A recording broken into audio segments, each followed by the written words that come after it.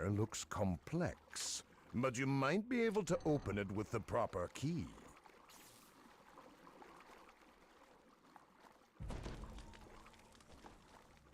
A Oop, here we chest go. gleams in the frozen light. This is Grey Garl's lost whore. As the chest opens, a frigid wind Touches look ugly AF. the room. No. Old Grey Garl. Posters are fantastic. Look how cool my character looks. What do you mean ugly? Vapor, the cold suffusing the air. Look at the way my character looks. Look at my guy. Ugly. And, okay, sure. Does my character look good because I have an $80 cosmetic on? Yes. But it's so good. Solo Creeping Death on hardcore or on the regular server? Wait, did you go from Madstone Crater to Creeping Death? What happened? Deep into the rock behind this waterfall. It's fixed. I wanted to DDO career in Archmage, and I figured they'd fix it by then. Did it fix it? I just have checks 160 more past lives. That's funny. 17, that makes sense.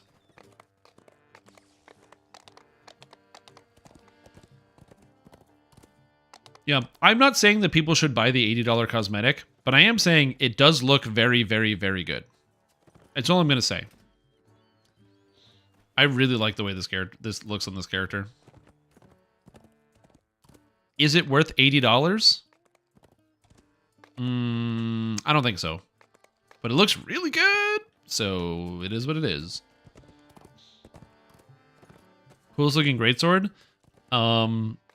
It's probably Outburst or Insanity. This mine has not been worked since the pirates first claimed the cove. It now serves to separate pirate from peasant. The Greenstone Greatsword? Isn't that just a green Ferro Crystal Greatsword? There's no way that's the coolest looking sword in the game. Wave of Sorrow is also a good one. That is a good option. I do like Wave of Sorrow. Fist! I'm gonna give him the Battle Fist. Outburst can be glamored, correct. You can also then cover Outburst in a glamour aura if you wish, to get even more visualness on it. Although it's kind of wonky with the how the sword is like clear. Sits in the middle of the enchanted mosaic here leads up and past the drawbridge above. But Outburst is quite cool. Yes, it's green. You just want a green blade? A green sword. Yeah, Outburst is good looking. I would, honestly, I should get a cosmetic for this character so I can use the weapon aura for here. The only downside of the Warforged pack is you get the Great Axe cosmetic. And I never use Great Axes. It's terrible. I wish I could use Great Axes, but I don't really like using Great Axes most of the time. I'd much prefer other weapon types over an axe in almost all cases. And so the fact that, it's just annoying, dude. You have found the first piece of the Idol of Hala. It makes me upset.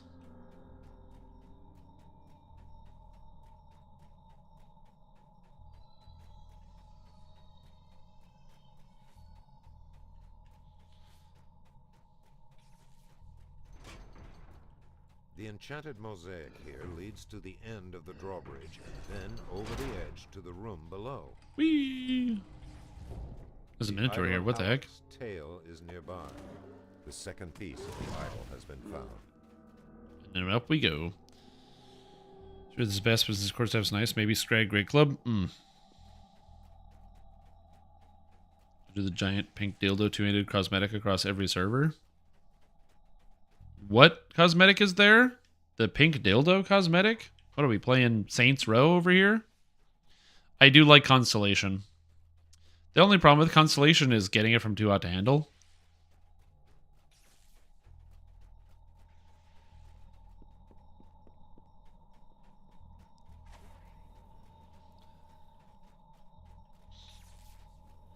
You are thinking of the Great Club of the Scrag.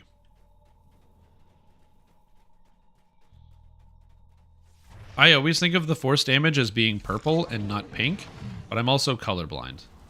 I'll be back.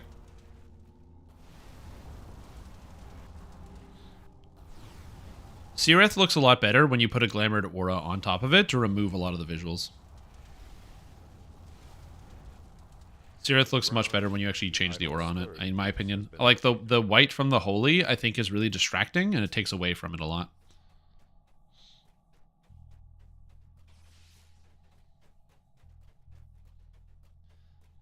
Yeah, so, yeah, it could be pink, it could be purple.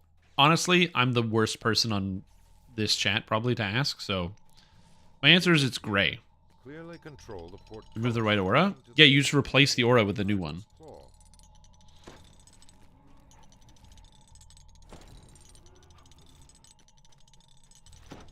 I think there might be a visual somewhere of what Seereth looks like with the other auras, but I'm not sure. The idol is nearly complete. Only one piece left. You can apparently be not just colorblind, but different colorblind each eye. Get a third mix when using both eyes. That is correct, yep. So my left eye has better vision. Like, it's more visual clarity. I can focus on things better. My right eye, everything's a little bit blurrier. My vision is not as good. So if I did have glasses, I would get a stronger prescription on this eye. But this eye sees way more color than this one. This one, things like the world is kind of gray almost, versus this one where all the colors are stronger and more vibrant.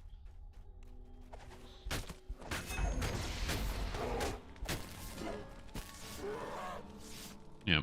Weapons don't glow. Hand wraps suck on the cosmetic side. There is one pair of hand wraps that glows, which is the Fetters of the Forge Wraith. Which if you want to have a visual glow, you can get the Fetters of the Forge Wraith and they glow. I don't know if you can replace it. The idol of Halach's head is nearby. You have found the last piece. Now return to the pedestal. Can't see shit without glasses. Yeah, true. The idol of Halach. Don't you hate it when you need glasses to see? Chat down, game crashed. Rip. Oh. Damn. Did they D-door? Oh, dude, they D-doored, didn't they? Yeah, they D-doored.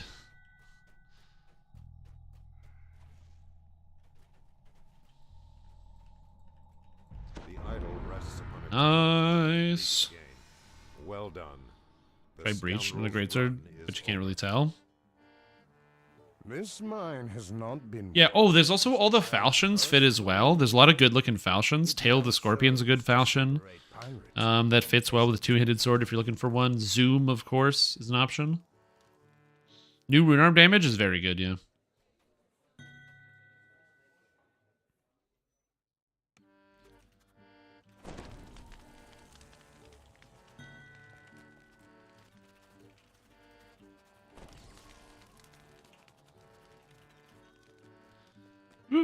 What is this?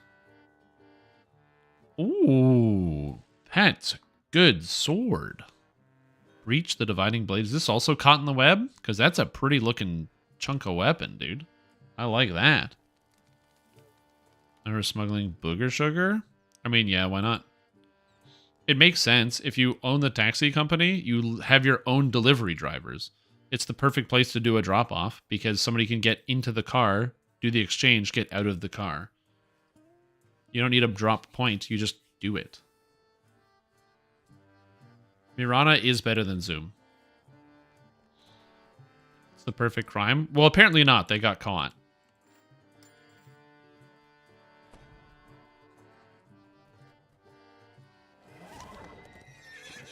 If it was the perfect crime, they'd still be doing the crime. Shatter Bastard Sword sounds kind of good. It's unholy. I should see if I can buy something that has Shatter on it. That's a good idea. I should just make that purchase.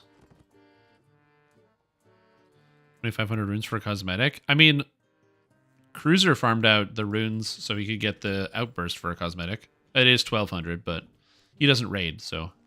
Which was very impressive. I was very proud of Cruiser when he farmed it all out to get the cosmetic. Very proud.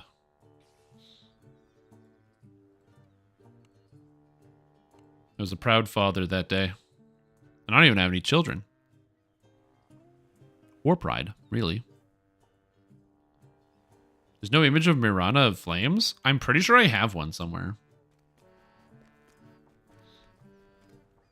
Futuralian Tactics is around 110. That should be good, yeah. Like I said, as long as you're above 100, ideally 110, you're going to be hitting most things with Tomb of Jade. Not everything, though. So there are going to be some things that will miss. So as an example, one of the things that is probably you're going to miss on is stuff like Gnolls. Gnolls have crazy will saves. So you're not always going to land on Gnolls, but yeah.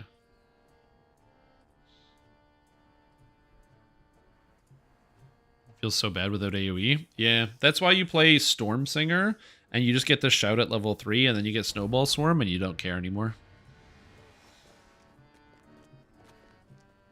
I don't know if I should level up. I haven't decided. Oh no! Feya nerf!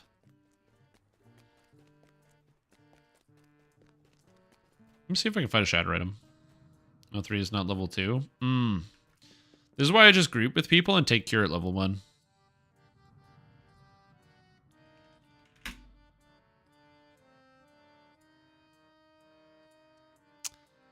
Shatter. What is that called on gloves? I feel like you can get gloves of shatter, can't you? I think you can get gloves of shatter, but I'm not sure. Clothing, gloves. But it's probably called something else. Dazed is stunning. Destructive.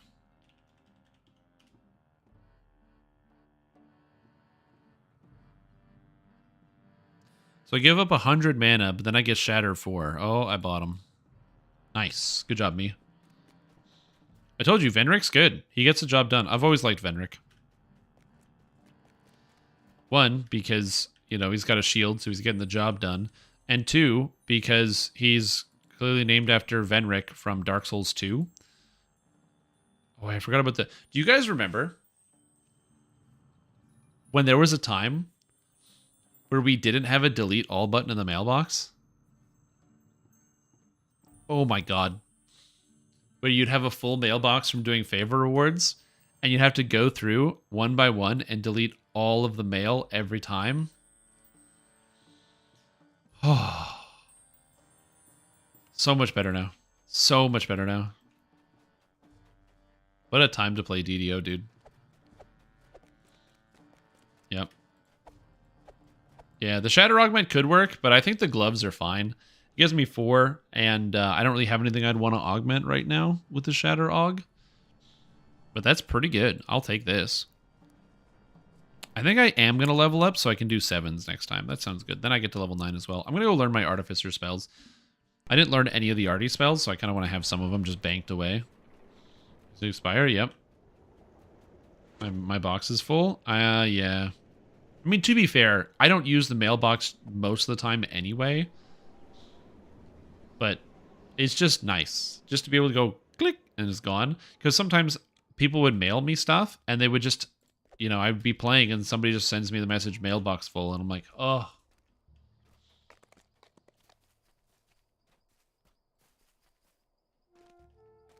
The main issue with the core of the War Machine is that it just doesn't do adjusted damage. If it did adjusted damage, that would be interesting. Hello, buddy. Oh no, Mag Not has been slain. That's not good.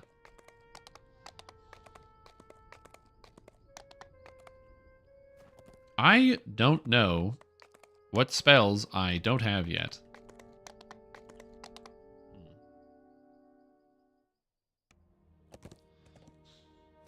Alright, so let's go here. So this is the Artificer Scroll Vendor. The Artificer Scroll Vendor really should sell all the Artificer Scrolls, but whatever. Okay, I don't have this. I have that. I don't have this. I genuinely don't know what spells I actually need. I need Conjure Bolts, I think. Eagle Splendor, Elemental Prod. I have Elemental Weapons, Flame Arrow, Fox's Cunning. I don't have Grease. I don't have any of the Inflict spells. Insightful Strikes I have, and Damage. I don't have Lightning Motes, or Sphere, or Lucky Cape.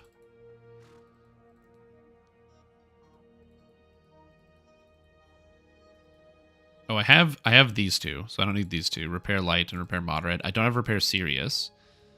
I don't have static shock. I don't have stone skin. I don't have toughen construct. Cool. And then I have to go get the other spells as well. There's nothing DCB 121 pre-Dragon Lord. Yeah. Just remember that like Monk is one of those classes that's really good at getting their DCs high, so you've got a lot of room to grow as well once you get like, you know, a little bit more tidied up in some of your spaces. To mail me collectibles because I was the guild crafter once upon a time. Oh, the guild crafter. And yes, people send me Sunflask. Actually, you know what? I haven't logged on to Arganesson in like a month. I wonder how many people have just sent me Sunflasks to the point where my mailbox is full from being sent Sunflasks. I actually don't want to think about that because it's an irritating thought.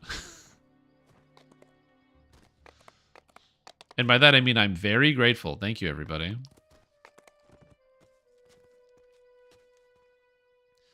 Yeah, well, I used melee, so I never used them. So yeah, I don't have Conjure Bolt.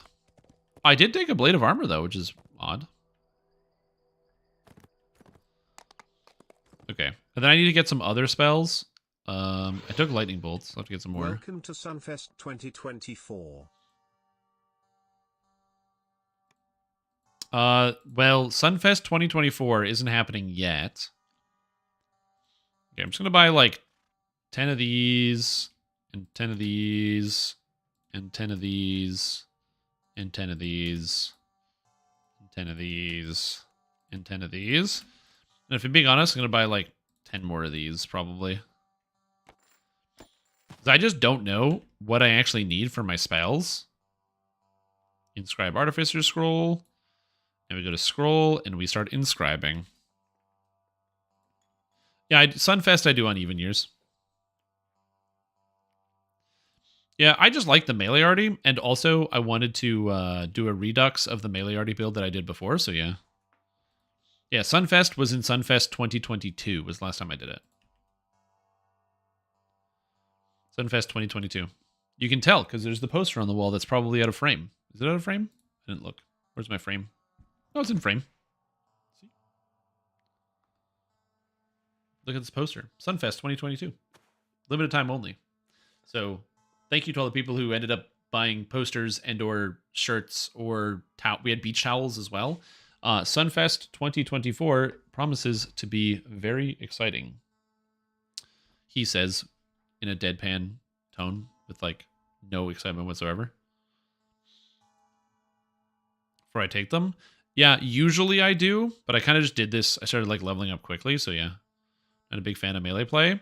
Well, then you should be excited because the new change to ranged attacks, where ranged attacks will have the capacity to do area of effect soon, is looking really crazy with Repeater. I saw a guy take a repeating crossbow and then use pin, which does AoE, and go 1, 2, 3, and just explode a pack of monsters like it was a meteor swarm. And that's kind of interesting. I don't have the components required. Oh, is this level 1 spell? I ran out of level 1 components. Oh, no. I don't have the components required. Or is it level 2 spells? Uh-oh. 1 to 34. I have... So I don't want to spoil it. Some people already know I do have plans. I do have plans for the future in terms of some of these ideas. But I don't want to spoil it for anyone that doesn't know yet. But trust me, I am very stupid. And I do have a bad idea for the future in terms of a Sunfest character. To make a character that is just generally bad. But not intentionally, but yeah. I'll give you a hint. It is a build that was directly referenced by current DDO producer Tolero. Is Jesus copying Marvel? Well, I told the developers while they were in chat, because Steelstar was here, and I said, and I quote, if Standing Stone Games, before this patch comes out, makes changes Arcane Archer to have Fireball Arrow, which is just an arrow that when it hits the target, it plays Fireball VFX, but does the arrow damage to everything nearby and adds a little fire damage to it, maybe scaling off of spell power, whatever it is. If they add that to the game, I will play a bow character again before I play a Dragon Lord. Because of how exciting that would be. Try R10s with Sunflash. I don't know how long your sanity will last. R10 Sunflash only. The whole time, that would be horrible. Sorry, I didn't see the R10 part. I'm not doing that. But I do have a character that I've used for R10s who uses the Sun Flask. The Immortal Sun Flask. The damage isn't terrible because it's still a dart thrower, and throwers aren't that bad. The problem is that your projectile can't hit anything. So you just throw it and it goes and slowly moves across the screen and then misses. It is disheartening. But you know what? It does do something sometimes. Okay, I need Chain Lightning. I need Globe. Do I get Dispel Magic? No. The mass spells? Mass.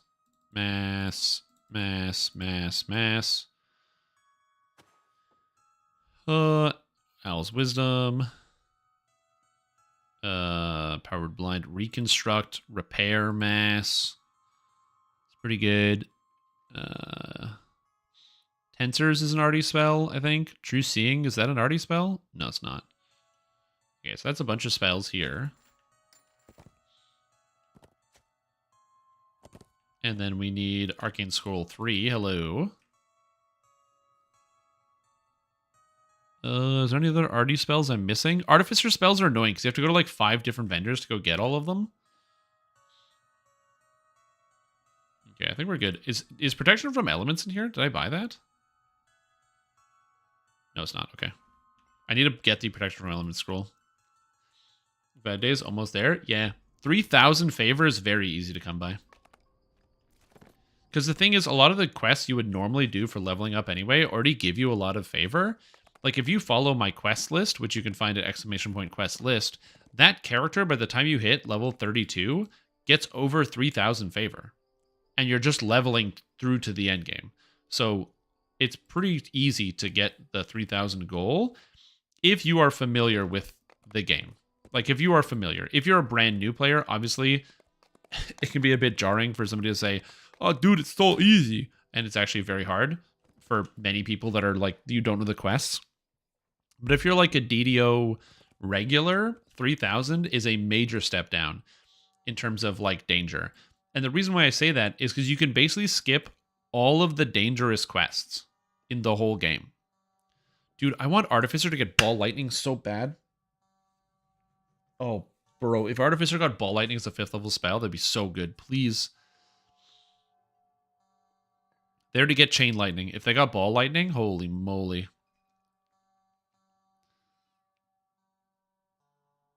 Fire Trap, I guess. Lesser Globe. Repair Critical. Repair Light Mass. I already did Stone Skin. Teleport Waves of Fatigue. Okay, so Protection from Energy is not on this list. Interesting. Or Protection from Elements. Yeah, but I want Ball Lightning, so you can have Chain and Ball Lightning, which would be nice. 6.8k-ish at the end. That's so much favor.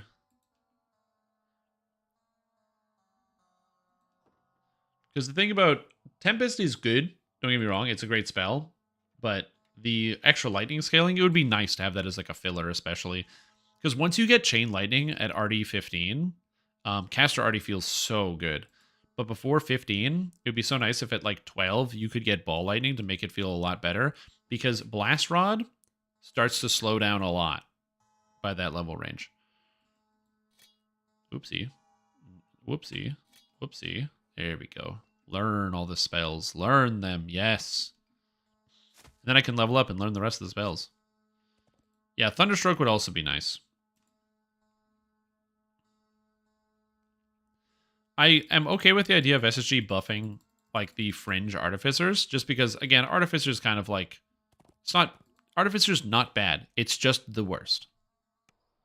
Which says a lot about DDO's current state of balance. Like, things feel pretty good in general. If you try to play any type of character, you're gonna be able to level and feel pretty comfy while doing it. Like, man, there was a time in the past where, like, the only way to level some characters, I know we talked about this yesterday, but, like, the only way to level some builds was to do them as basically other characters, where you did, like, 8 levels of one and 12 levels of another or something like that, and you carried it with one build. And now people still do that, but it's nice that, you know, like, Cleric just feels good to play. It just feels good.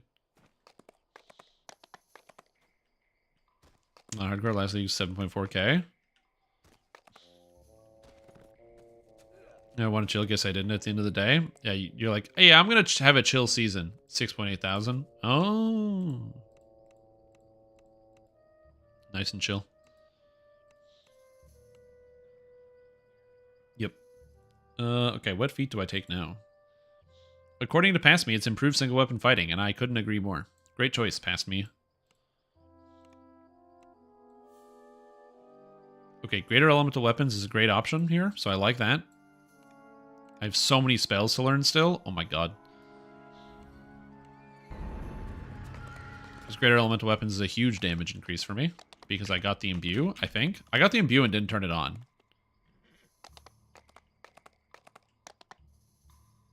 Thundershock imbue, yeah, I got that and didn't turn it on. I took the imbue and put points into it, and then I was like, cool, that's good, and I just started casting, you know, elemental weapons. Video games are hard. Anyway.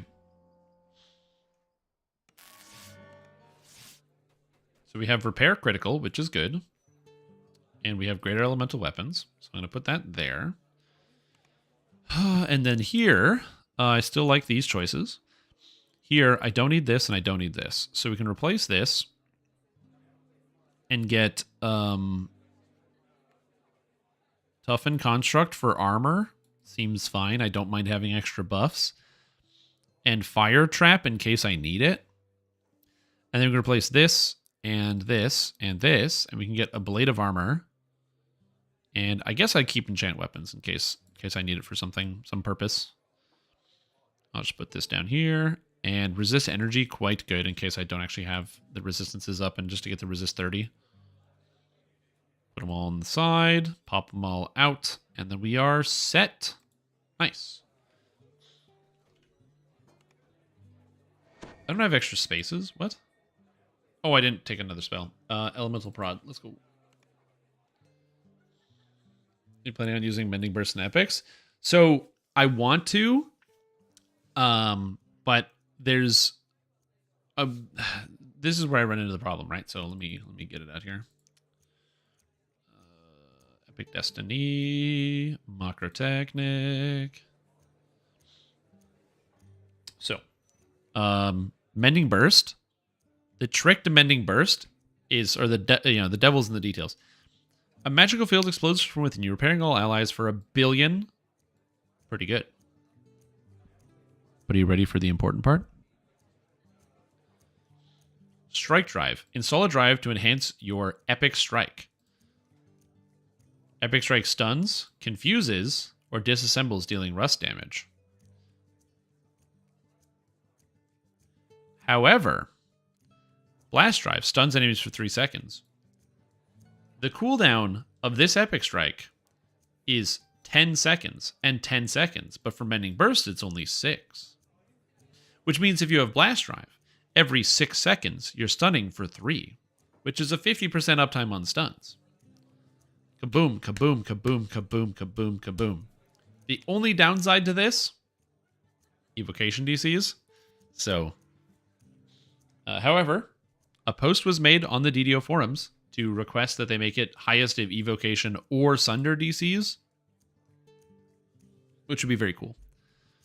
Because it would mean you'd be able to actually use it on an Artificer who's like, because there's a bunch of melee stuff in the tree, so it'd be good. That actually works? Oh yeah, that works. So you can just spam Mending Burst.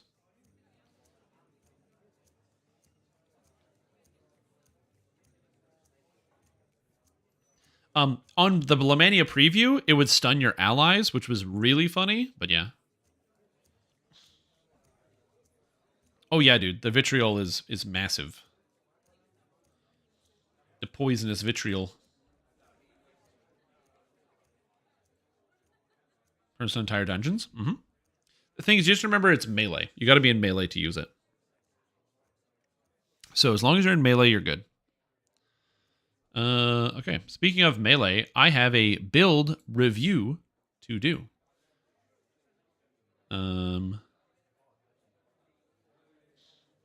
So, Wrath, are you here?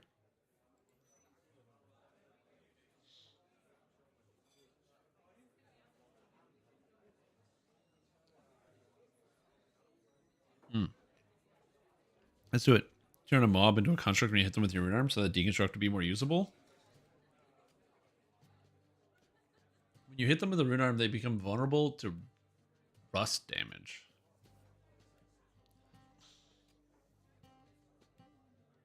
I don't know if they could do that, because I think that vulnerability to rust is based on the setting the creature type, but yeah, that'd be cool.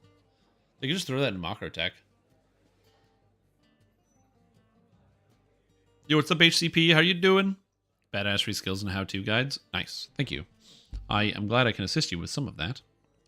Oh, Junior Menezes. I'm running an Acolyte Skin Artificer and I'm enjoying it so much. Eldritch Blast Caster with trap skills and rune arm. That's good. That's the whole point of Acolyte of the Skin, is that it just kind of goes on top of whatever you want and it makes things good. I love it. Okay, let me get the character loaded here. I'm going to do a build review. Yeah, I probably should do that. Again, I'm a bit slower today. I think I've got like a cold or something. So my brain is a bit slower. Yeah, I saw. I have it. I'm reloading the file.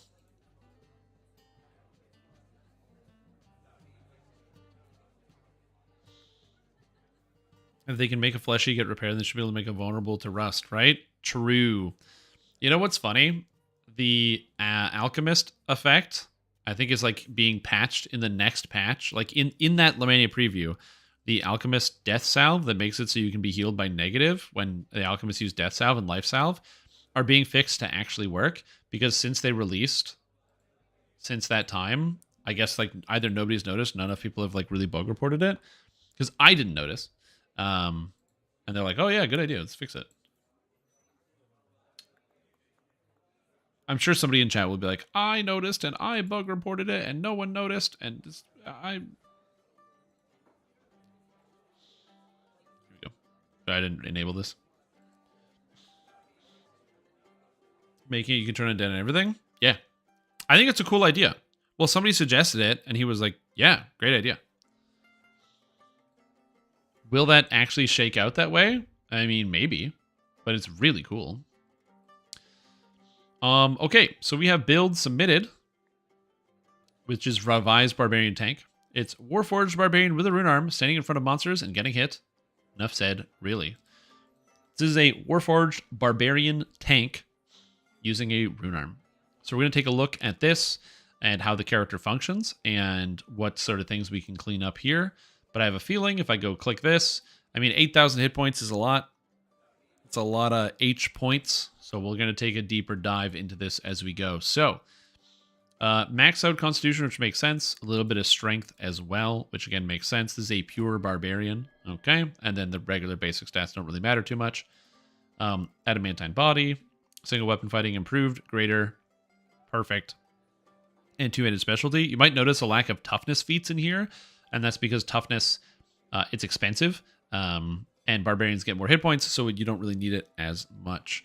However, epic barbarian damage reduction is quite good. We have proficiency with Bastard Sword, which is also good for this build, I'm assuming, with single weapon fighting. So you can actually hit monsters with an AoE. I don't know what the hit chance is going to look like in here, so we're going to take a look at that. Sign of Celestia, Deific Warding, Epic Fortitude, Snow Fail Fortitude saves on a 1. Mage Armor, because I'm assuming with the rune arm means we're going Macro Tech, and Contract Exemplar, because I'm assuming we're going using a rune arm, so we're going Macro Tech. So a lot of that makes sense. And then, of course, Bulwark of Defense. Do you need Bulwark of Defense? Let's find out. Let me take a look at the Epic Destinies. So you have Divine Bulwark with the Bulwark of Defense. The best defense isn't bad. Although you're never going to really be blocking a melee attack, but Into the Fray is super good. All you do is drop combat for 3 seconds to get this extra effect, and since you're in melee combat, it's going to have you happening all the time. So I actually really like usage of Into the Fray here, as it's quite good. But let's not get ahead of ourselves. So let's take a look at the enhancement trees. So we're single weapon fighter barbarian, going for tank stats. You got the Vistani for deflect arrows, which is pretty good. You've got the Ravager for subsiding fury for the extra 100 hit points plus Ravager stats. You've got the Occult Slayer for 41 points Occult Slayer, Mind over Magic. You have 42 points. I don't know the speed at which you can generate charges for one spirit. I have found that the one spirit effect is inconsistent in terms of like maxing it out, simply because you don't really need 15-second cooldown because it's very hard to get that weapon bond up. However, not saying you should, but yeah, but the passive defenses are also good. It's just what I was, just a general observation. I also do like Vampiric Bond because the hit points scale off of melee power. However, I think you just take kind of too much damage, although depending on how much melee power you get, 200% melee power, I'm just going to do the math on this. Your character is sitting at physical offense. We're at 200. So that's like 400 melee power. So that would be times 5, basically. So that is 100 temporary hit points every 6 seconds whenever you attack a target, which maybe for a regular character that's fine, but probably not for a tank. It's not really enough defensive stats, so it makes sense why you did not take this. And Seeker Strike's a lot of damage, but you can get around it. I love Arcane Encumbrance. The Bond of Retribution, giving the critical multiplier on attack rolls when below 19 or 20, plus a critical multiplier right here, seems fine. And the 10 quality bonus hit points. So you've got the 25 bonus hit points here and 10 quality, which is not too bad. It's funny.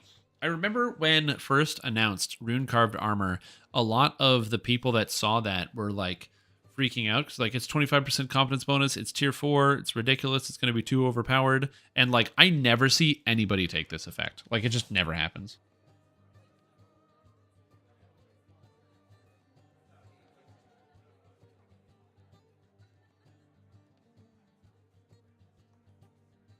Anyways, and yeah, that's a good question. Where are we at dodge-wise? So dodge-wise, we are capped. Oh, we're like omega capped. Because you're capped on my max dex bonus. So yeah, so it's something simple as like literally just take a point out of Uncanny Dodger. If anything, you could drop both of these points and just grab like energy resistance and do like this. And it just makes you take 6 less damage. Or you could take anti-magic boost if you wanted a boost, but you already are using haste boost. But yeah, if anything, you could just drop both of those things. You don't really need them. And 6 less damage taken is not terrible, especially against damage over time effects, incremental damage added from other stuff. Although you can still take up the points. You don't need 41 and do something like this. We got the PRR. We got this Spell Carved Soldier here for the PRR and armor class. You've got the +3 to all saving throws. I'm curious about how much of those saves you actually need, but we're going to keep moving here. Vistani is fine. You don't need Die Hard because you have that. You're a Warforged. And is there anything in Ravager I'd want to rearrange? The Aura of Fear is good. Intimidate, Fear Me is also good. You could max out Slaughter if you want. I like Pain. Hate says it generates extra threat, but like, how much extra threat?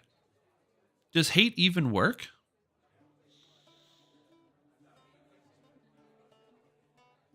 It's weird. Because barely even plays the Occult Slayer? Exactly. That's why it's funny. It does work. Interesting. I mean, you could always cap out Slaughter to get some extra aggro, but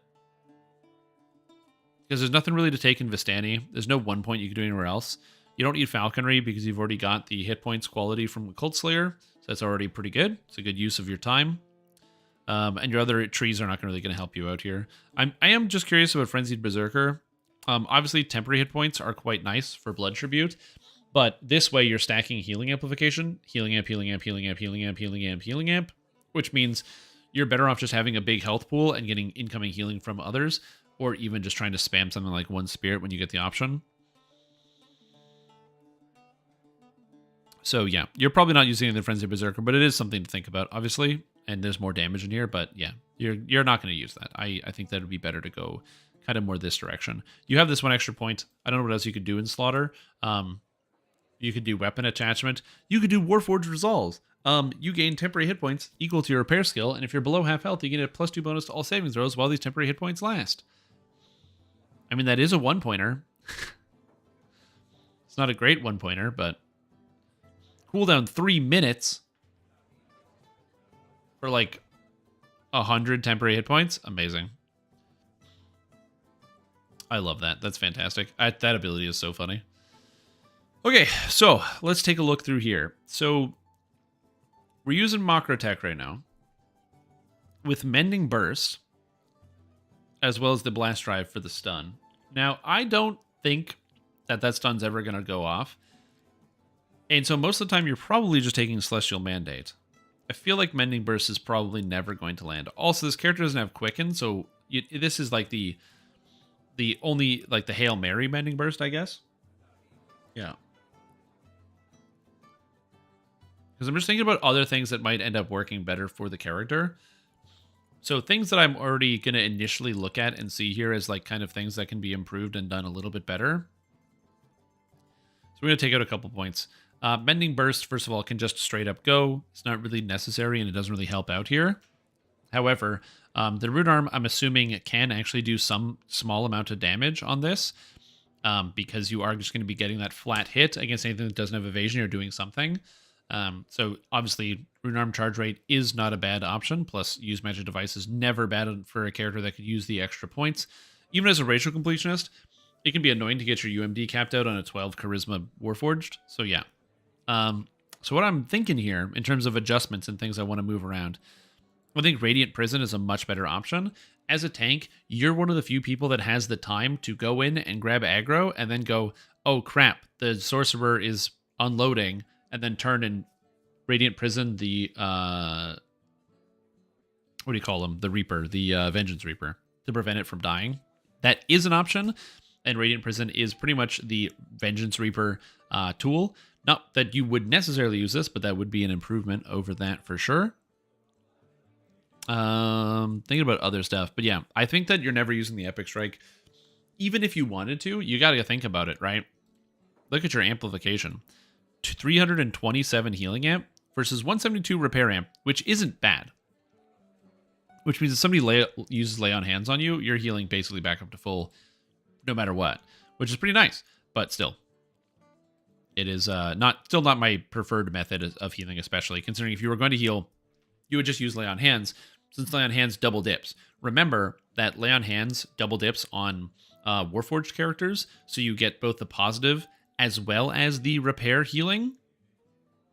So if you did want to use something, you want to save these points, and you didn't want to use Radiant Prison, you can grab Hands of the Sentinel plus Endless Vigil, because you get regeneration and also a tremendous amount of healing.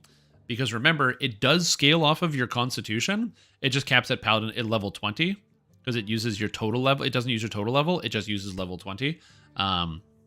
So it still uses your Constitution, which I'm assuming is going to be very high, being a Raging Barbarian. Yeah, 110. And so you would be getting a fair amount of healing on this. And so that's something I would like to see into the build, is actually using Endless Vigil here to get those Lay on Hands so you can use them. However, you do have a lot of good stuff in here. The Intimidate check. You've got the triple hit with Combat Expertise. I'd probably get rid of Brace for Impact here because you don't need that. What else do we need? How do we scrape? Best Defense is a bunch of hit points. I like it. Divine Bulwark is pretty good. It's a one-pointer that gives you 10 extra PRR. I like it. Even Lay on Hands has max catch level 20. Yes. I don't know what we're cutting here. Probably nothing. You're probably cutting nothing. Except your Intimidate. Perfect. Beautiful. I can't cut anymore from this layer. I can only cut from up here, and I don't want to. I think that is going to be just generally better, because in circumstances where you are... If you're in Reaper 7, you can Endless Vigil yourself, basically back up to full. You're in Reaper 10, you can't. And this is a very good saving grace, because the Lay on Hands, as I said, it scales half of it. Or so the way the Lay on Hands works is it basically heals you for the healing portion, and then that healing portion then gets converted into repair and then heals you for that as well, scaled off your repair amp. It's the reason why you can take a character that's like 18 sorcerer to paladin, and the lay on hands from 2 paladin is basically healing your entire health bar at level 20, even though it seems like it shouldn't. And it's because of the wacky scaling with how lay on hands was designed with Warforged back in the year 2000 and whatever. Like in the beta, it was having these problems, and they've just never addressed it. So it's pretty free.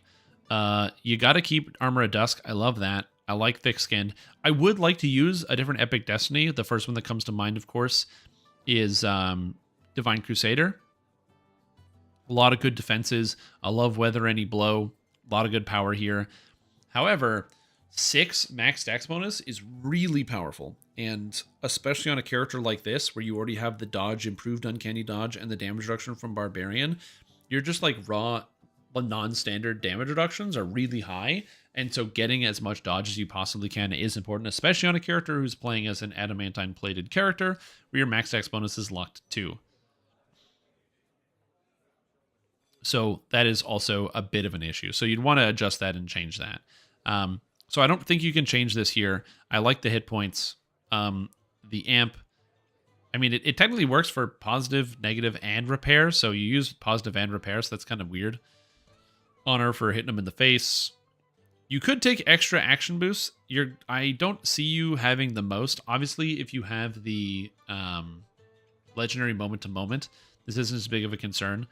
But if I'm being honest, I'm probably doing something like this for the extra boost, because especially if you're in a raid or in a dungeon scenario, you're using like action boost haste once per pull, and there's probably going to be more than 6 pulls in a dungeon. With the moment to moment, that's 9 pulls. With this, it's 10 pulls now. I feel like 10 pulls would be better. With plating, yeah. They just need to rework Warforged at some point. Are we ever going to get that? I don't know. As far as the feats go, everything else looks pretty good. I like the use of Construct Exemplar in combination with the Macrotech Sprockets, where you get extra PRR if you have Construct Exemplar and Repair Amp, so you're getting a lot of bonus stats from that. Solid Footing for the PRR as well is nice. And then, of course, you have the Force Field Generator with improved Aegis, Magical Recoil, and Force Field Generator. Now, a lot of people might look at this and say that the tank stats are going to be going down because you're not wearing a shield, which is true. However, Macrotech gives you Force Field Generator, which gives you Bludgeoning, Piercing, and Slashing Absorb, which is major for reducing the damage you take from physical damage, just regular physical hits. So that actually is pretty substantial and still gives the hit points here. But yeah, combining these two together is a good idea. There is some world in which you could maybe make better use out of Fury of the Wild as opposed to Unyielding Sentinel, getting access to stuff like the Primal Scream, since it has the extra stats for the extra Constitution. But that's really as far as you get. It's like Physical Resistance Rating and Primal Scream, and then we're kind of out of options, versus Unyielding, which not only gives the cores for the hit points, but also grants Into the Fray, which is very, very, very good for a character like this, who is actually going to be using it effectively all of the time. So yeah. Oh, why gear? You're going to hate it? Why? What's wrong with the gear? Oh, it's just Isle of Dread plus Winter? I don't hate that. Everybody loves... The Princess Gauntlet here is actually interesting because it gives healing and repair amp, which is very convenient for a lot of stats. And then you've got 2-piece Summer, 2-piece Winter, plus... Or like 6-piece Winter, so you have the PRR and everything else there. I don't hate the gear. And then it's standard tank filigrees. Yeah, the reduction spam is pretty good, but it is also... I think it... I don't know. But I think it multiplies. So it has diminishing returns. So as a Barbarian with Barbarian damage reduction, it should be in here. Defense. I don't know if Barbarian damage reduction is in defense. Is it? Damage reduction... Oh, Barb DR 14%. So you got 14% Barb DR, and then you have the DR by Raging. I'm pretty sure that this damage reduction is multiplicative and not additive with the Barbarian damage reduction. Do we have access to Vecna sets for this one? Or just convenient Mythic Reaver boosts? Oh, I have no idea. This isn't a build review with gear, so I wasn't planning on ripping through the entire gear set. Oh my god, Visions of Precision. What is this?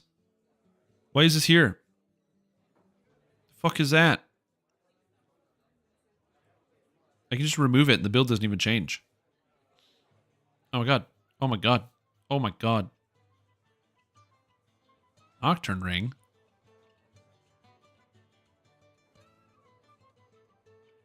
We can do better than this. The world deserves better. I like this docent, though. You got the Gold Fang and the Gold Scale. Damage. The other thing, too, that's neat about this character is... oh, you got Cloak of Summer for Strength, Insightful Strength, Double Strike. That's always fun. True, will save for Slippery Mind. That is true. This character is missing some will saves. But you could just get yourself the... Was it the Eyes of Enlightenment? You can get Illusion save on that one, plus you get the Wisdom. I know, there's basically any goggle in the game is better than this. But that's okay. Reflex, Fortitude, everything looks fine. Yeah, the will saves are kind of low. But here's the thing you got to remember about will saves. Okay. Mind over magic. Spell resistance 110. So... I think if I go to magic breakdowns, I think spell resistance is in here. Or is it under defense? I don't know where spell resistance is. Spell penetration. Spell... Oh, there it is. Spell resistance. 110. So, like, you're pretty good. I don't have to worry about it as much. Yeah, overall, it's pretty neat. As far as the actual gear goes, I don't actually hate use of the Prince's Gauntlet, and I actually don't hate the Winter set either, because it does give threat generation, hit points, and a lot of other stats that you would actually need. And it also doesn't look like this gear is very difficult to put together, because the only thing that like is the Dinobone Docent and the helmet. And whenever you do the raid Skeletons in the Closet and the Docent drops, nobody wants it, because Warforged. And then Dinosaur Bone Helmet. I mean, at this point, everybody should have a Dinosaur Bone Helmet kicking around, but yeah. Yeah, overall, don't hate the gear set. Yeah. And then you got the Dino Rune Arm. Now, if only... This is crafted as well. Remember that this Flame Scale effect doesn't apply to your main hand weapon, which is why Rune Arms are like the weirdest to craft in here, because the flame, all this stuff, doesn't actually apply. It doesn't translate over to your main hand. It makes your Rune Arm have the Flame Scale. It's like kind of broken. So yeah. Then we have Silver Fang. That's fine. Extra Line, but what are your DCs? I'm curious. On a character like this. Tactical breakdowns. Bad. Okay, never mind. You can Shield Bash? Yeah. Well, at least with if you have an orb in hand, you're probably putting a spell power on it. And they learned you can get materials from every legendary expansion things. Yeah, it's because the heroics don't have the crafted slots, because in heroics they just want you to get the items, whereas in epics that's when you want to have the customization. So it's like the boots. So like the magma waders, for example, in legendary you can craft what's on this slot, but in heroics it just gives you strength, and they just preset it because they're different stat values. So yeah, that makes sense. All right. Well, thank you for submitting. This build is very cool. If you would like to follow along or play it, I'm going to post it in the Discord under build reviews, where I post all of my builds under build reviews. All the builds that I review. The ones that are not mine, but that I do review and then post in the thing under build reviews. Barbarian tank for tanking things using macro tech. Very cool.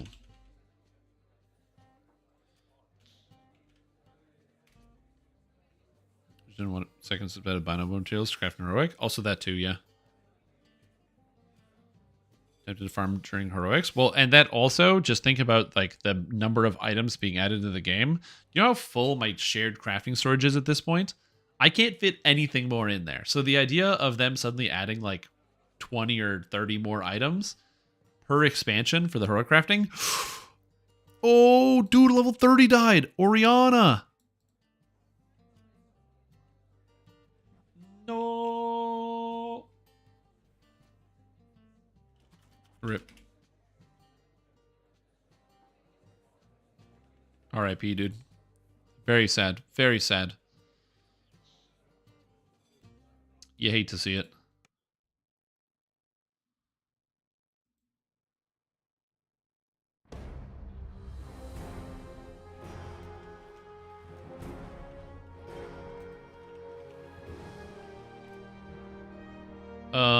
I have to do one more thing. Something very important. Something that has earth-shattering consequences. Something that will impact the future for generations.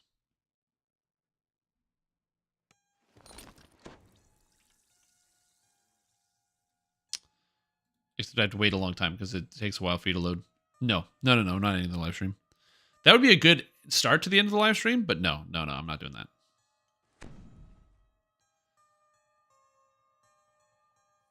It's going to have a bigger impact on like hardcore and stuff, but yeah, big old purge. No. You, right here, congratulations, you got promoted. I need to make sure I find people every once in a while who are like actively logging in every day, and people that are working hard to get their rewards before the end of the season who are logging in so that way I can get them as officers so we can have some more officers online is a good idea. So getting an extra officer, good idea. That's all. Kentos has just started. So I'm like, well, you got 32 levels to go, so please invite people. Thank you.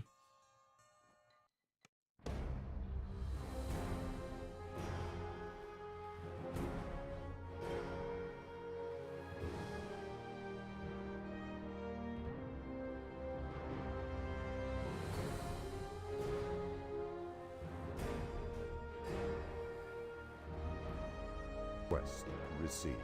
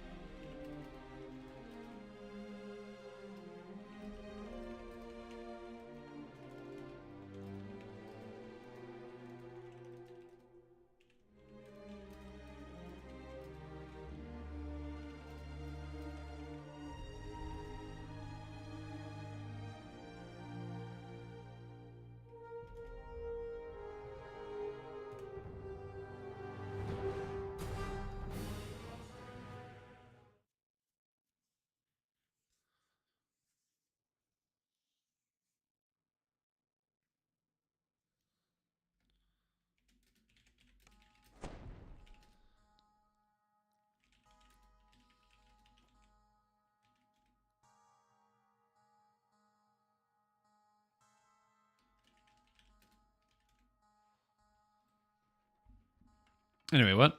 Better guild wins, I suppose. Yeah, true. Meanwhile, I was kicked from DS like 5 times in the season, being offline for like 12 hours. Oh, Death Smile? Oh, yeah. No, we didn't have that too much of a problem. People kept asking me, they're like, what's the rule for how long people are offline before I kick them? And my answer was like, shit. I don't know. Whenever we're full, just get rid of them. Like, were you Darkhawk? Fucking more like Dark removed from guild. Destroyed. Who else can I get rid of? Oz, more like Gons. Hold on. I need more. Strad, more like bad. Got him. I don't have to kick anybody right now. We're not full. But yeah, that's basically all we did, is just do that as a simple system of just moving some stuff around. Just I don't know what the system is like in Death Smile because I've never joined Death Smile. I've received some mail from Mary every once in a while when Mary wants to let me know about some certain things that are happening like in the guild, or if they remove like somebody who's problematic, Mary will sometimes send me a message and be like, hey, I just kicked out this person and they sucked. So make sure you deal with it. I need more officers. Oh yeah. Yes. Anyone else? Kick out Mogar?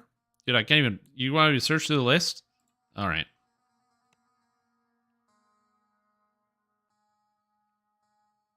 Mogar.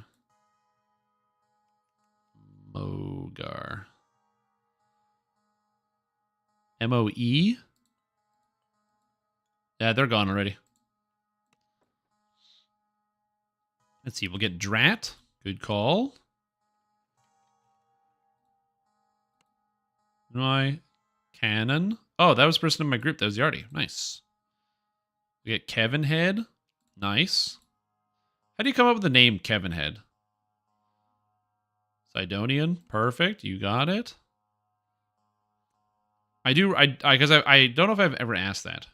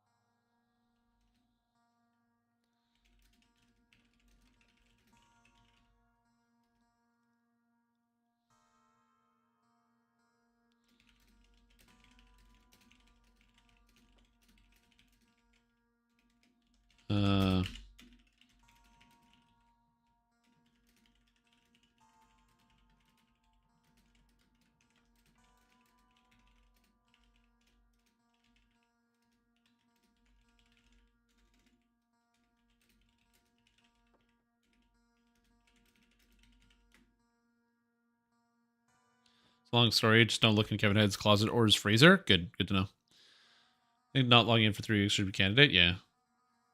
What level is your Mega Man character? I'm level 9. He has a head. I mean, some people have heads.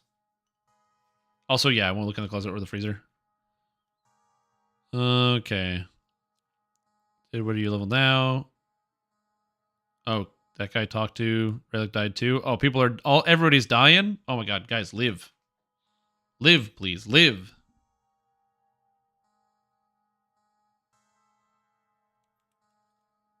Alright, anyway, back to what I was doing. Artificer. Let's do some artificery. Gold Mega Man build.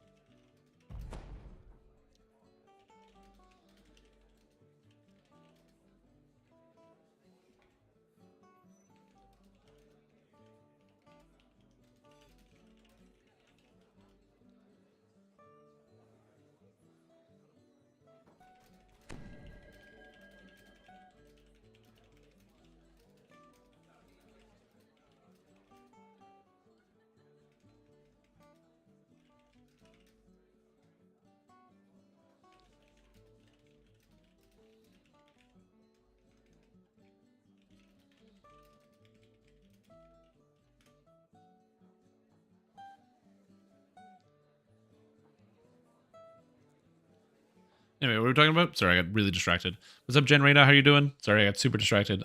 You ever do that thing where you're like supposed to be focused on a task, and then you see a message on Discord or some other messaging service, and your brain just goes like, and you get like hella distracted? That's where I'm at right now. I'm just like very distracted. Anyway, what are we talking about? Artificer video games. Also, happy birthday, everybody! And enjoy, Kevin. Happy birthday. Hope you're doing well. I hope things are going good. What's up, Wolf Spirit Man? How are you? Yeah, all the time. I'd like to think I have some ability to keep focus on some tasks during some part of my day. But honestly, probably not. I'm really good at getting distracted, where you just like see something shiny go past and you're like, and you just gotta stare at it. Like a dog chasing a car down the road, except it's just me. Well, it's happy birthdays? No. Don't worry, I'm going to be telling so many more people happy birthday. Because you got to do the classic thing where you say happy birthday to people, especially when it's not their birthday. Some people get really bent out of shape over that, which I find hilarious.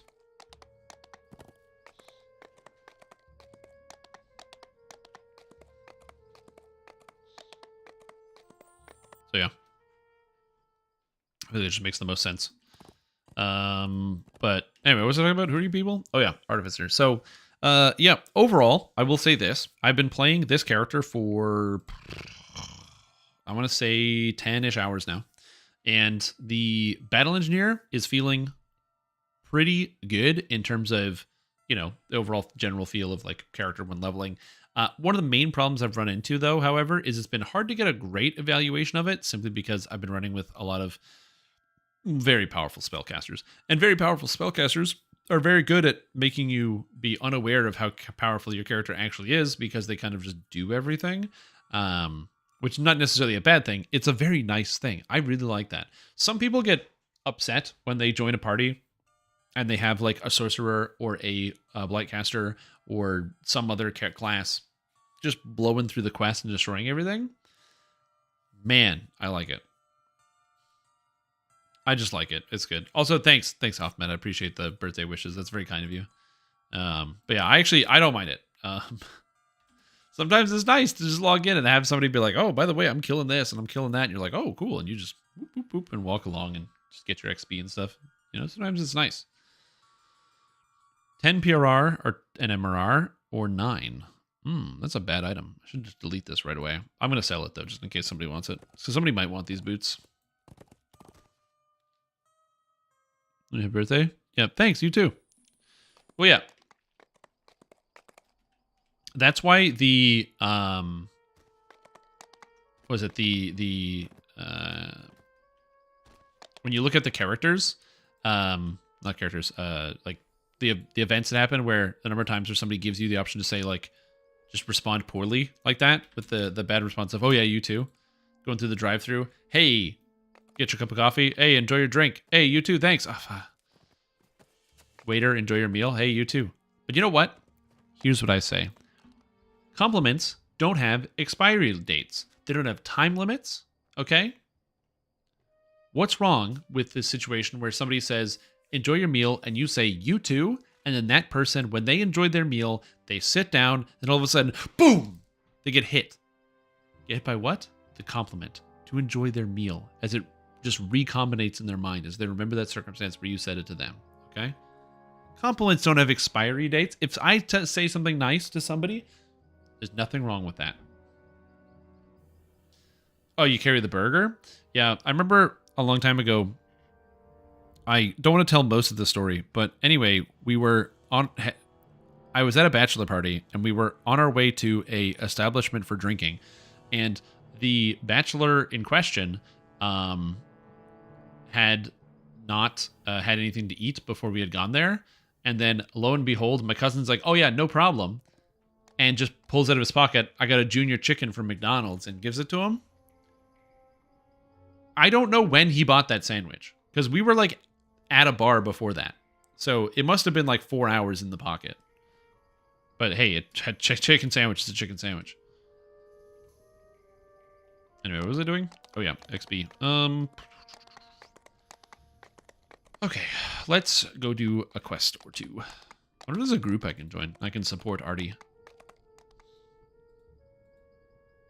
Neighbor, customer will be safe driving. Respond, you too. I mean, hey, that's a good wish. You wish for somebody to be safe driving? I like it. We got Flicker in the Temple of Elemental Evil. We got Pike Train.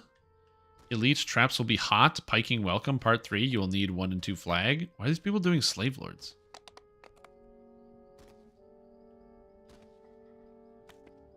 I have no idea. I do like the number of people that are doing Reaper 1, though. That's cool. Reaper 1, Reaper 1. I mean, this says Elite, though. You can't fool me. Oh, it says Ravenloft, not Reaper. So stupid. They did. They fooled me. Yeah, there's not really any groups I kind of want to join in here. I feel like nothing is kind of landing in my wheelhouse. What I would like to do, however, is see if I can find a searching item, because I kind of don't have one. It's kind of important as like a searchy to have one. So let's see if we can find something. So 9, I want inspected. Inspected 7 of open lock. Well, I do have open lock Googs, so let's get inspected 7. And then we need disable.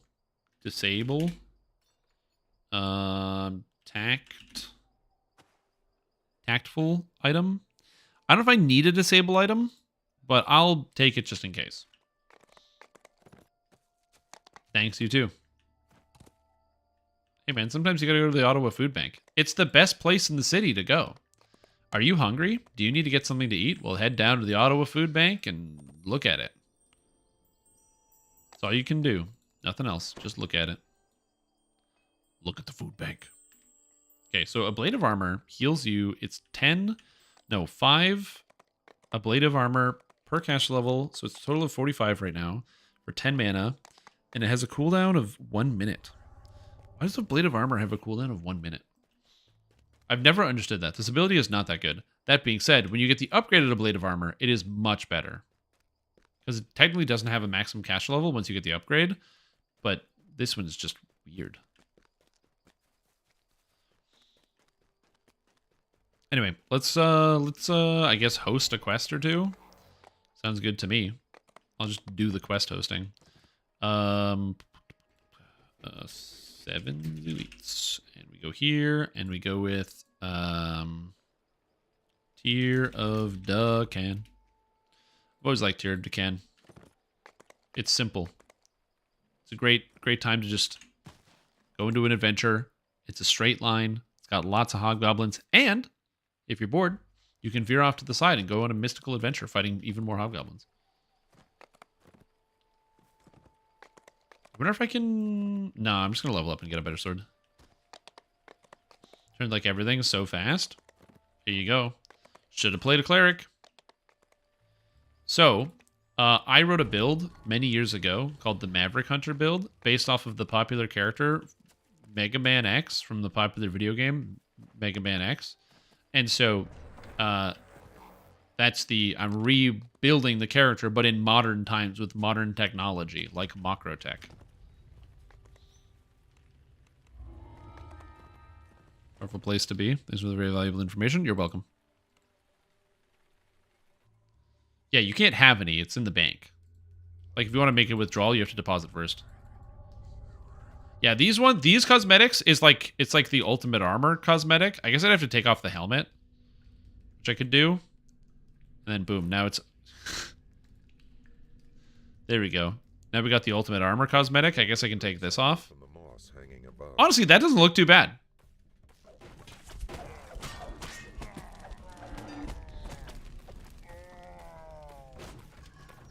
Yeah, it's like the ultimate armor from the game. Sick.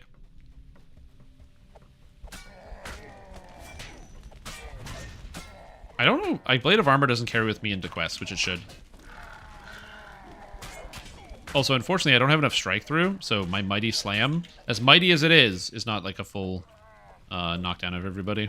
I don't think I'm going to run out of mana, because I don't really use any very much. I just use it for healing, and I should be okay. Yeah, a lot of people don't like the sewers. I kind of like the way that Tear of Dukan kind of takes the sewer environment and twists a little bit by making it like this labyrinth-like tunnel. Looks like Thanos. Yeah, it kind of looks like Thanos. I picked the best blue I could for the outfit, but yeah, it's because of the lighting. I think it's just too dark from behind. That, and also I don't see the color purple very well because of the whole color blindness. So it's possible that he looks more purple than blue. But purple and blue are so close, man. I just want him to look navy. Well, he's not really navy. It's more of like a sea blue. But nice. And now you don't even need that cleric to decimate everything in one hit. Now you can do it all on your own. I have 45 armor class now? Cool. I was wondering how I was getting missed so often. I didn't realize I had that much armor class. That's kind of cool. I have greater elemental weapons. It's Crimsonite. Nice. Yep. Although this request is so goddamn good. Yep. They did a great job with the lighting pass, where they made, like, especially with some of, like, the more distinct shadows and stuff. They did a great job with that. For those that don't know, SSG in 2020, I want to say, did, like, a lighting pass to pretty much the entirety of the video game. They got like a new shader system, and it made a lot of the older areas look way better. just the way that the shadows are cast along all the walls, it looks significantly better. It's crazy to think of how much better a lot of the textures look just because of the shadows that are applied over top of them. This is one of the reasons why, number one, I will say this today and I'll say this forever, I don't know anything about computers because I was like, I would have imagined you would need to redraw some of these textures to make them look better, but no, they just applied a different lighting filter and it looks a lot better. And two, there's a lot to what goes into making something look good. The different shadows and the different perceptions you get when going through in the lighting can mean everything, which obviously if you're somebody who knows anything about like film composition, I guess, you're probably like, yeah, of course, dude, lighting changes the scene. What are you, some kind of idiot? It's like, yeah, I know. Yeah, okay. But look, man, I don't know stuff. Yeah, lighting huge. Gigantic, even. Massive. Titanic. Yeah, minus 18 to maximize for 6 points was too much. But it was really good while we had it. See it without good lighting? Yeah, basically. And that's a lot of it. Like, if you look at even something as simple as, like, taking a picture, a lot of the difference, like, if you spend some time looking at people online and look at their pictures, you will notice the difference between, like, someone's either professionally taken or well-taken picture to maybe a picture that you might have taken. And I remember learning this a long time. Like, if you're going to take a picture of yourself with your phone, the angle in which you hold your phone relative to yourself plays a huge impact on whether you look good or bad in your photo. Something which I didn't pay too much mind to before. Makers of Warforged look like low-budget Iron Man. Maybe. I like the cosmetic, but I definitely don't get the low-budget Iron Man vibe from it. I can see where you're coming from, though. It does have some of the lighting, especially. We're just talking about lighting. See? You can reduce the metamagics as much as you want. And there was a bug in the game, I don't know if they fixed it, where if you got negative, so like let's say Quicken cost 10 and you got minus 11 cost of Quicken, then it would be negative and actually reduce the cost of your spells. They didn't fix it? Oh yeah, great.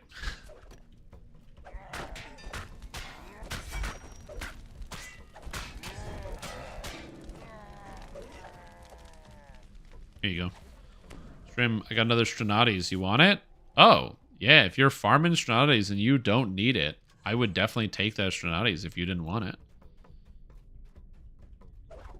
As a human who uses the hand cannon, I would definitely take it. I just realized I logged in. I haven't used my rearm because I forgot to click rearm charge when I logged in. Big mistake. Spells can't have negative costs. So metamagics can have negative costs. So you can reduce the cost of a spell by turning on a metamagic if you have enough cost reduction. But the spell itself can't have a negative cost.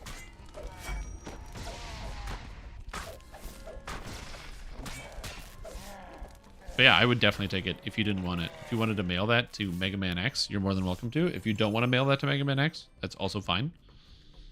It's fine. Don't worry about it. The caves continue to twist and turn. And magic cost not doing so? Interesting. That's wacky. That the Hobgoblin village is nearby. I don't remember that period. Back in the day, metamagics also used to be very different. Metamagics, when the game first came out, were multipliers. So, like, for example, Maximize would double your spell cost, and Empower would increase your spell cost by, like, 50%, and Heighten would increase your spell cost by a percentage. And so, as a result, I remember it's like if you had, like, Maximize, Empower, and Quicken on a first-level spell, it would cost, like, 100 and something spell points. Thank you very much, Cannon. I appreciate that. Oh god. Oh jeez, what's happening? I'm surrounded. That was a good time. I just distinctly remember 126 spell points for Shocking Grasp. And damn, that was a powerful Shocking Grasp, though. It could kill anything in one hit. It was such a big deal. Except for the fact that, you know, cost a lot of mana. But you'd see people playing, like, human sorcerers so they could get higher cost stuff. Because this was also before spell-like abilities was a thing. Ah, spell-like abilities.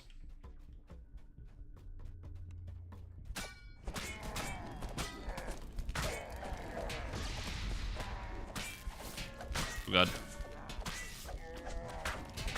So many hobgoblins.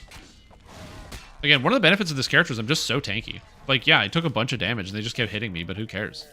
Look at me, I'm just going. I don't even have that much physical resistance rating. Honestly, a lot of it's just the armor. Like, having 45 armor class is a pretty noticeable thing. Now, granted, it's possible. The reason why my armor class is so high is because I have a Isle of Dread piece of equipment, which has more armor class than it's probably supposed to. You know what? Whatever. Also, I did not take Rack Construct. Whoops. I remember when I died once in a quest, or in this quest, because I got the curse, which has no duration on it, and I didn't have a remove curse potion, so I died. Alright, take care, Wolf Spirit Man. Enjoy the rest of your entire evening. But yeah, for those of you wondering, the reason why people shift away from spell-like abilities, such as myself, and many others, is because in a lot of cases, spell-like abilities aren't really necessary. You would use spell-like abilities in the past to reduce your like mana cost, like on your spells, because oftentimes when you use meta magics, the cost of your spells gets too high for you to be able to manage or deal with. However, in modern DDO, that's not really the case for like a whole bunch of reasons. Reason number one is that spell costs come down quite a bit when you get into epics. 10% spell cost reduction for an item, 10% spell cost reduction for leveling up, oftentimes 10% spell cost reduction from epic destinies, or even up to 20 or 25%, 10% if you have a bard. It's pretty standard for most spellcasters to be running at 55 to 40% of their spell costs, which is kind of crazy when you think about that number in comparison to where we were before. And on top of that, many different spells or epic destinies gave you a bonus to your the spell cost reduction of meta magic feats. So you can pick up, like in Primal Avatar, I think you can just take 18 off of Maximize itself in Primal Avatar. So if you get 9 off of Maximize in Heroics, and then the 18 off of Maximize in Primal Avatar, well, now you're at minus 27 off of it, which means that actually turning on Maximize makes your spells cost 2 less than instead of increasing their cost. And you can combine a lot of those different things very, very easily in this game. So meta magics are good, or not meta magics, spell-like abilities are good for some parts of the game, especially some of the earlier parts. But once you get to the higher levels, moving away from meta magics is, or not meta magics, keep saying the wrong thing. Moving away from spell-like abilities is a good idea in general, if you can manage to do that. Not every build can do that as easily. I will say that I don't think there is a bit of a difference between like past lives that helps out with that, because past lives you got more DCs, you're casting fewer spells, you have more spell points. So there's some flexibility there. But I think in general, even without past lives, you can still also move away from spell-like abilities for a lot of your attacks and whatever it is you're doing. Get them out of here. I gotta say, this is the easiest tier of Decan I've done in a long time. And it's on Artie. Like, I'm feeling good.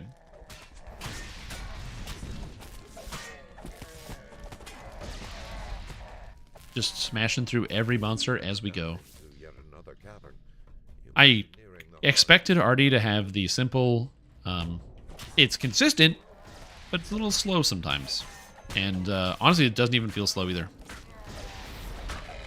The rune arms really help out quite a bit. Getting that stable charge here. Because if you have to stop to kill things. I mean, also true. Some people just tumble through entire quests without fighting a single monster. But I like killing the monsters, though. It's a video game. That's what you gotta do. You gotta fight all the monsters. I don't know if people call things monsters in other games, but I definitely call the things in games monsters all the time, because that's just how I've played video games for such a long time. And same thing with, like, just pen and paper Dungeons & Dragons. You describe them as monsters. It's the monster manual. It's really the whole thing is called. But it's just funny. I'll play a game like Lord of the Rings, and I'll be like, oh, it's damn monsters. I'll be like, yo, guys, we gotta fight the monsters. Yo, there's monsters over here. And people will just be like, monsters? What are you talking about? Like, why are you calling them monsters? It's like, isn't that what they're called? Yeah, mobs. People call them mobs. I just say monsters every time. I just find it funny. From Mud Days. Yep. No, guys, you gotta expand your. Look at this. Look. Press on your keyboard right now, I don't care what program you're using, Control M. What is this called? Is this the mob manual? I don't think so. This is a monster manual. This is a monster manual right here. Is mob short for monsters on board? I don't know. I'm not old enough to know that. I'm just a young filler.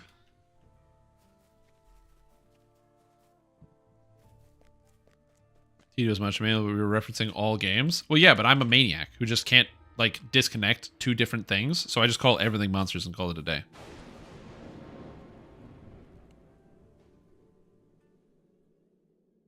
Oh, it's the mob manual? Oh, man, did I read it wrong? God damn it. Yeah, I never played any MUDs. If I ever needed to, I would ask how we doing for advice on how to get into Dragon Realms. You've seen the Hobgoblin's HP on this new character? So, when you kill enough monsters... A group of pandas is called an embarrassment. Similarly, a group of mobs is called a trash pack. Hilarious. When you kill enough monsters, and you go to the monster manual, once you complete it, so I have Hobgoblin expertise, I've killed enough Hobgoblins on hardcore, which is... where is it? Oh, you have to get 5 of these deeds done. So I've killed at least 2,000. So I've killed 3,612 so far for my account. And I've killed 65 different unique hobgoblins. As a result, I can now see the health. You see the health of monsters once you've killed enough of them. I didn't go to the mail, damn it. I did. That's the first one of the first things I did when I saw it posted in my Discord, as I sent it to him.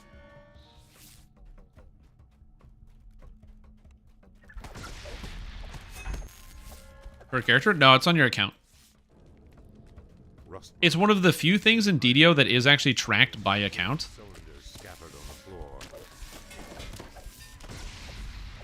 That was actually really nerve-wracking, because if I did get stunned, I wouldn't have any way out of that. So that was a little stressful. Remember, kids, it's not murder, it's called research. Yeah, I have a lot of monsters killed.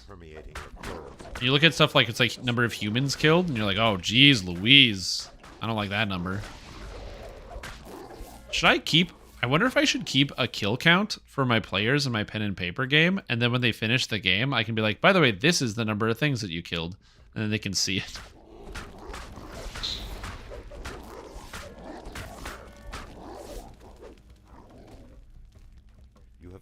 Or I could keep like a running kill count versus not kill count. So these are the things you killed and these are the things you didn't kill. Rust monsters huddled ahead appear to be the yeah, because you don't think about it, but then it's like, man, you did a lot. Lives of innocent creatures? Well, that's always a possibility, but remember, Deadshot, here we're in a realm of rationalization. I just need to rationalize my actions away by saying, no, my actions are just, and I'm doing the right thing. Problem solved. You're good on me. You look at the number of humans killed and think I am some kind of mass murderer. We go, wait. If I go to human, player races, human, on hardcore.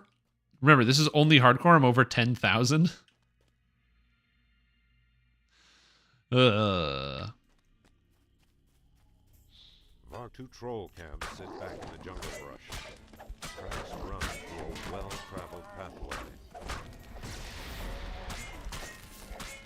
Amazing. Vargo Bodybreaker is your whole party. I mean, it's a lot. 10,000's a lot. Just use like 3,000. Yeah, but I was there. I was there. It was certainly right to have level 30 characters slaughter helpless creatures doing our favorite run of level 10 quest. Yep. This must be where Willen fought to hold off the hobgoblins. You earned it by virtue of Smite Evil working on them. True. Hey, if they weren't supposed to die, how come Smite Evil did damage to them? Hmm? Just think about that. Just some slaughtering innocent creatures? Yeah. Were you an adventurer who was caught up in the thought of, or caught up in the scam of killing lots of monsters, only to find out you were killing a bunch of innocent people that didn't deserve it? Well, call now. 555-5555. And bring your sorrows here. We'll help you through the process of understanding that your actions were kind of wrong. Maybe. I don't know. Lemon was evil? True. Watch at the gym? Nice. Basically Subway Surfers gameplay. I mean, isn't that like a lot of live streaming?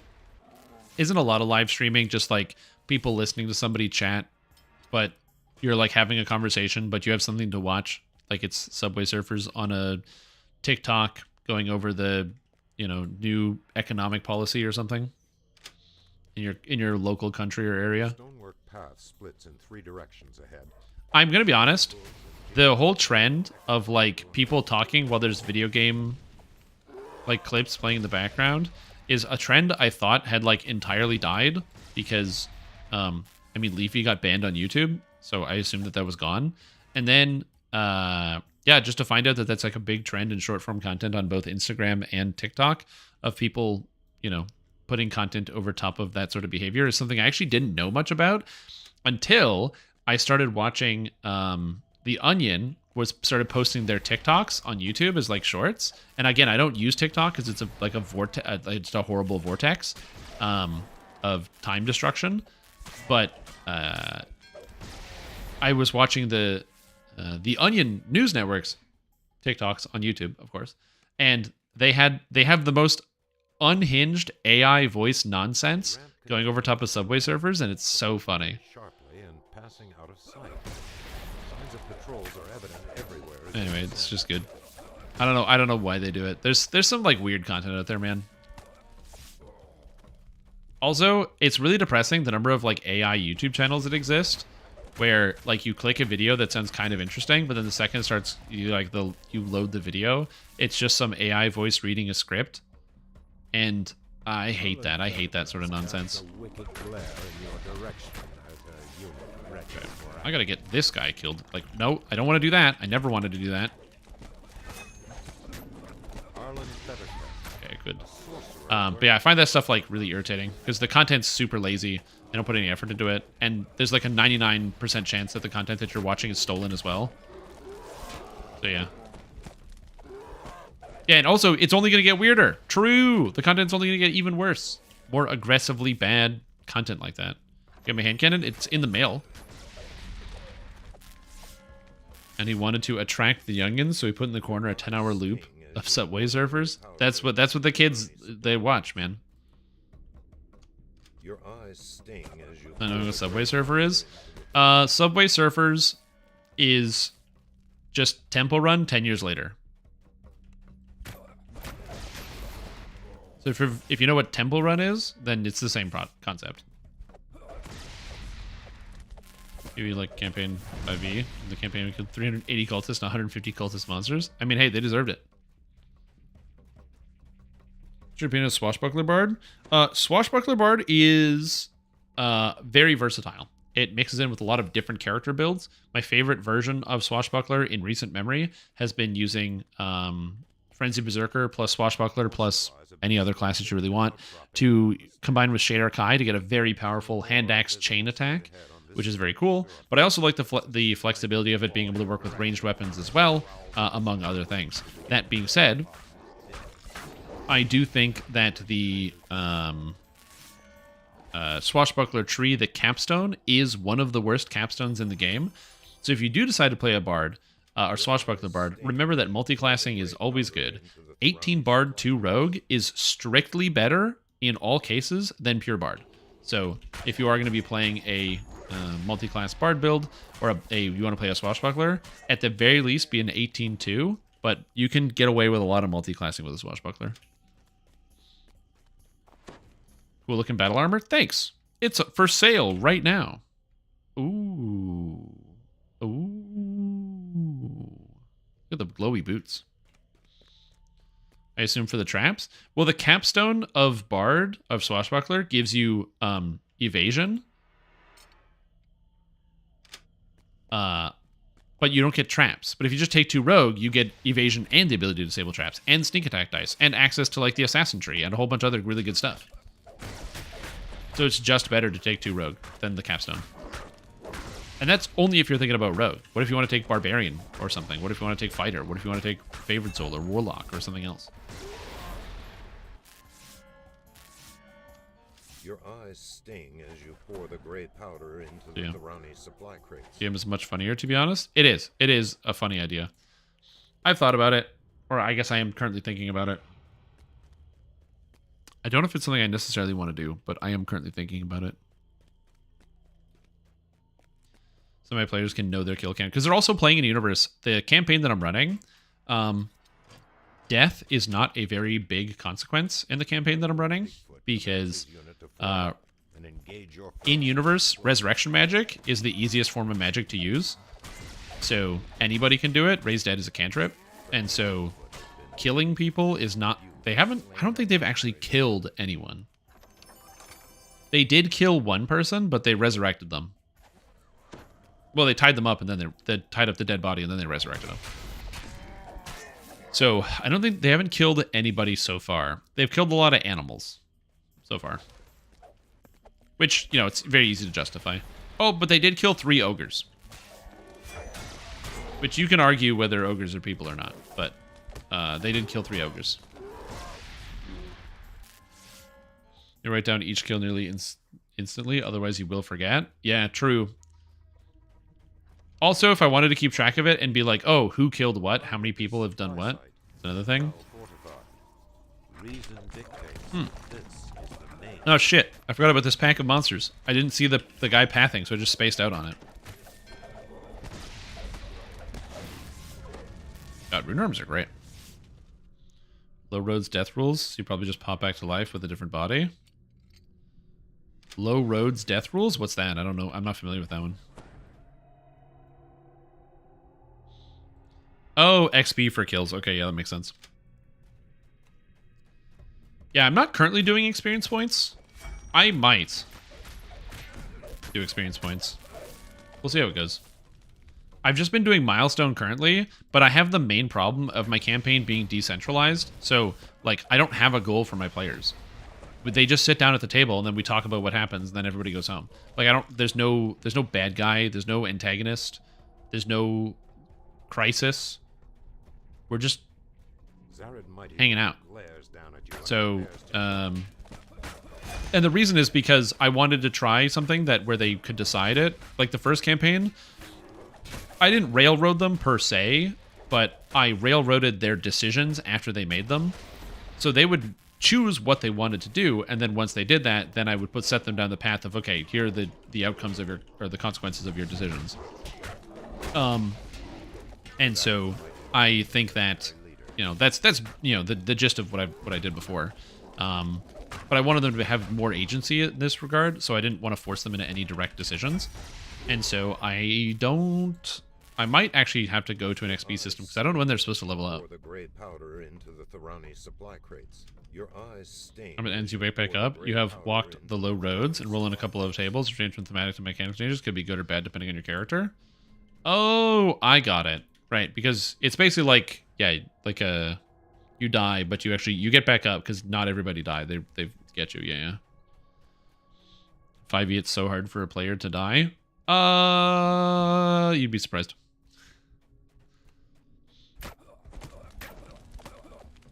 Not when only one member of the party has anything that can cure another player.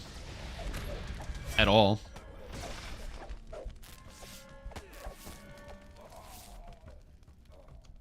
Yeah. Like, I had a circumstance in the 2 campaigns, or like 2 sessions ago, where one of my players went to investigate a camp, and I set up a horror scene for them. So they were watching guard at night, and then as they were sitting and keeping watch, they noticed there was a light in the distance, and they went to investigate. They heard the sound of people talking. And so they heard the voices of someone, you know, a bunch of people talking in a space. And, you know, so they get closer. They're trying to, like, investigate who is it, but they can't quite make out the voices. And as it's like 3 a.m. And as they get closer to the campsite, again, the voices are louder. They see the fire pit flickering along the trees, but there's like a bush in the way. And as they poke their face through the bush and gaze upon the campsite, all they see is dead bodies. Several campers just mutilated, butchered. And the talking goes to silence. There is no sound as they stare upon the camp. And so then, after being thoroughly creeped out, they close up the bush, they walk away. And as they start to walk away, the sounds come back. Another section of the They hear the voices. overgrown by the jungle, features a set of stairs. Spooky. Anyway, after they went back to camp and they were thoroughly freaked out, they told the next watch. The next watch was somebody who is very interested in the dead and the afterlife and what happens. And so, ignoring the warning that they shouldn't go there, they decided to go and investigate and see what the heck all that's going on. So, not only when they got to the part where there was the dead bodies, instead of leaving, they went into the camp and started investigating, looking at the corpses, examining the bodies, looking over the deaths, basically like a coroner examining, cause of death and what have you. However, they disturbed the site, and upon leaving, they were tailed by wraiths who were haunting that place and creating this catastrophe. And so they started to get murdered by wraiths on the way back, who were clawing into them and killing them. However, they only had the power of negative energy, so they only had necromantic damage, and all the wraiths, well, they don't deal with that, they don't care. And they're also the only person who can do any healing in the party. So when the wraiths almost killed them, the party tried to come to the rescue, but the one thing they couldn't do was here, have some hit points. Please don't die, because they couldn't. It was funny.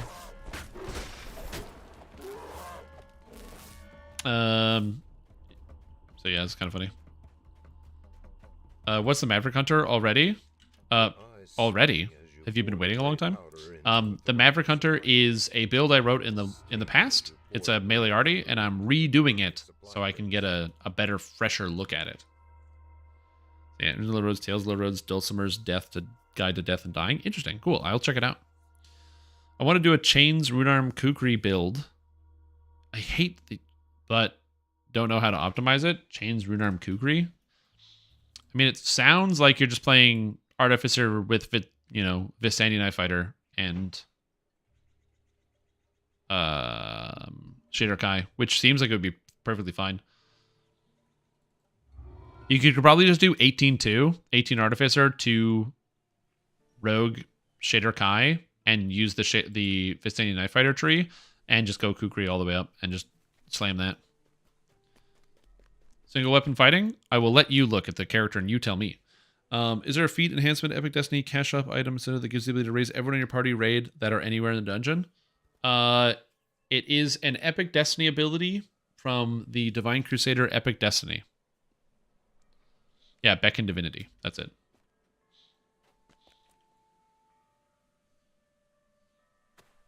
What are the other 7s that are good? Am I going to do the pit? I guess. No one's here. I need feather falling. You ever do a Sunfest build? Seems like it would be crazier today. Sunfest is a recurring event. I've done 2 Sunfests so far, one in 2020, and one in 2022. Well, wouldn't you know it? It's 2024.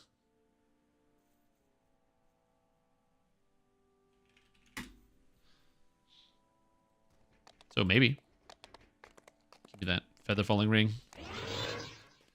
Hey Ostrim, are you Kukri for Cocoa Puffs? Stupid.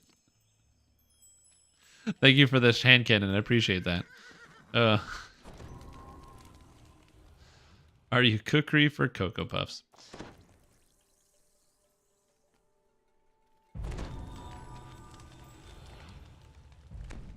Yeah. Yeah, I am. I am Kukri for Cocoa Puffs.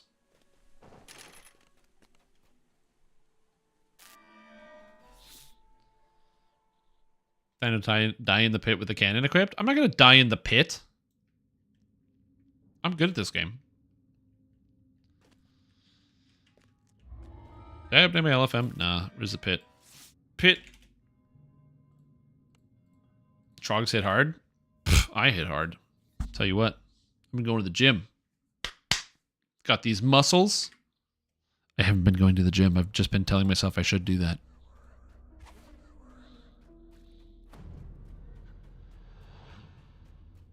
Yeah, I'm doing a elite. The main Fighter resistance swashbuckler with heavy macro tech and rune arms. That's the other thing too. If you don't care too much as well, David, about using rune arms in heroics, you could also just use macro tech for that and just go with a different character. You need to be intelligence based.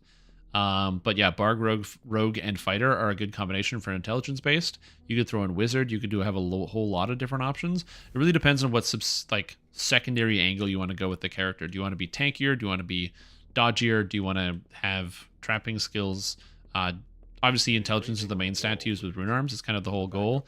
You want to do like Cinegang Owl's Power Ranger build? They posted, or they gave me the option. And the pit? Yes, the pit.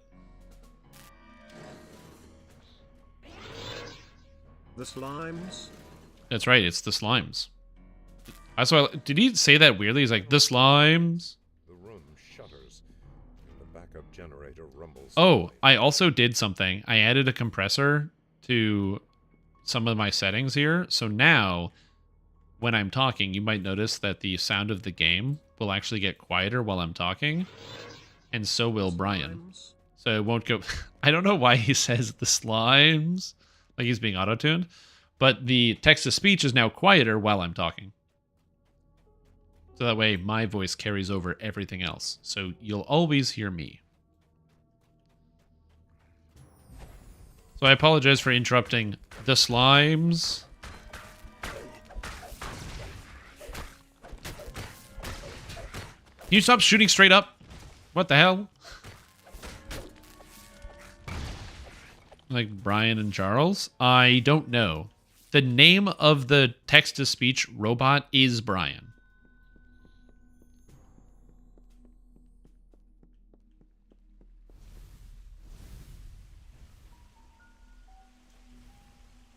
You're welcome. Oh. Honestly, a legendary The Pit that requires people to do different tasks at the same time would be amazing. Swashbuckling and make use of the Sonic and Electric from Macro. Sonic and Electric. Probably you're talking about using like the... Yeah, Sonic and Electric.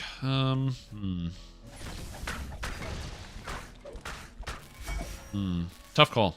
Yeah, that would take some thought. Because the problem is, Artificer has nothing to do with Sonic and Electric. The only Sonic and Electric you get is Stormsinger, which doesn't have Swashbuckler. Bard kind of has some of that. Some of the Sonic, anyway.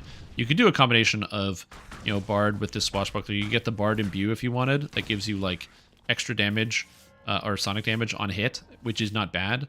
So you get the Bard Sonic Imbue, plus some Imbue dice from other places. Use Visani Tree. You combine all these things. It's not terrible. Yeah. And that's true. You could also go charisma-based if you wanted, since with the next patch, depending on when you want to play it, in the next patch, you'll be able to use rune arms with charisma or wisdom in epics with macro tech, which means that you could just go like Bard plus other stuff. Go like Bard, Sorcerer, maybe a little bit of Rogue with Shader Kai.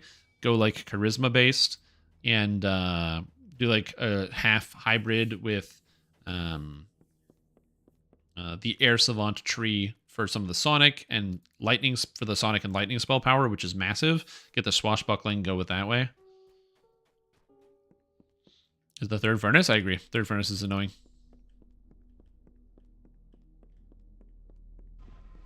There's a lot of different ways you can go with it. I'll say that. But then that is also like if you're willing to wait till update 66. Between the different areas. The trick to not getting lost, though, is to have perfect and complete memory of the pit. Oh, you're welcome to IFK if you want. Of people hate. Engraving on the wall reads, Just letting them know. Security Center. Yeah, you just do the quest like 1,000 times and you'll be fine.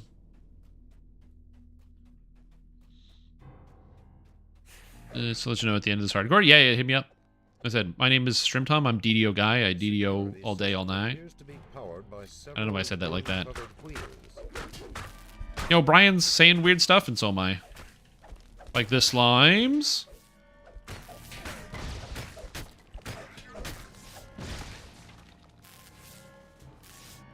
Oh, I'm a rogue. That is a lot lower now. Oh my god. I shall attend to it in a trice. Okay, so you can hear it, but you can hear how much quieter it is when I'm actually talking, so it doesn't go over me. It might be like a little bit too quiet still, though. Tell me, does that sound too quiet when it's underneath my voice? Because if it's too quiet, I can raise it up.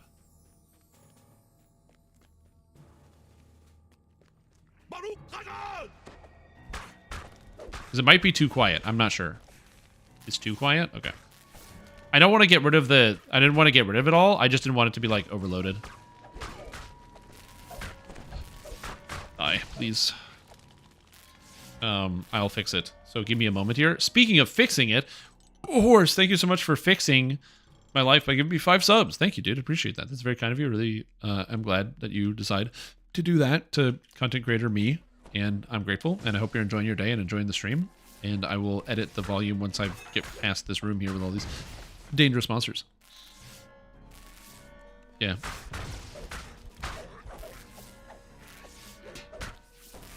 Okay.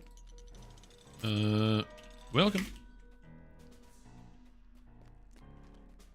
You're welcome to AFK if you want. As I said, I'm just doing the quest. I'm a rogue. Okay. Damn it. I gotta change the volume. No. Oh, I'm a rogue.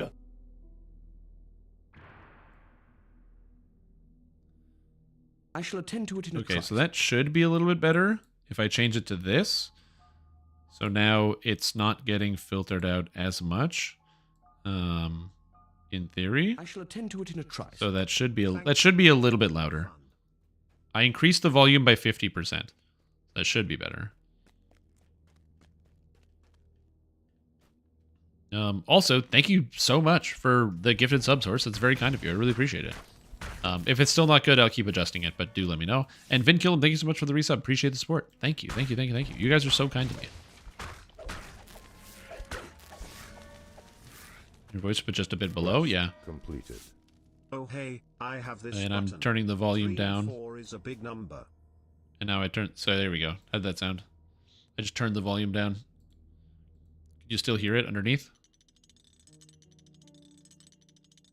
As the wheels We have this slides big button. into 3 and place, 4 is a big number. It is a big number. Yo, Kentos, thank you so much for 34 months of support. I really appreciate you for tuning in. I hope you've enjoyed yourself. I also got to say, You feel another Each shot. underscore I'm very proud. underscore are Okay, good. This is a good question. This is a good litmus test. in 3 tier 1 subs to Strime Thompson. Because now you can see whether it's actually going to be higher than me or not. 6,968 subs in the channel. And realistically, this is a good chance to tell if the volume is good. Find the perfect candidate for 69. Because if the volume is good, you can kind of still hear it. I'm talking because there's like a delay on it. Of course, thank you for the bits as well. Thank you for the support, everybody.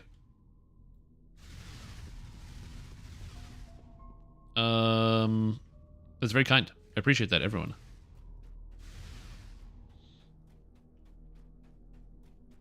It's very quiet when you talk. When you talk, it becomes faint. Can only track if I focus on it. Okay.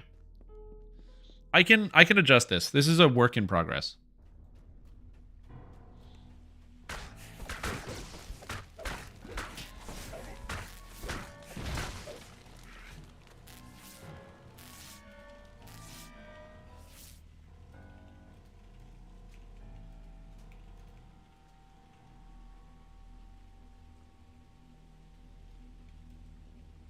Quest completed. ASMR DDO, yeah, I don't know about that. Quest completed. Well, I want it to be not so much like entirely muted, but let me see if I can edit this out. So we'll just do something like this. I just want it to be like just a little quieter. Not really entirely quiet, like so it's gone, but just like a little quieter. So that should hopefully help out a little bit. Let me see here. So again, I'm just trying to make it so that way it looks like noticeably a little quieter when I'm talking. And this is working very well. Thank you for spamming me with gifted subs and stuff, you guys. It really helps out with me testing this, so appreciate it. Good job, you guys. Good job. So, Cult of the Ocelot, thank you so much.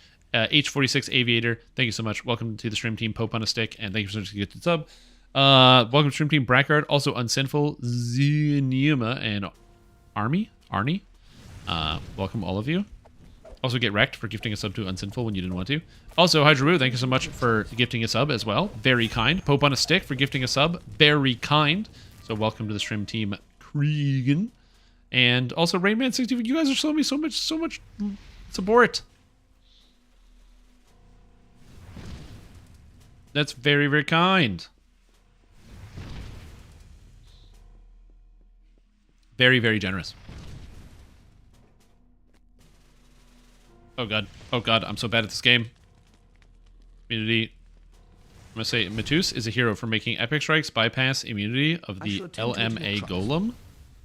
What's the LMA Golem? What? What are we talking about? I'm losing my mind.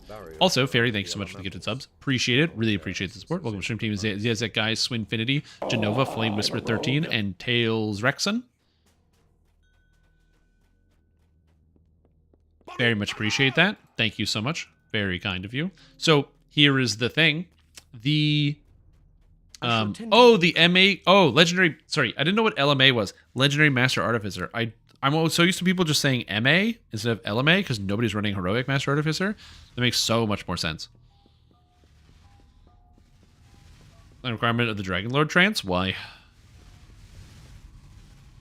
Yeah, I got you. The LMA is what threw me off. No one says LMA. At least maybe they do on other servers. But on Argo, people just say MA. So my brain just didn't catch it. I got Argo brain rot.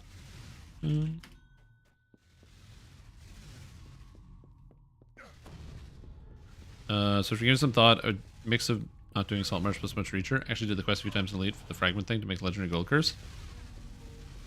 Nice.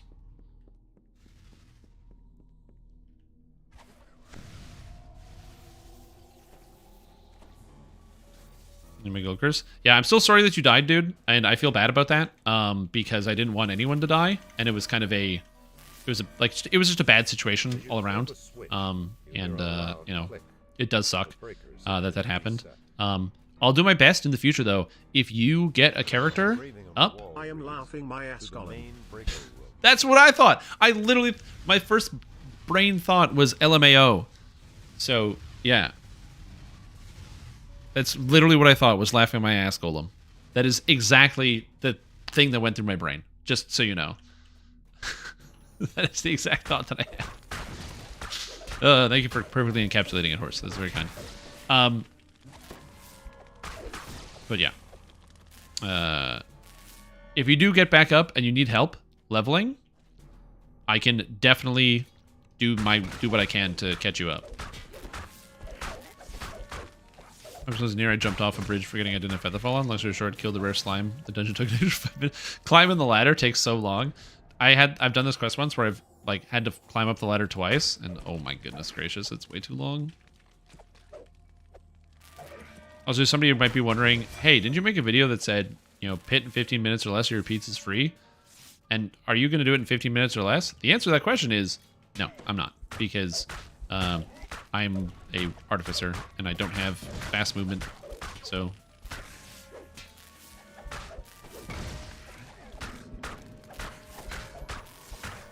even with Featherfall, it's still time consuming and annoying. Okay. Also, I don't have rune arm sounds turned off, and I didn't realize that this entire time. Check something though. Yeah. I do feel bad about you dying. That was, like I said, it's one of those things I just kind of assumed everybody knew. And, yeah. Oh, yeah, it's late o'clock, isn't it? It's 8 o'clock right now? Dude, I've been having a lot of fun playing Artificer. I kind of didn't notice. This build is very entertaining.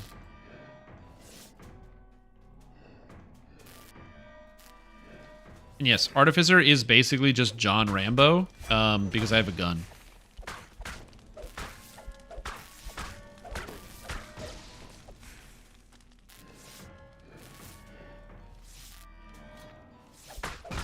Yeah.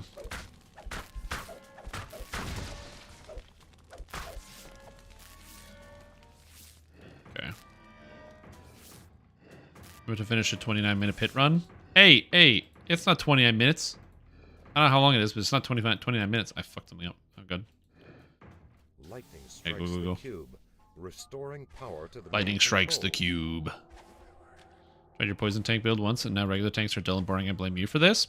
Well, if it's any consolation, Pope on a stick, you better get ready for the change in tanks, as the ability Carrion Swarm is receiving a saving throw in the next patch, meaning the poison tank is dead.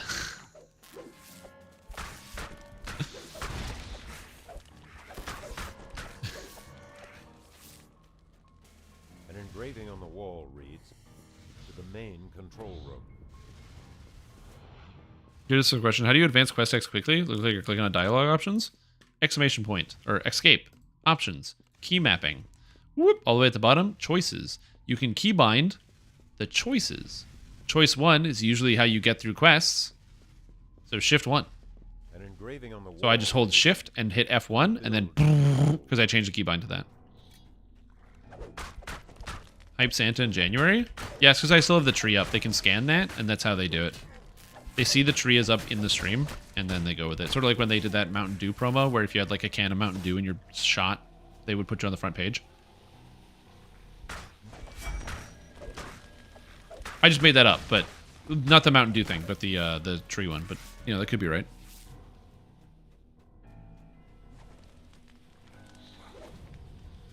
If it's any consolation as well when it comes to the tank, I recently put together a just a melee tank, and by I recently I mean I wanted to play a melee tank, and then I started working on it, and then Emergencies helped me out with the melee tank, and Emergencies is one of like the tank players Bilge pumps are that active. like I just implicitly trust as having all the information, and so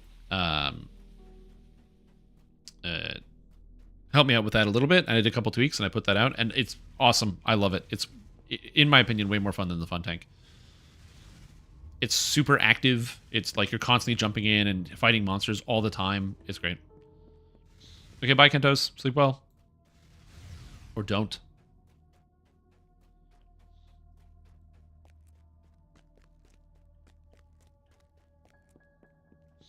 Max root points, but it seems like it would have made the difference. Kind of happy. Seems like it would have made the difference. Yeah. Yeah, it was 1,000 Teeth. I didn't explain before we went into the quest how dangerous 1,000 Teeth was. And it was a combination of Pox's character being undead, so wasn't able to be healed quickly when the damage started rolling in. And I should have been more clear about how dangerous 1,000 Teeth was. I was actually supposed to release a video this morning about the new Dragon Lord, but then I had a recording issue, and then when I tried to record it again, my voice just sounded like garbage, so I thought I'd record better in the morning, and then I woke up with a cold, so I sound even worse. Because, yeah, life is pain, dude. So TLDR, I really, really like Dragon Lord a lot. Dragon Lord, from a simple analysis, does less damage than the existing Kensai fighter. However, what it gives up in just raw damage per second, and also the ability to wear shields, it makes up for that in the potential for its newfound crowd control, as Dragon Lord really hits the mark of being that crowd control melee combatant, that on-field battle master, which is very, very exciting. I've always wanted to play that style of fighter for, like, ever. I've always wanted that style of fighter. And it really hits, like, actually getting the chance to play with it and level it all the way through to 20. You feel it. You get the trips, like the trips, the sunders, the stun, with the dragon roar. Yeah, they're going off constantly. It really hits that mark. It feels great. I didn't get a chance to explore much else other than that, but that was kind of the main thing that I looked at. However, with that being said, even though it was fun to do that, I also think that it has great multi-classing potential as well. So, oh, and the visuals. The art, they knocked it out of the park. Holy shit. But yeah, it's a they knocked it out of the park and they did a good job with that. But multi-classing, also a lot of multi-classing potential. Some people are worried about the impact of there being a strength trance, but the impact of the strength trance is that you need 3 levels of this class, and that 3 levels of a class is really hard to ask, because that means you don't get the 5th core of whatever your tree is, and that's very expensive. So Will we see people splashing for it? Yes. But is everybody going to be doing that? Maybe not. And it's going to be heavily dependent on some of the builds and what's going on out there. I think that there are a lot of good... Anything that you're using Frenzy Berserker for, though, is a contender now for using as a Dragon Lord, as they have very similar power levels and use cases. The intake room has been turned into a troglodyte spawning ground.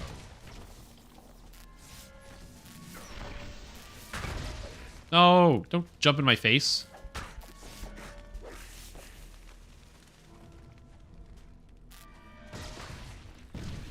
I don't care about the apprentices.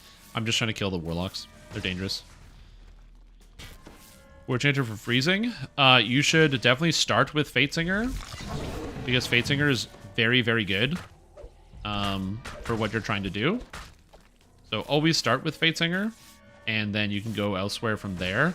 I would say Fatesinger as a base while using the Primal Avatar Mantle, and you can use the Primal Avatar Storm version of the Mantle for damage, is where I would go. Using Fatesinger, Epic Strike, and probably Capstone, and then Primal Avatar for everything else. The reason why Fatesinger is so good is that the Strike Accord attack causes stun if you land a critical hit, and it gives +2 critical threat range, which is really nice. It's something you already need on a character like that.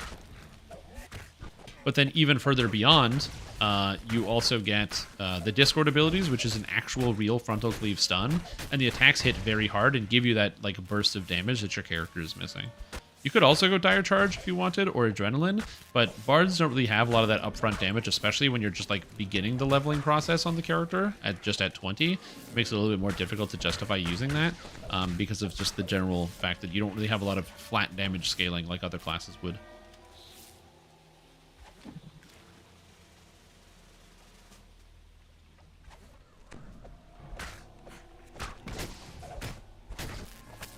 No one is using Strike Accord in a serious fashion. I think that there are probably... Well, you can still use Strike Accord, whether people are using it or not. It's a lot of flat damage to add onto your attacks. Especially if you're playing a class that doesn't... That's like, that's one of their big weak points, is flat damage added to attacks. The breeding grounds are destroyed. Like, you can absolutely, if you want, just go with Adrenaline, which is what a lot of people are doing, and that's perfectly fine. I find Adrenaline clunky and not too pleasing to the brainstem.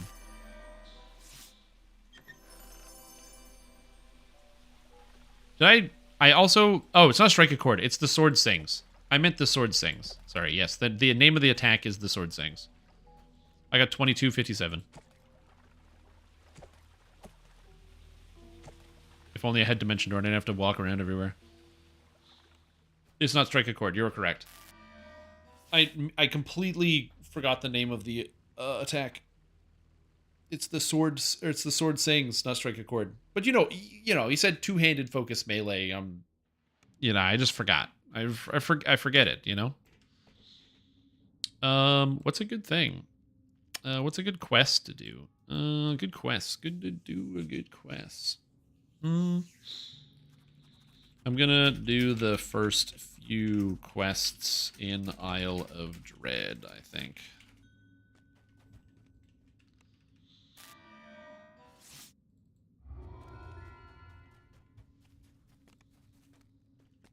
Isle of Dread.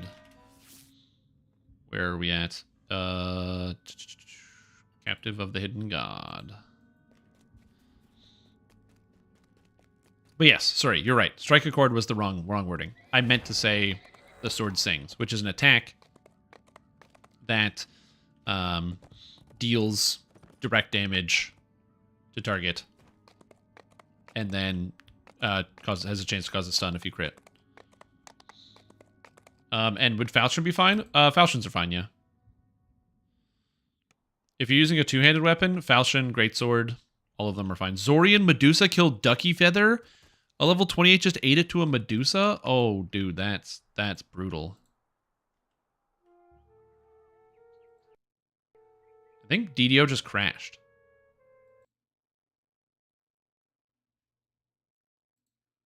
Oh, my game crashed too.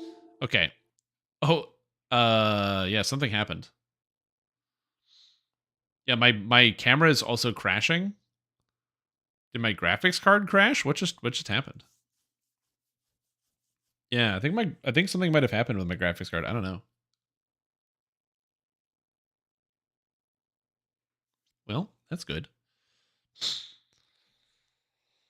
Long before the game stopped, did it? Because they both happened at the same time.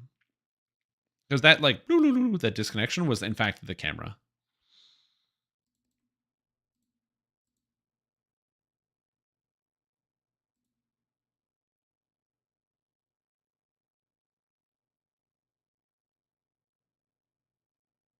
Inside that balloon part? What balloon part? I think my GPU did something funky. Interesting. You stressed your graphics card out too much with Poe. Yeah, probably. You're still online in game? Well, I definitely crash out. On my own moral fiber? Yeah, of course. I would never blame my moral fiber. Yeah, I know. I reset the camera. Oh, there it is. Splash art. Look at that. Buy the coffers. Spend your money. Spend $160. What are we yelling about?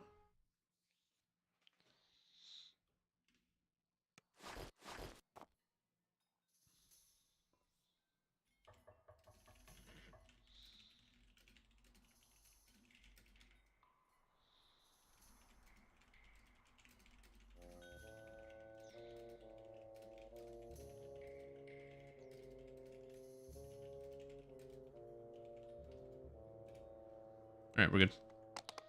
You'll pass on spending that money. I don't know, dude. Just think about it. $160. And yeah, the Underdark is back. Also, thank you, horse. Appreciate it. Oh, good. I didn't join the channel. Oh, I'm not. I can't chat server. No. I can't chat server, dude. I'm stuck. All right. Well, I think we're gonna go with agility engine here.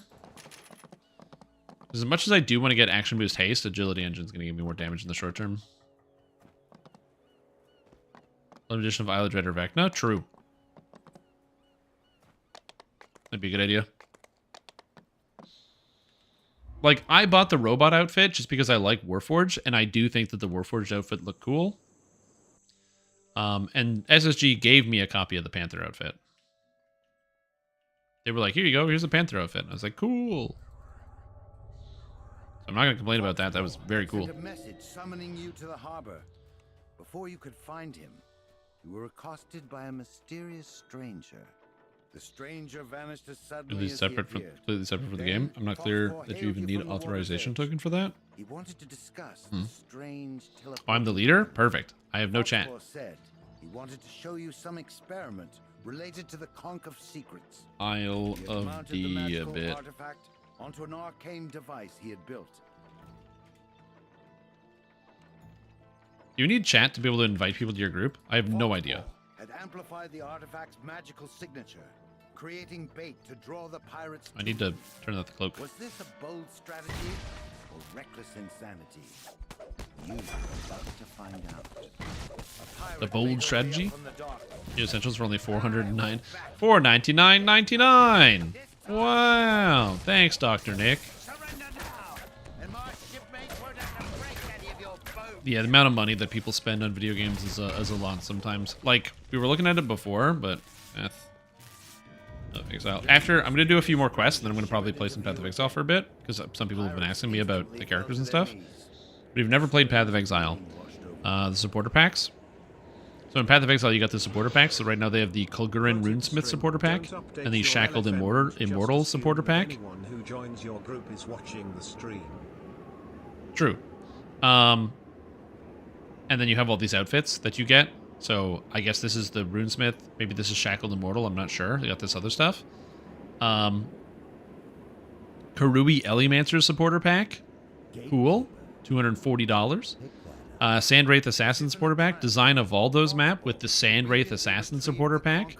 Cool. You get to design your own Valdos box. Very fun. Can't DDO just copy-paste those cosmetics? Yeah, they should. And you're like, should I buy $480? And basically the way that it works is on Island, or so not Island Dread, in Path of Exile, they give you $480 worth of points plus all this other stuff. So if you buy the points a la carte, you'd be spending $480. So when you buy points, it's usually more worth it to buy the supporter packs if you do want to buy points. But remember, this game is entirely funded by cosmetics. So when you look at a price of like $480 for a supporter pack, the thing you have to remember is that you don't have to pay for the game. There's no content to buy. All the content is available to all the players all the time. And they have like expansion level content releases every like 8 or so months. So plus the new league every 4 months. Like Path of Exile 2 is coming out and it's free. All the content's free. And that's because of this. So like, you know, should they be charging $480 for, you know, pixels in the game? Probably not. But are they paying you, charging you for the game at all? No. The game's free. So, like, that's pretty sick. You know, it's like, if Fortnite has a $500 cosmetic, who cares? Fortnite's free.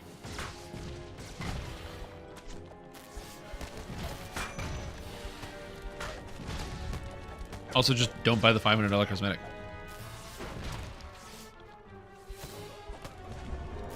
Yeah, and I would agree that Path of Exile is also not free in the sense of the stash tabs being a mandatory thing if it's something you want to invest your time in.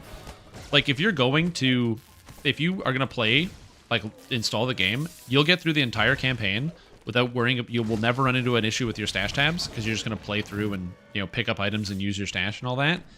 And your first time through is going to run you probably 30 to 40 hours getting through the campaign. And then by the time you're done, you start working on the maps and you realize, oh man, you know what? Some stash tabs might be good. The tabs are basically always on sale. Like almost every 2 weeks they go on sale. And you can get all the tabs in the game for like $30. Which then basically makes it, you've played the game for like 50 hours-ish. So you spend $30 to get all the tabs. And then once you've got all the tabs, then it's like, okay, cool. Played the game for 30 hours, got all the tabs, and now you move on to... Oh god. I'm getting knocked down a lot. I don't like this. Dude, this knockdown's so long. Why is that knockdown so long? Once you have all the tabs, you can then move on and go to... Live, cannon, live! The champ Elemental Fury is dangerous. It's a good thing that we're both robot artificers and we can heal each other, which is fantastic. It effectively becomes like a 30-hour video game at that point. So it's not like entirely free to play because you do feel like the requirement to spend that 30 hours. But then also, then you're done. I don't know how many hours I have in Path of Exile. Probably closer to like, I would assume like 2,000 to 3,000, somewhere in that range. Probably closer to 3,000 than I would like to admit. And for like $30 worth of tabs, that's a lot of time to spend playing the game, dude. Oh, yeah. It's a great item. The crewless ship was now adrift. There was a sudden thud, then a rending crack. Look, I don't want to be real. Gigantic creature reared out of the depths. Yeah, the knockdown's bad there.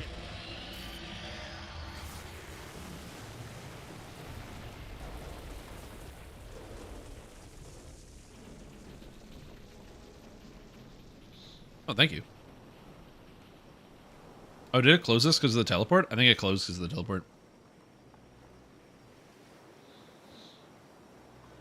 I tend to spend in your main hobby? Oh, yeah, absolutely. I don't buy the $480 cosmetic each year. So I don't do that.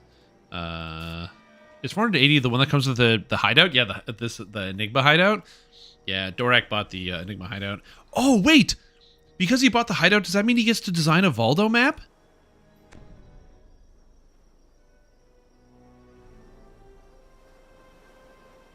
Oh, snap. I gotta know what Valdo map Dorak's gonna design. That's very cool.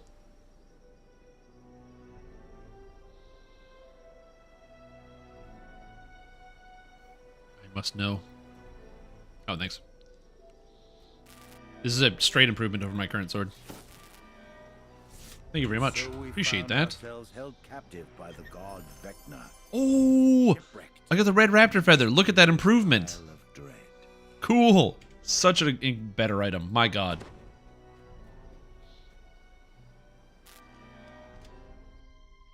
Wait, do I get the Dread Curse set? Oh, that gave me the 5-piece Dread Curse set. Because I have the cloak, Defender Cloak, Admiral's Cummerbund. Amazing. Alright, Crab Quest. What are the odds? Yeah, the boots are good. The Admiral's Gumshoes that come from there. Admiral's Gumshoes. Intelligence, Seeker, Deception, Speed. Oh. Oh. Yep. It's on my head forever now.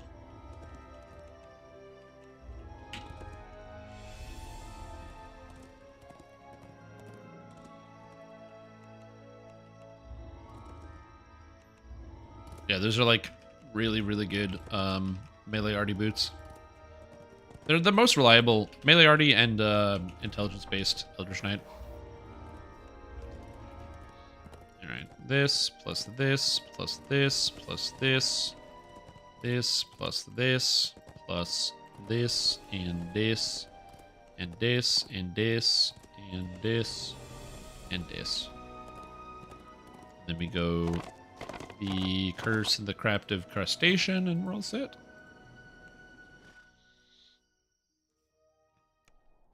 Just skip High Dread and Heroics every time on hardcore, since I'll have to ransack every single chest and legendary already. Oh, I always just run it. I really like Isle of Dread. I run Isle of Dread and Heroics all the time now. Unlike the regular servers, all the time. Yeah, and you get a car, and you get a car. You approach a group of guards who stand at attention before the gate. God, this is working so well. They charge forward. You enter the natural stone enclosure. Sure. Inside, you notice 4 ballistas along the perimeter, each aimed at Back, the giant good old, crab. is the Raptor sound bug? Yeah. You see the cursed monarch Falchion good at in the heroic level? hands of a tall Yeah, probably. You overhear a conversation between a Kopru lieutenant and a guard. That's the nice thing about the flexibility, though. Like, some people were upset that Isle of Dread came out around, like, level 7, but, like, now you can choose whether you want to do Isle of Dread or the classic level 7s, and you have that flexibility. You just deviate and play whatever it is you want. Which I personally very much like. I like the flexibility of choosing what quests I want to do. So, it has something to do with, like, the DLL files, but basically there is a bug with some of the sounds that the Raptors make, where if they make that sound for some people, their game crashes, colloquially known as the Raptor crash. It only really happens to people who have that issue. I don't have that issue, but some people do. A Kopru officer appears. And the solution for those people is to literally turn off the game sounds so their game doesn't crash when they do Isle of Dread, or any content involving Raptors. Ready to fire. Crab emerges from the Yeah, because the Raptors in Red Rain. Yep. exposing its belly. That's how we know it's a Raptor crash, because of that.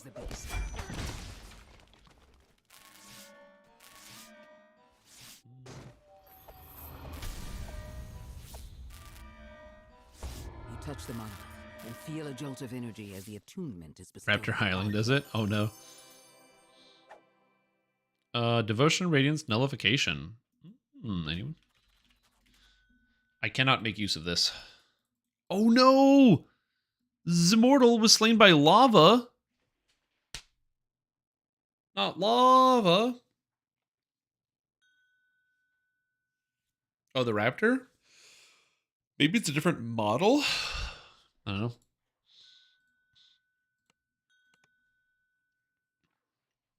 Lava isn't water. Not so Zmortal anymore. Whoa. Got him.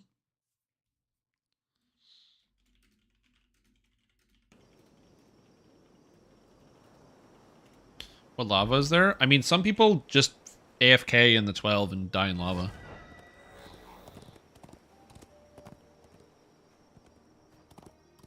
If you're 10, then it could be a 6. So what level 6 quests are you dying to that have lava? It could be like that guy that tried to, when I leveled up my wizard, where there was that Artificer who swam under the lava in tar pits. In The Price of Freedom, to pull that lever, and like right at the end of The Price of Freedom, where you have the fight with the salamander, the warden, there's a pool of lava, and in it is a lever.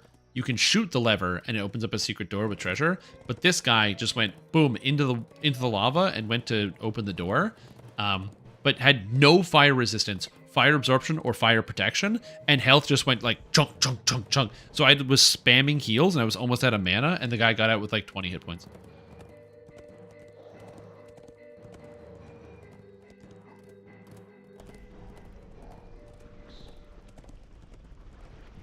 I wouldn't give that a Giga Chad moment. That was more of a like, what are you doing? And then said literally nothing. Like pretended like there's not. And afterwards I was like, you can shoot that lever, by the way. And they didn't respond. Someone within the Tar Ogre tribe has been harnessing the power. It is what it is. It was just terror. I just watched this person just swim through the lava and almost dying. I was like, what are you doing? Why? Why would you do this yourself? Please stop.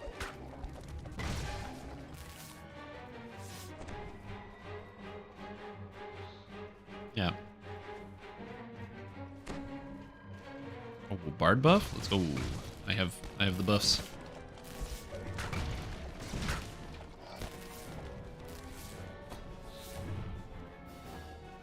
Yeah. Except I was like super out of mana. Anything I learned? You type no English in every group I join. Yep. Oh yeah, just type no English. Then people know. Now you might speak English perfectly fine, but now they're just gonna ignore you. It's just like, oh, perfect. Don't ask me any questions.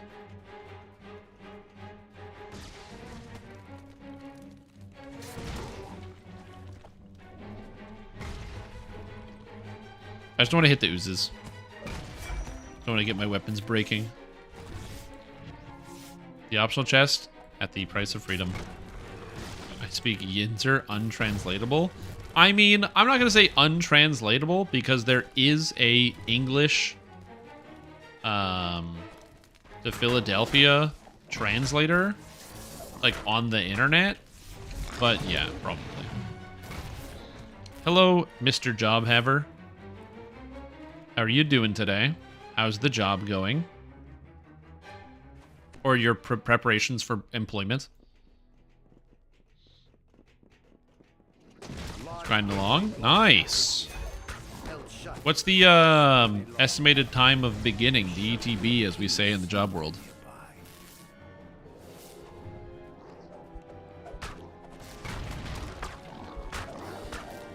Ooh, you move in 9 days? Exciting. Oh, you began the job? Oh, nice. That's good. Feb 5. Nice. But damn, moving to Chicago in 9 days. Are you excited to go to Chicago? You ever been to Chicago? Do you know much about Chicago? Other than deep dish pizza? That's all I know about Chicago. Deep dish pizza, the Cubs. That's all I got.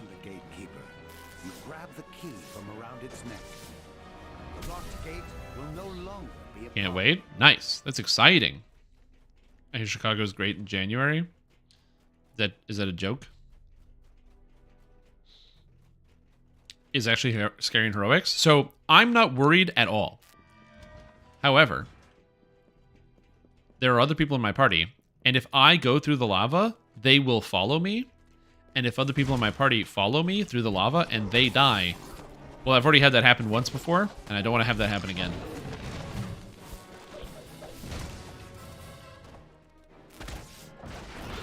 Yeah, it's February something. You know more about the day is on the hardcore frequently asked questions. If you go DDO hardcore 9 FAQ, and then it'll be on the page somewhere near the beginning. Yeah, we have the cruiser, the bridge that you walk across is actually the cruiser memorial bridge for when I dumped cruiser in the lava. I also dumped Grey Wolf in the lava too. I killed 2 people in one lava run. Good time. I have spare body armor if you need it. That's good to know. See? What's up, Brackert? How you doing? Sitting before a druidic altar. How's it hanging today? High shaman. As the chant If we completes, should please keep the rent down. It's a good idea. fire and flame rise and attack. Look, it's not a big deal. Who cares if there's a few bullets whizzing past your head when you go to get on the subway in the morning? It's not a big problem.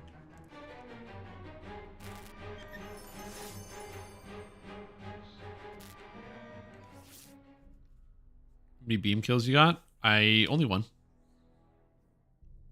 But it's a really important one. Got out since your PC had the Raptor crash? Yeah. Running Isle of Dread tomorrow? Nice.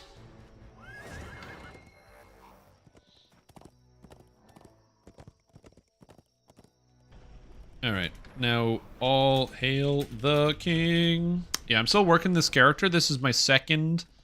I guess his third, I guess his fourth hardcore character. The first one, the wizard, got decap, got the Reaper points, got all that done. This character, just more proof of concept. I wanted to replay Melee Artificer, get a feel for how rune arms feel. And just so you know, get rune arms on your Melee Artificers. Stronati's hand cannon is... Oh no! Osgood is dead! To a trap!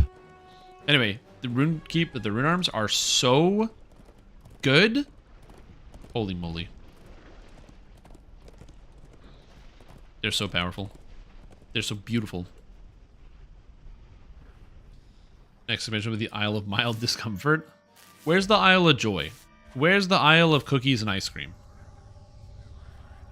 The beast known as Scythemaw. Oh yeah, it's only level 10. Like, make a new character. Let's go. Come on. It's time to hunt it down. You hear a rustling noise from the bamboo. They say don't cry over spilled milk, and you think I'm gonna cry over someone I don't know dying at level 10? The Isle of Diabetes. Which I guess is dread for some people, yeah. Oh, man. I went with my brother to catch Pokemon on the weekend, and he gets into the car with a milkshake, and it was very shocking because it's wintertime, but I just hadn't thought about milkshakes in a long time. And I was like, yeah, whatever, he's eating a milkshake. It was not whatever. I went home, and all I could think about is, man, you know what would be really good? A milkshake. But then, close to midnight, I was like, damn it, I really want a milkshake. So I got my roommate, and we went out in the middle of the night to get shakes. It was a good time. It was a great idea.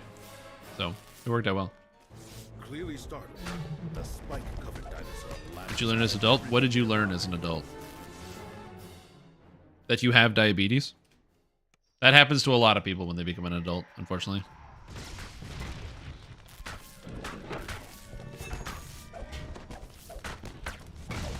Four cakes. If Dan eats 5 more cakes, what does he get? You can buy ice creams and cones at ice cream stores, a grocery store, then eat ice creams and cones anytime you want. True. Also true. smashes through the bamboo, exposing another trail. You can do that whenever you want. It's like the end of a movie, the menu. Never have crave cheeseburger. Yeah, exactly. It's exactly like that. Like, I thought it was fine. I thought everything was okay because I just watched somebody drink a milkshake. I mean, everything was okay for a little bit, but it got worse. The last of his life spent. I love that the T-Rexes flail their little arms before they die. That's so great. Ooh, we pulled an item out of every chest. Very cool. Milk and ice cream, fuse them together anytime you want. Yeah, well, we don't have milk here. We only have oat milk, and I don't know how good oat milk would be in a shake. That's a great question. I don't know. I've never done it. And then, yeah, buying ice cream's not a bad idea. Like, obviously, if you have the materials to do it, you can do it yourself. Like, I don't need to go to the store to buy, like, ice cream at midnight, but I didn't have ice. We didn't have ice cream in the house because I had a craving, and it was midnight, so what are you going to do? Is frozen dairy dessert? It is not ice cream. That is correct, yes. Which I've heard is a problem in the States, where a lot of times you go to buy ice cream and you're actually buying frozen dairy dessert and not ice cream. Which is very bizarre. Yeah, but there's apparently a thing a lot of people are realizing that their ice cream packages don't say ice cream anymore. They say frozen dairy dessert because they're not ice cream. He's alive! He's alive!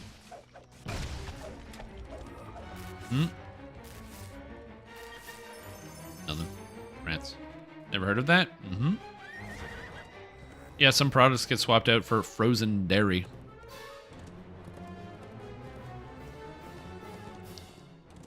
Yo, what's up, Cruiser Man? I could go the rest of my life without ice cream. Could I go the rest of my life without ice cream? Ooh. I mean, so yes, I could. It's physically possible. So that is possible. I could go the rest of my life without ice cream. Would I, though? Man, I do like ice cream. I love soft serve. Soft serve ice cream's really good. I'm a big fan of soft serve ice cream. I think it's a great product. So you get like a cone or something at the store. Get like a, head through the McDonald's drive-thru and you get yourself like the $1 ice cream cone. Man, that's good stuff. Pop-Tarts? I actually never eat Pop-Tarts. I could definitely not do Pop-Tarts. Toaster strudels, on the other hand. Oh my god, the toaster strudels? Holy mackerel. I watched the most recent Binging with Babbage video where he did a toaster strudel and tried to make his own toaster strudel. And then after I finished watching that, I'm like, man, I want some toaster strudels. Again, I don't really eat a lot of sugar for the most part. Like, I think about it a lot, but I'm really lazy. So the end result is I think about eating sugar, and then I don't. So, like, I have an entire box of chocolates that I was given at Christmas time that I haven't touched yet. It's just untouched because I have to open it. It has a plastic lining on it. I have to, like, break the plastic, okay? Then I gotta, like, open the container. I gotta take the lid off of it. That's a lot. Then I gotta flip it over. Now I have to read, there's like a menu for what the chocolate is, because each one is different, so you have to like look at the thing and then look at it. Like, I don't know, I'm just gonna play video games, dude. That's way too much work. I don't have time for that. I gotta level. I gotta grind. Okay.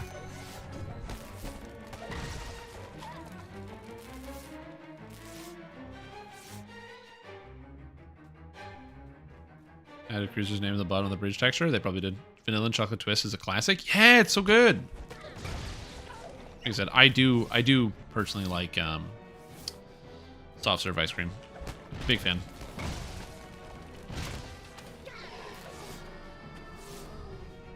But I could probably eat ice cream forever, but then I would get a very difficult stomachache to deal with. Yeah, well, that's also the other thing too. If you come to Canada, we don't have a Pop-Tart aisle. It's just like we have like a three or four kinds. Making it hard for you to not overeat with this discussion. Oh, I can fix that. Kale, Brussels sprouts, green beans, haricot vert, kale. There you go. Just allow yourself to be surprised by the chocks. Terrible idea. Nope, terrible idea. Like one of the worst ideas I've ever heard. Because you might think to yourself, like, oh yeah, but then you'll be pleasantly surprised. But then I get the strawberry one. I don't want the strawberry one. Ugh. That's literally what happened to me during D&D. Is I had somebody brought like a box of chocolates out. Because everyone's trying to get rid of all their Christmas chocolate by feeding it to other people. And the lid had the instructions on it. And I was like, oh, pass me the lid so I could see which one was which. And then one of my players was like, no, dude, just eat one. Just grab one. And I'm like, if this one sucks, you get disadvantage on your next roll. And he's like, okay. And I went and bit into it, and it was the strawberry one. I don't want the strawberry one. I have one more strawberry is good flavor, but it was like strawberry cream, which had this really strong, really sweet flavor, and I did not want that. I did not want the strawberry cream inside the chocolate. And so instead of giving him disadvantage, he's a halfling, and halflings, I did not know this, if they roll a 1, they re-roll their 1s. Madness. They re-roll their 1s. What a passive for a race. Anyway, so I was like, the next 1 you roll, you're keeping it. Which might not come up. And the next roll, 1. And he kept it. It was a roll to prevent himself from throwing up after he threw up because he went to a troglodyte and he rolled a 1 from the stench. And, well, like, he failed it. He rolled, like, a 1 and a 3, so he failed the save, and he just got nauseous. But I was like, yeah, you rolled poorly. You throw up on the ground. And he's like, okay. And then he went to wash his face in the nearby water, but the water was poisoned because the troglodyte's living there. And then he rolled the 1 and poisoned himself again.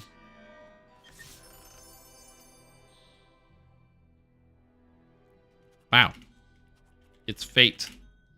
Literally, this guy is like, dude, I want it. He's like, I want Old Ironsides. Can we run the Trial of the Triceratops? And then we run it. Literally fate. Amazing. Like Russell Stover's chocolates? No, it's the pot of gold.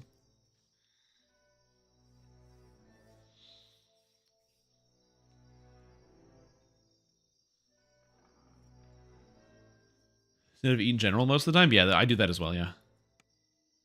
Trying to lose weight while also working out and being stressed with multiple jobs and a move. Yep. It's tough. Strenades? True. That's actually probably what happened. Give me a break time. Thanks. I need to get some water.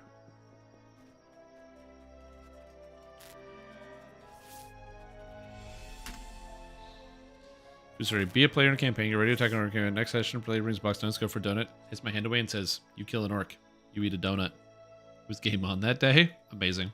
Now, one of my players is very smart. She doesn't ask me if I want coffee.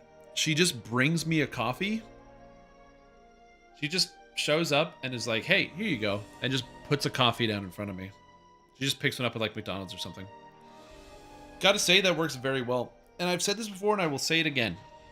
Bribing the dungeon master does not work, but it is highly encouraged.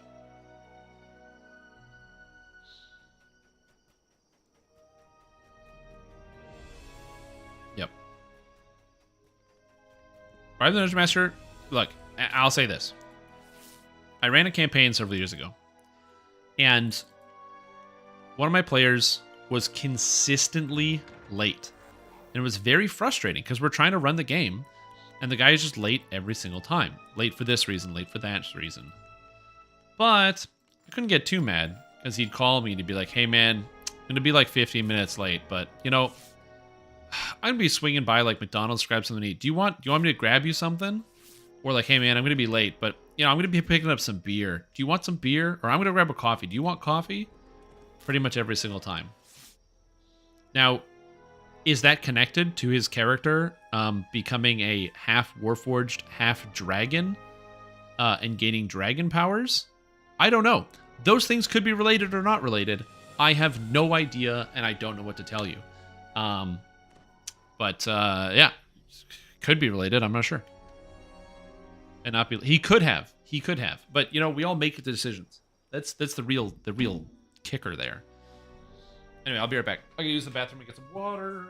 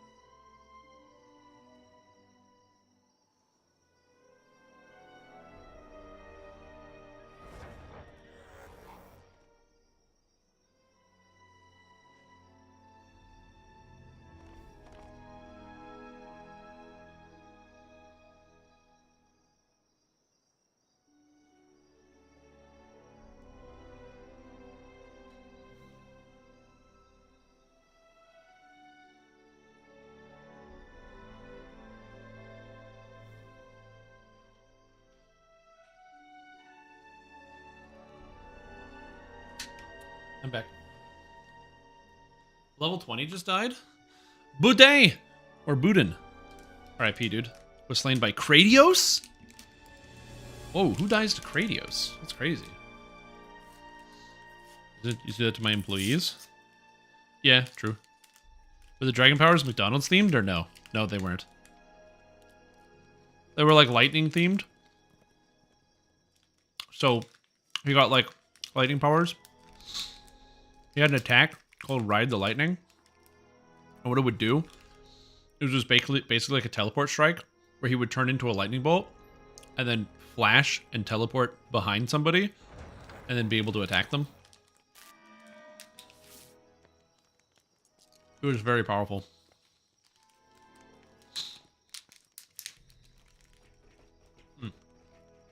I'm eating M&Ms because I found them.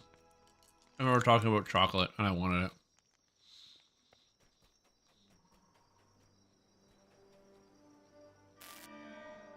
There shouldn't be an active delay. How delayed is it? Let me check.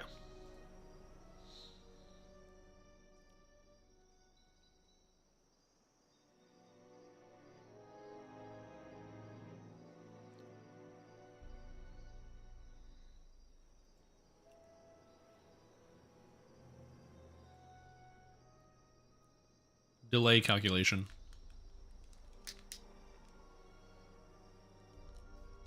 Delay calculation. It's like 6 seconds.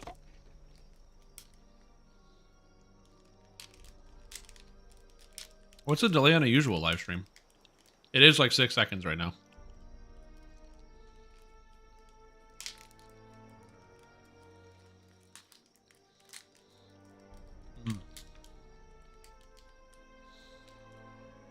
That's a great idea.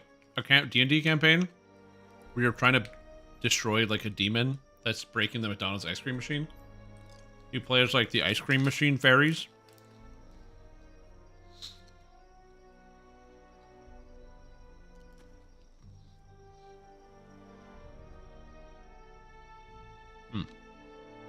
Yeah, for me, I've got a 6 second delay right now. No delay. I'm watching this tomorrow. Amazing. Yeah. That chocolate was really good. Okay, so speaking of really good chocolate, I don't want the sun shouldn't be in the eyes. Here we go.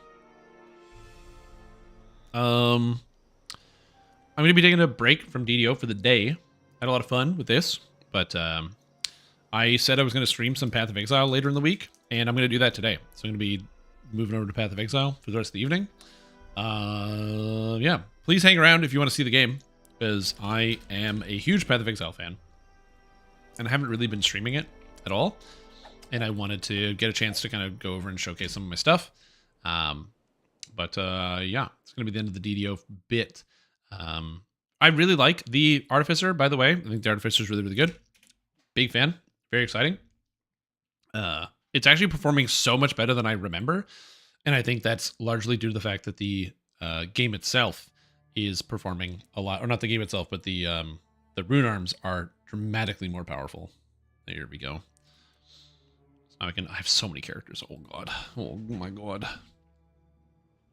But yeah, I've been playing a bunch of Path of Exile, and some people have asked me to show off some of my characters that I've been going through. And this is probably my favorite character that I've made so far, this league. It's very, very fun. I want to be able to go through and talk about it. But basically, this character, I don't know how this is going to work out on stream in terms of the visuals or the noise or whatever. I might have to turn the sound up a little bit because I have the sound pretty low. Yeah, it's pretty low here. Let's turn the sound up a little bit. Sounds okay. The rune arms weren't melee. Rune arms have multiple different styles, and there are melee rune arms. There is the cone rune arms that shoot out a cone directly in front of you. There are like the fireball rune arms, exploding rune arms, range rune arms. Every rune arm is different, and every rune arm can be used in melee. His powers from the new Lord of Locust. Let's say campaign was over BG2 style. Amazing. But yeah, so this is my character that I'm very proud of. This is Extreme Degenerate because it is a character using Wild Strike of Extremes. I really wanted to play this build. I just thought this item was really cool. I've always liked Wild Strike as a concept. Wild Strike's really neat. The way the attack works is it's like every time you hit somebody that has a 1 in it chooses one of 3 different types, fire, cold, or lightning, and then it either shoots out a cold wave, a bolt of lightning, or a fiery explosion. And because I attack really fast, I get all of them chaining back to back. Now, one of the problems with having 3 different damage types in a game like Path of Exile is that, or pretty much any video game actually, is that you have to scale them. And it's better to scale one thing than 3 things. So scaling this is kind of annoying because you need to get fire, cold, and lightning scaling. Or if monsters are resistant to damage, in a slower paced game, it's okay to be like, oh, well, if a monster has cold resistance, then the fire and lightning will still do full damage. But in this case, the problem is monsters usually have all resistances, and even if one is just resistant to cold, they're still taking a lot less damage from cold, and you want to avoid that. So in comes Wild Strike of Extremes. Wild Strike of Extremes treats enemy monster resistance values as inverted. So if a monster is actually cold resistant, so it is like 50% cold resistance, it's actually not. It is now 50% more vulnerable to cold. It counts it as minus 50. And so it's really neat. It's a neat skill. It's like regular Wild Strike, but it does that. However, it has 2 weird consequences. Because it treats enemy values as inverted, it means if I play with other people who reduce enemy resistances, so for example, I was playing with Ipsum, and his character is a curse bot, so he reduces enemy resistances by like 200%, that's very bad, because I would treat them as plus 200%, so all of a sudden I swap into regular Wild Strike when I play with him. And the second is the cost. This skill, the cost is 6 mana. You can see cost 6 mana right there. Wild Strike of Extremes cost 28 mana, 28 life, and 28 energy shield, which is like your health. And after multipliers, it costs 30 mana, 157 life, and 121 energy shield. Update stream title? True. That's true. This is called Extremely Degenerate Claw Build Man. Here we go. So the idea here is Wild Strike of Extremes gets the job done, and I use claws with that. And then I just scale the elemental damage. The way to prevent myself from killing my character when I attack things, is I take a ton of damage when I attack, is to get a bunch of leech. So I actually leech life and energy shield and mana. And then claws have a thing that makes it so you can leech instantly based on how many claws you have. So I have 1 claw. And then I also have this leech mastery, which gives me 10% leech instant. So I get 20% of the lifesteal that I have is instantaneous, which is very good for my character. Yes, I can use Combat Extreme, but I don't need to because, Combat Focus. What Combat Focus does is it makes it so you can't pick one of the elements. So for example, if I take Combat Focus like fire, then I will never pick fire. And I could do that, but I just don't have to. And every jewel socket is important because another way that this character scales is the way that everyone is scaling, this item called the Adorned, which gives you 123% increased effect of jewel socket passives that are corrupted.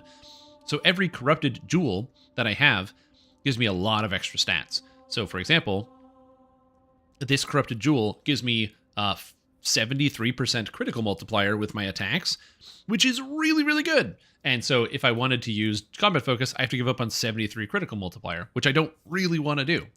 Now, another benefit of this character, these jewels are expensive right now because of everyone playing the Adorned, and everyone's trying to get this jewel and use it as much as they can because of the effect on magic jewels. However, I am Wild Strike, so I can use any damage type. It doesn't matter as long as it's just an elemental damage type. And critical multiplier with fire skills is insanely cheap. These jewels cost nothing. I bought like 20 of these and bricked most of them for like 5 chaos each. Super duper cheap because no one's playing fire. So I just bought a bunch of fire jewels because my skill is fire, cold, and lightning. So it doesn't matter which one I get. So I just buy the cheapest. And challenges, we're still working at it. I still need a bunch of things. So I'm at 24. I think I'm at, or 25. I think I'm at 25. I still need to kill Possessed Rogue Exiles. I still need to do Blighted Maps. I have 3 more to do. I still have to buy my logbooks. I didn't do that. My ultimatums, I have to find the Trial Master. I don't know where in God's name this guy is, but we'll get him eventually. So we're working at it. We're working at it bit by bit. Also, so I just basically dash around and then smash everything super fast, which is pretty satisfying. It works very well. The only things I don't like are when monsters are crit resistant, and the damage is also, it's pretty good in terms of what it can do. Hello. I've been using this for clearing out Ubers and stuff as well, which has been very satisfying. So killing a lot of the Uber bosses.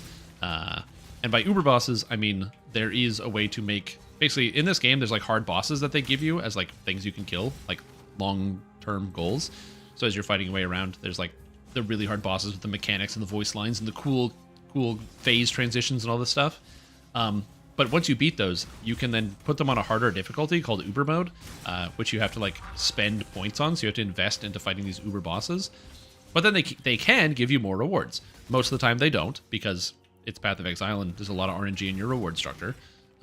But so most of the time they're not going to give you a better reward, but they can. It's technically possible. I usually hate those bubbles that like slow your speed, but I don't care about it as much here. 3 Trial Masters just today. You just get Ultimatum Scarabs and go to Wave 10. I go to Wave 10 every map. I go Wave 10 literally every single map. Scale the chains efficiently? Yeah, but then if I only did Lightning, I have to give up on 150 crit multi. And I kind of don't want to give up on 150 crit multi. Like, that's a gigantic amount of stats to have to give up.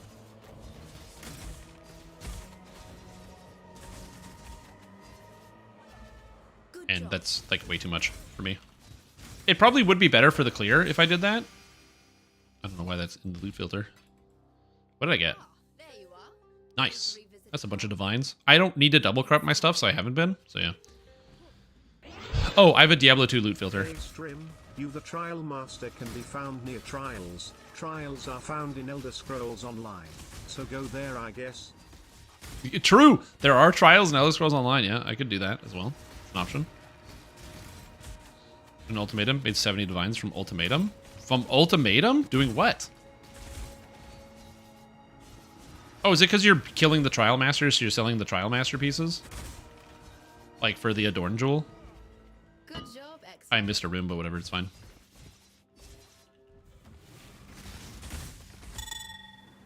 Just wondering, but yeah. Is there a note in the atlas increases the odds of fighting him? Yeah, I have it.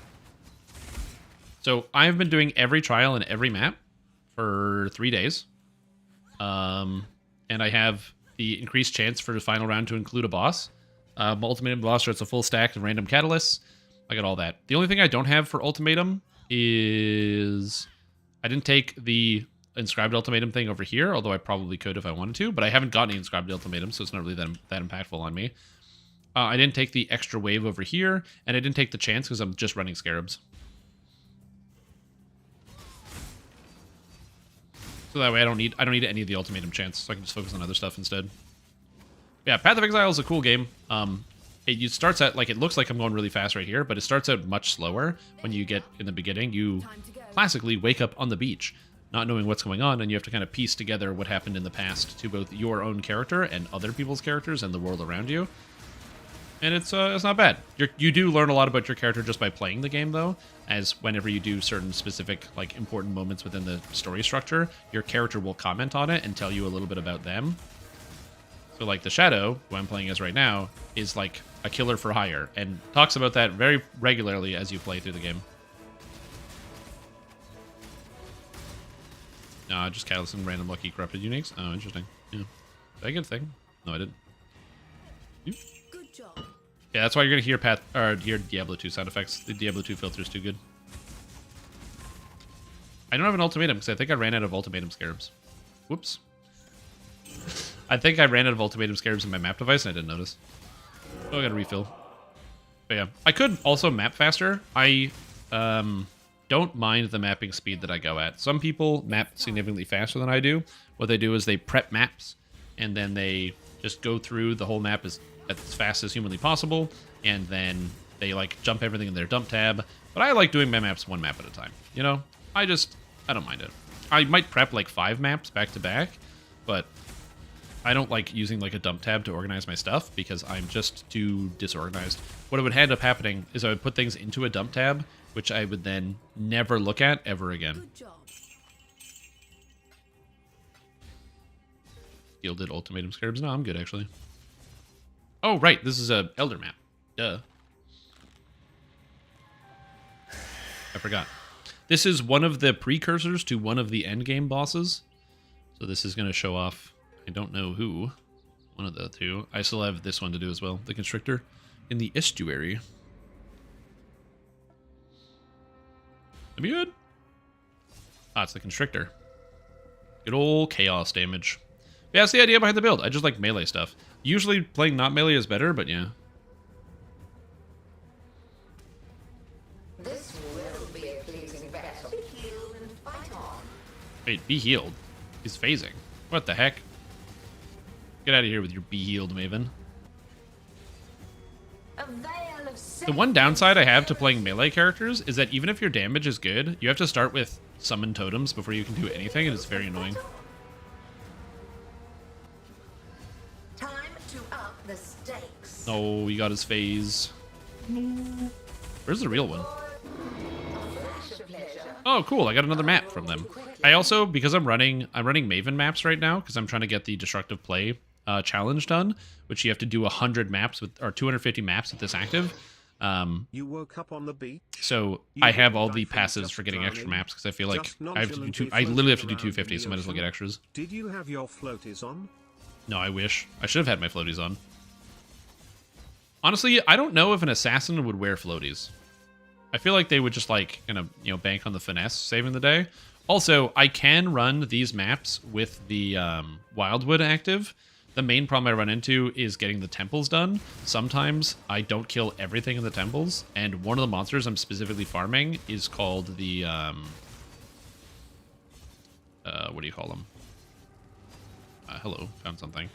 Sorry, one of the monsters I'm farming is called the Ball Flesh Merchant, and I have them specifically spawning in my maps, and I need to make sure I kill them because I put points into killing them. Hello? Wait, that's it? Oh, there it is. I was like, where's this thing? Oh, it's because the guy was on top of him. And because he drops a special card that I want, and if I don't kill him, it's like I wasted that point in my tree, so I want to make sure I'm getting him every time. Oh, blue? Damn. Well, there's blue going this way. Yellow. I'm still trying to find the Primal Huntress for the quest, because I managed to kill the King of the Mist on this character, and I didn't find the Primal Huntress. Finesse while unconscious, what a skill. Yeah. That's why he's an assassin. He's a very skilled character. Very skilled. Like that. Block. Bank everything away. I don't know what that is. Okay, so I have scarabs, I think. Ultimatum? I don't know where the ultimatums is. Okay, there we go. Grant encounters is a 2 additional rounds, additional round. I can do that, so get my more scarabs going. Yeah, it's kind of annoying. I do wish I had more of them, but what are you going to do? I'm missing something. Could I just run an additional scarab? I have lots of scarabs. I don't really want Nico, though. I don't really want... actually, I do need Tormented Spirit, so I'll take the Torment, because I still have to kill Tormented Exiles, and, yeah, so we'll get that going. Oh, I have a temple to take. I did it. Any Faithful Meeting cards? Not yet. Not yet. I did just buy them from people, so the reason why I need Fateful Meeting cards is... Actually, I'll just take this a second. I'm going to show you why I need the cards. It's because of this character. This beautiful character. It's beautiful. If you haven't seen it yet, this is my pride and joy. This is one of the characters I made this league. This is amazing. And it just really lands, you know? So this character is my Doriani's Fist character. But you'll notice that there's something special about most of the gear that I'm wearing, which is that it's all glowing. Because I'm wearing an item called the Eternity Shroud. And what this does is for every item that has this special cool glow behind it, making it a Shaper item, I get extra elemental as chaos damage. And if all of my items are Shaper items, well, I ignore enemy chaos resistance. So it's basically free damage, which is really cool. And I thought, why don't I just do that with the Doriani's Fist? There's only a few problems with this, which is that... Just like random guys plop down on a random map. What? It's not a random hideout. This is Diablo 2. You shut your mouth. This is a Diablo 2 hideout. Anyway, so the idea is to use the Doriani's Fist. The problem is this is really expensive because unique items don't drop with this special background. So I had to buy these, and these were really expensive. I had to manufacture them using a process where I got an Omen of Fortune, which is an expensive item that guarantees the next item you hit with a Chance Orb turns into a unique. And I had to Omen of Fortune my Doriani's Fist here and my Aegis Aurora to make it work for this character. However, I'm not done because I also need the last item I want to get for this build is what's it called? Rigwald's Curse or Rigwald's Crest. And what it does is it lets your main unarmed attacks critically strike. And that would be very good for my character because I'm a Berserker, so I can get the critical strike nodes out of Berserker. Where are you? I can get the crit nodes out of Berserker and go up Flawless Savagery and Blitz and be like super powerful with the Blitz charges and attack like 50 million times a second. The problem is I can't do that because my character can't critically strike until I get that item. But to get that item, usually what you could do is you could turn an item into a unique item like I did with these ones. However, it's a talisman, and talismans are these weird screwy items that you can't modify. And so the only way in the game to get the item that I want is to get Fateful Meeting cards. These ones, Fateful Meeting. I have to get these cards, and then I have to turn them in and hope that I get a 2 implicit corrupted league-specific unique, which then turns into the Rigwald's Curse. And it has the Shaper implicit or influence because it has 2 influences and there's 6. Anyway, this is my current project that I'm throwing money at for no reason.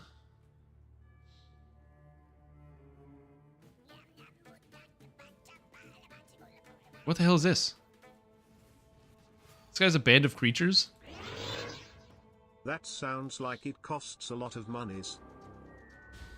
Yeah, you can get base crit through a Watcher's Eye, but going from 0 to 1% isn't great when I would much rather go from, like, I would rather get the 7% from the other one. How much is that temple? This one? I don't know. Probably like 5 divines? Yeah, it looks like something like 5.5 divines. I could probably just throw it out for sale. Why is this? What did I do here?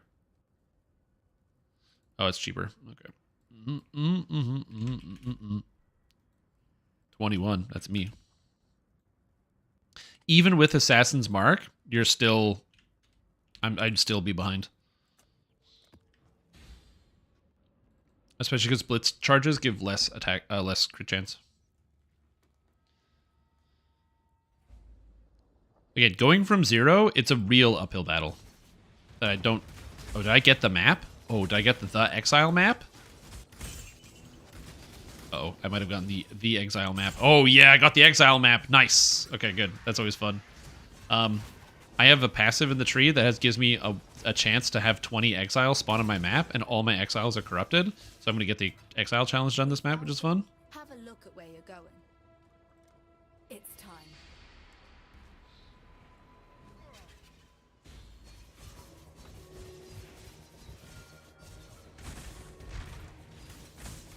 But yeah, Assassin's Mark is another way to go about it to get it done, and it's a work in progress. The character is also like pretty bad just in general because it doesn't have a lot of different things scaling for it. So it needs a lot of like flat damage. It needs a lot.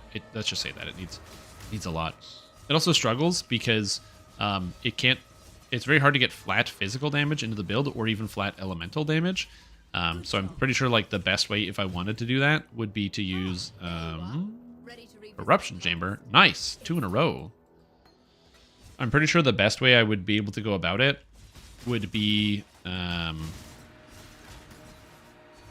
don't know, getting something like a replica Abyssus or something to get extra flat elemental damage added onto my attacks. But yeah, that's never happening.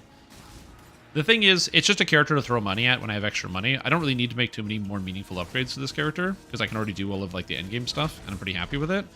So for now, I'm just going to use this character to finish off the rest of the league challenges that I need to get done. I'm going for 38 this season. I'm not going for 40 because I just don't care. So my goal is to go for 38 league challenges and do that. I have never done that before. I've never gotten as many league challenges as I have right now. I've never gotten a character level 100. For me, there's a lot of firsts, and I've been playing the game for like ever. But I've been mostly like a major casual because I just find on some level, some elements of Path of Exile seem very inaccessible in the sense of like the amount of just raw research you need is insane. And I think I've spent a lot of time also like not so much convinced, but trying to make the attempt to just like, I'll figure it out without like looking at resources. Being like, oh yeah, I'll figure out the crafting method. I'll figure out this thing. But this game is so big, it's almost like real life in the sense that you kind of need to have somebody who knows how to do something to be able to get something done. So what I mean by that is like, if you want to do work like on your house, right? For example, you want to replace your countertops in your kitchen. You're not going to do that on your own. You're going to look up a guide, or you're going to find some, like, you're going to watch several videos about it, or you're going to talk to some contractors, you're going to watch some TV shows. You're going to have to do the research, because if you're trying to replace your countertop all on your own, you're going to make mistakes. You're probably going to buy the wrong materials, types of wood. You're going to make bad cuts. Things aren't going to go together. And so you're going to end up with this, like, lumpy piece of garbage, most likely, that's not going to work. And so why wouldn't you just watch something? Well, the reason why you wouldn't even have to have that question is because if you want to work on a project like that, you've probably already consumed some sort of like relevant media. You probably thought, oh, you like watched a makeover TV show or something, or like one of the home makeover shows, and go, oh man, you know what? I have been meaning to do something to my cabinets. Maybe I could do something similar to that. And you already start like working on it from that point. Yay, I did it. Final tier of the Night Lotus boots. Let's go. So like, you know, you're already going to have that implicit beginning right there, if that makes sense. And so, for some reason, my brain was just resistant to doing that with Path of Exile, and I don't have a great reason as to why. Oh god. And so I'm taking some time to just, like, get a grip on that and be like, you know what? No, I won't. I'm good. And actually just taking the time to learn other processes and, like, watch more videos and talk to other people about it and get a little bit more familiar. It's been so much easier and also a lot more fun. Because I have... Ooh, a key. Nice. I have still been, like, doing stuff on my own, especially some of the crafts. Like, learning the recipes, but then... Or the different patterns and methods for doing these things, but then still going back and going like, okay, and so now I do this, and now what's the next step, and trying to figure it out. And I've spent a lot of money. I've probably spent, like, 80 divines just, like, losing money on bad crafts, learning the process of crafting, which is very, very nice that I have the money to be able to do that. Trickster? Yeah, I'm playing as a Trickster. Trickster with Wild Strike of Extremes. 60 divs in 4 hours running temples? Damn.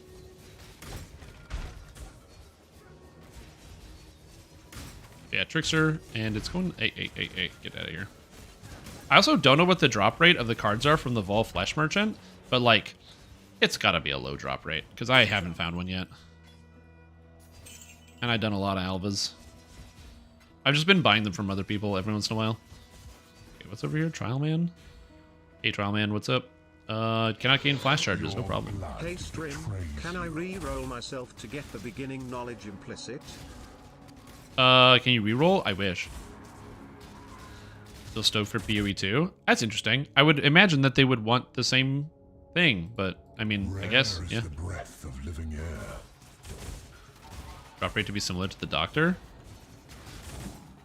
Really? They're like super cheap. Like people sell the cards for like 10 chaos. The problem is there's just not a lot of them. Contamination moves swiftly in the wind. That's the main issue. If I got my first kill or my first fight with the Trial Master here, that'd be very cool. I'd love that. Relentless assault. You know, that was actually a really bad idea because I don't have Corrupting Blood immunity because I still haven't found my last charm slot where I get immunity to bleeding while leeching, and I don't have that. And I don't gain flash charges either here because I am stupid and I picked that. So the only way for me to get rid of bleeding is my flask. So I just have to pay attention to make sure I don't get hit by the blades. Oh, I didn't pay attention. I got hit by the blades. It's fine. It's fine. Everything's good. Alright. Cooldowns take 5 times longer. No problem. Slowing of your own heart. Tries to make a sat? Yeah, it makes sense. Yeah, this is the Ultimatum League. Ultimatum. They brought it back. This was an older league. It's been gone for a very long time, and they brought it back to replace Metamorphosis. Just tell them you had... Hey, don't... It's like, should I play Path of Exile? No. You go to the casino. Go to the casino. It's faster. It's more reliable. You understand it better. Plus resistances, please. Oh, why are you slowing me? Monsters having more resistances is very, very good for me. I don't like the monster slain ones, just because I feel like they just take forever, because the monsters don't come to you. They just stand around. It's really, really annoying. Hate begets hate. I mean, it's one of them new leagues. Yes? Yeah, Ultimatum. That one just came out, right? That brand new with the old Trial Master.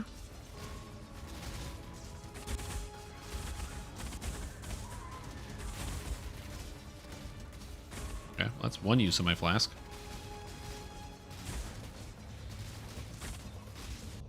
And hits cannot be evaded. I can't deal with, so we're going Blistering Cold to... Swift and cold. We Ultimatum. Kind of hate totems. Yeah, I like totems, actually, for the most part. Depending on the interactions. I have to clear these. Oh, God. This is not good for me.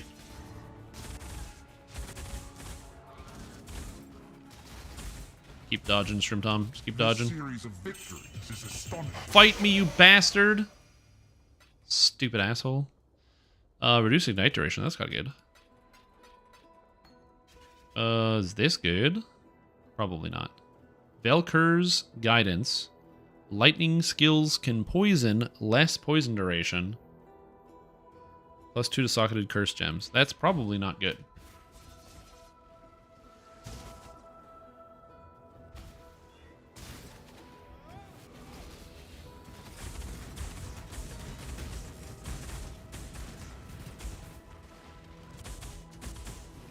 Slavery maps, 0 peer drives. I'm kind of upset about it. Yeah, I've been there. Yeah, Ultimatum, I actually like. I find Ultimatums quite fun to do, so I enjoy the actual mechanic. I'd love to fight the Trial Master at some point this year, but, you know. I'll fight him eventually.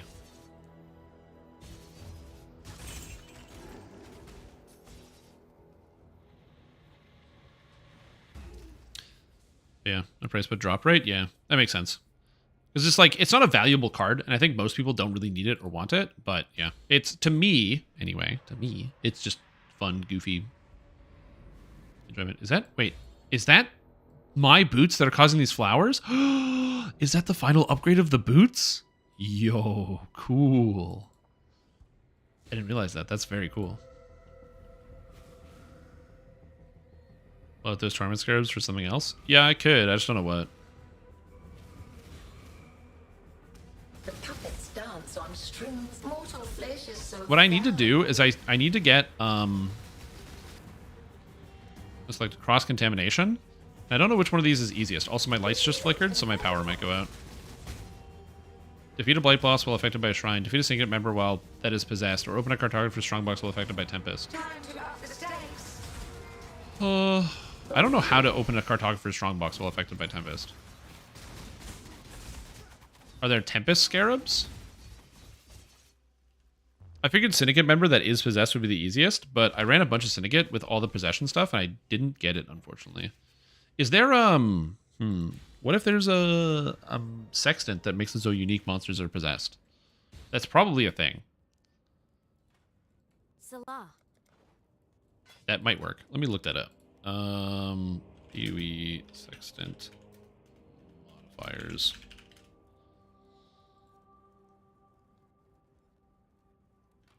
Possessed.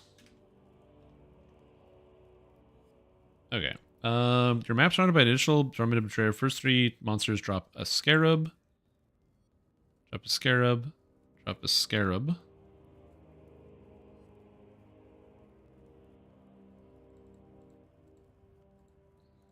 Okay, there is not anything that will force one of them to be possessed. Yeah, I gotta figure that out. I have a direct solution to that problem. Also, I got a lot of different stuff. Look at all these essences. I haven't been really using the essences for anything. So I've just been kind of like hanging on to them and then making my stash tab look all pretty and just filling her up. It's really pretty though. Definitely a big fan of the essences here. I got 2 essences of insanity, which are worth 24 chaos. I don't know what essences people are selling that's like worth a lot of money. Because I feel like I've been running all these essences. I don't need the money, but I just feel like I didn't do it previously. I'm doing it now so I can craft.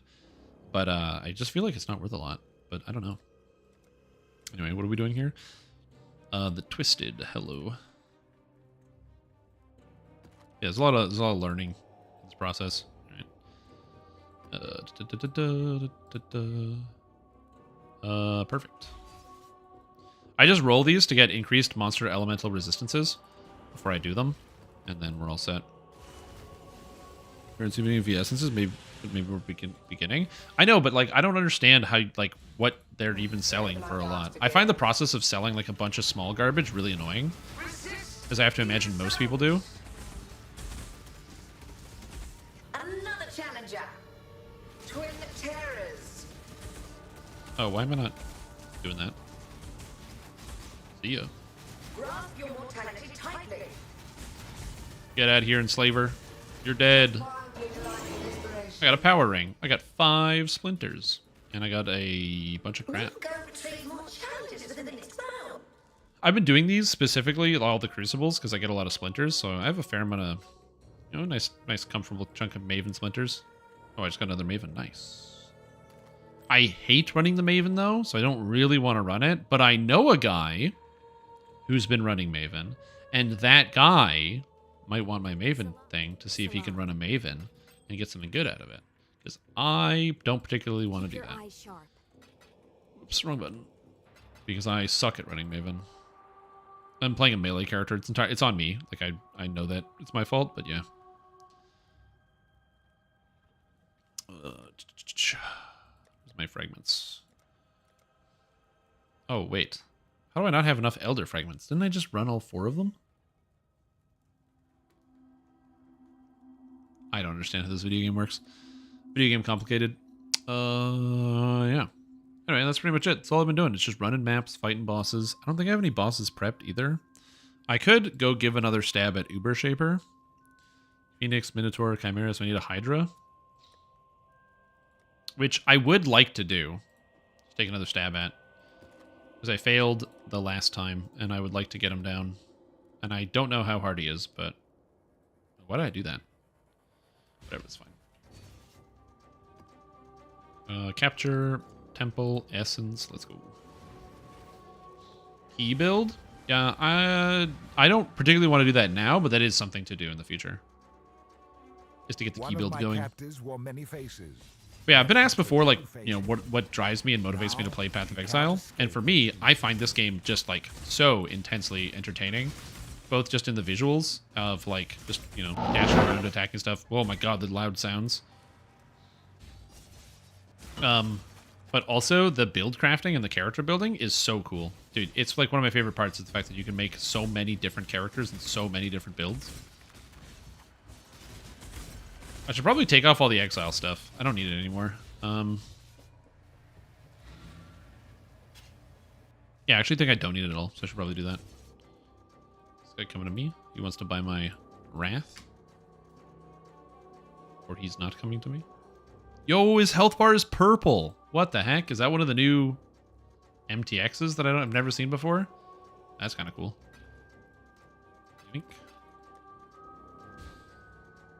I guess I don't need the Exile stuff anymore, so I can kind of cut that out. Unless, is there anything else that needs Exiles?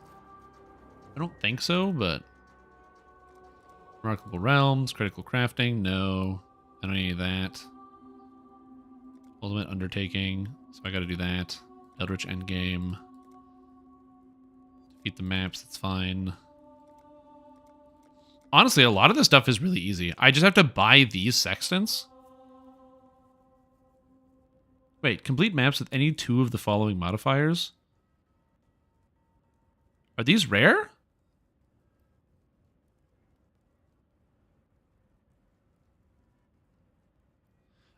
Oh, this is 4 mods. Monsters take fire, cold, lightning, and chaos damage. So I have to roll sextants until I got all 4 of these mods. These 3 mods, I got it. So it's basically just rolling sextants. Okay, I got it. That's not a big deal. This game is infinitely more complex than Dungeons & Dragons Online, but also, like, kind of simple at the same time. So, like, the complicated part is every time you level up, you get a skill point, and you spend your skill point in this skill tree. So I'm a shadow, so you can see me, and so I start here, and then I go and spend my points around. And the areas are, like, marked. So you just, like, grab the areas that you need. So you just, like, go like, oh, cool, I want, like, I don't know, health. Well, this is the health thing, so you just do that.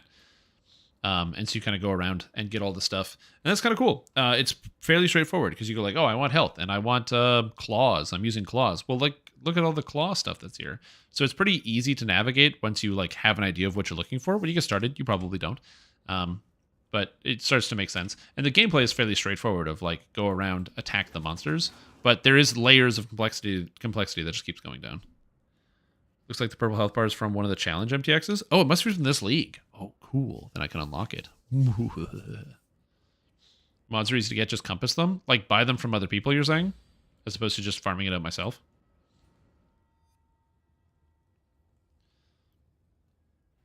Or, like, just compass each individual mod as I get it, and then throw them on the maps when I get them. I'm gonna be honest, I actually don't really know much about using sextants, because I don't usually spend a lot of time at the end game in leagues. Rolling sextants? I am, yes, when I'm normally rolling. Got it. Ah, there you are. Chest full of gems.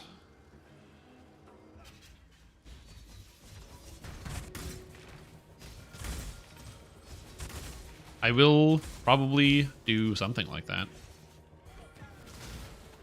Oh, my enhanced leveled up. Nice.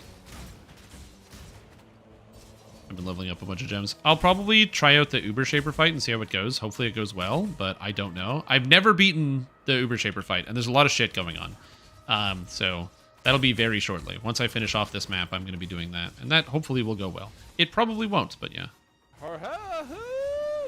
Screaming Essence of Torment was my nickname in high school.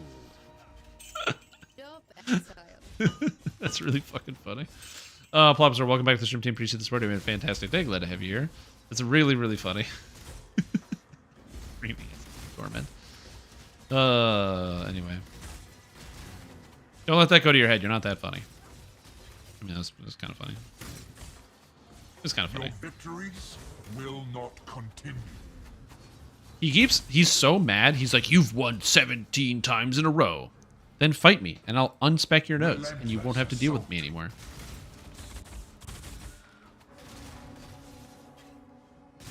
Getting shard mats to melt down. Trying to get a falchion from it. Oh, the strategy? Basically, start top down. So just write down what you need, and, like, there's no calculator, unfortunately, but start top down with what you need. So, like, look at the recipe of all the items you need, and then go from the most expensive and write down the total ingredients you need for the most expensive, and then the next set of ingredients and next set of ingredients, and then break all of those down into the base ingots, then work your way back. Craft all the base ingots, then craft in each individual piece that you need, and go from there. The flames race towards you. Oh, forgetting the mats. I'm so stupid. Yeah, just run random quests and loot all the chests. Optional chests drop the materials, just like Island of Dread drops the Isle of Dread mats. So yeah, you just do that.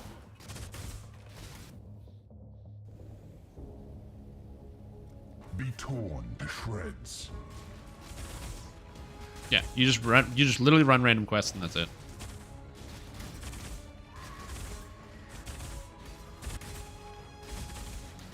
There, like, obviously, if you have the ability to open locks, there are several quests that have side chests. So, for example, at the beginning of, like, or in a Sharn Welcome, there's like 1 or 2 chests that you can just open if you have the ability to open locks and disable traps. There's a lot of, like, small optional chests that give you traps. Just do all the optionals and you'll get it. The better way, though, to get the catalysts for making any of your materials, or the best way, sorry, I should say, is to make sure you are taking the Catalyst as your Saga reward. Catalysts are the most expensive item. They require most of the materials, and they are 60 or 65% of the amount of materials you need to craft each item. So, just get your Catalyst from the Saga, and it saves you a lot of time. Totem of Costly Might causes them to take their 10% damage. Increase damage and speed. Sure, whatever. Steel and pain.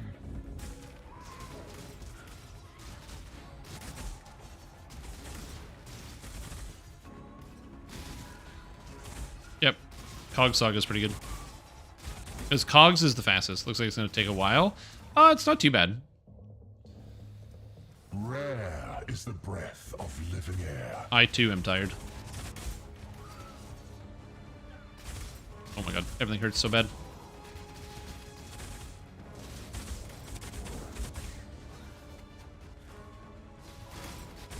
That's what they're called.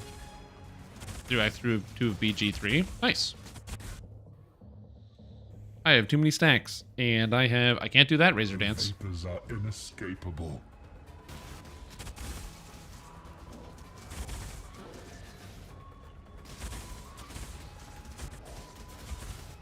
This thing is like literally invincible. Oh, it's crit resistant. I'm like, why is this ape so strong? Because it resists critical hits, and I'm crit only. That's why I want to try a degen build. Isn't my series of victories astonishing? You know, my series of victories is so astonishing, Mr. Trial Master Man. You should fight me. Then you don't have to. Rip no Trial Master? Dude, it's been no Trial Master for like a week. I got all the exiles, though. Isn't that fun? Yeah, crit resistant just means they don't take extra damage from crits. And my crit multi is not that high. It's only, 600%? So it's not really that big of a deal if they're crit resistant. Oh, another Corruption Temple. Nice. Very convenient. Got him a bunch. Now it's up to your RNG. Dude, it's my RNG. Generally, in these types of games, I am not that lucky. I'm not trying to be like, oh, I'm so poor, as I wear Mage Blood. So I recognize that, you know, sometimes things happen, but yeah, I don't know what it is, like, especially when it comes to the rates. I did finally find the King of the Mist at level 95. Doing every single Wildwood. But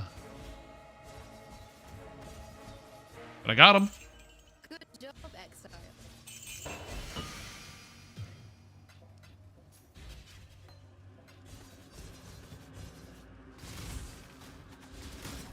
Yeah, one game I have okay luck at. Yeah, having luck in Path of Exile is very important.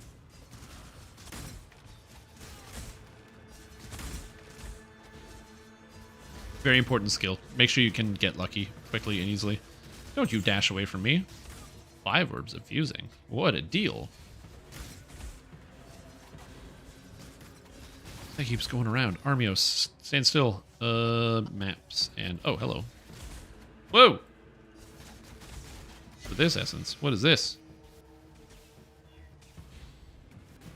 No deafenings? Rats. Scam.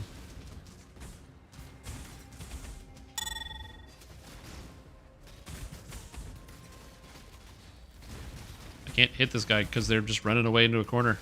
Stop running away. Thank you.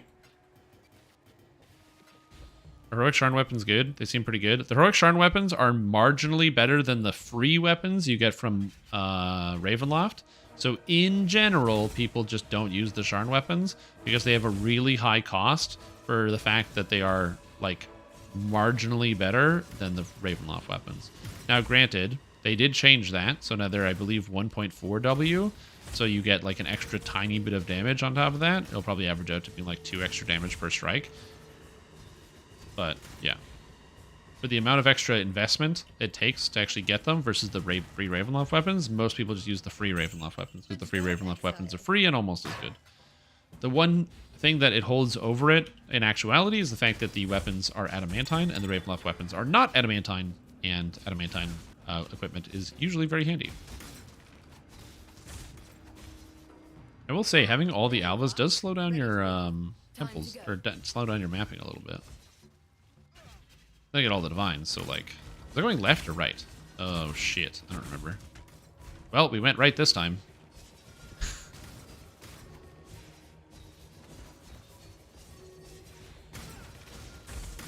Crafting a Sharn weapon. The Seranian weapons. You get a Ghost Touch weapon, or an item that has Incorporeal on it. So the common solution that people will use for dealing with Reapers is like, there's like the Ghost Waking Cloak from Giant Hold as an example, or pretty much just anything that has Ghostly or Ethereal on it will help you. So if you look up DDO wiki ghostly items, but the Ghost Waking Cloak is unbound.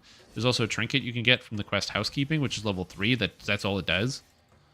The Black Opal Bracers from White Plume Mountain. A lot of that. Oh, right, it's ghosted.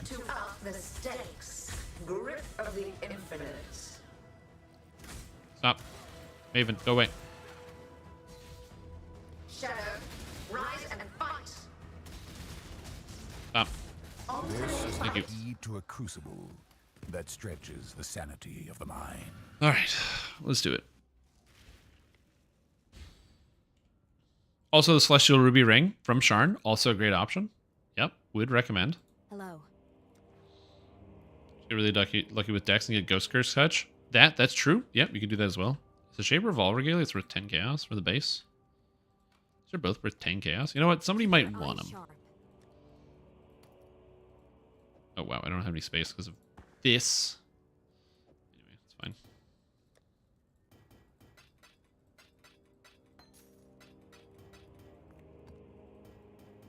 The maps. I want a Falchion. Yeah, you can get a Falchion 100%. Yeah, you can, like, it's a guaranteed way to get a Falchion. Okay, so. Ball enhance up to level 4. Oh, true, I should do that. Level 4 enhance. Well. That goes in the pile. Anyway, what was I doing? Oh, yeah. Refund passives.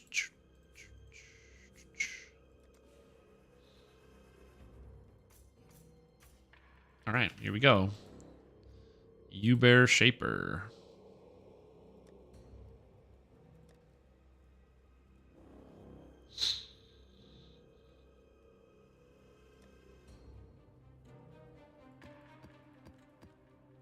This is for fire spellcasters.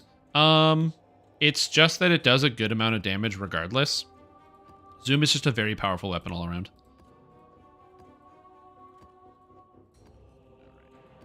No, Maven. I do not wish for Maven to be here.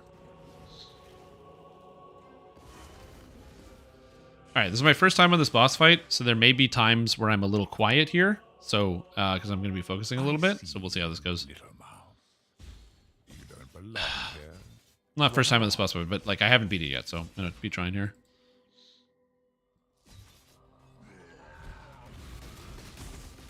Is it a better weapon than the Sharn one? Yeah, it can be. In a lot of cases, it is. Turn back, trespasser. Cease this madness. Oh, Tail of the Scorpion's also good. The thing about Zoom is that Zoom itself isn't the best weapon. It's not the worst. Like, Zoom is fine. What's really good is Epic Zoom. Epic Zoom becomes an extremely powerful weapon. Like, it's crazy good. And the reason why it's powerful is because it's an extremely high critical threat range and multiplier, making it very, very valuable.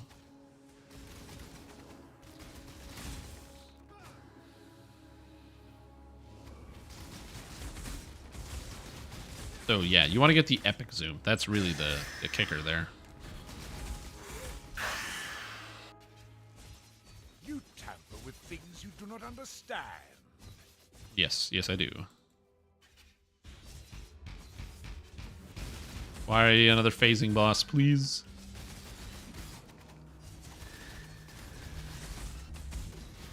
Oh, interesting. What character are you playing? Your recklessness will not go unpunished. Wait a minute. Hold on. Hold on. Zerashi, aren't you like really good at Path of Exile? Or am I... I feel like that skill should be transferable. Oh, right. War Chanter. Yeah, that's your problem. Yeah. Not commenting on that. I'm just like, I suck at Path of Exile, but I'd like to think I'm pretty good at DDO, and I was just kind of hoping it would go the other way sometimes. Maybe. I suck at this game. You've chosen to side with chaos. This is my world, and you shall obey my order. A Uber Shaper. Slam is faster. Into the beam. I'm good at this. Oh my god, triple balls, right?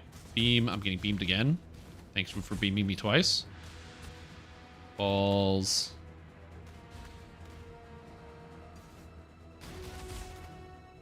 Okay, ball phase.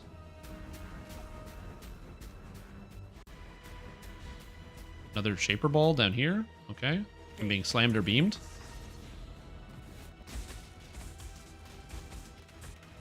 Slam.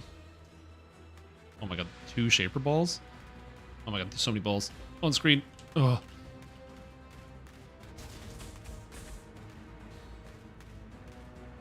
Why am I playing this as a melee, dude?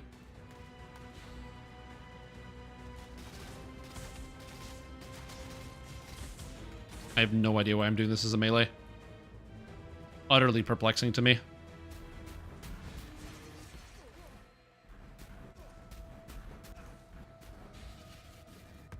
Beam, no problem. Slam. Okay, we're good. Dude, there's so many balls. I don't want to slam, put the balls there. Oh my god. Okay. Shaper ball, come here. Shaper ball, come here. I just need to make sure I don't get slammed. Another phase. Dude. I'm kind of running out of space for the balls, which is really bad. Oh, fuck.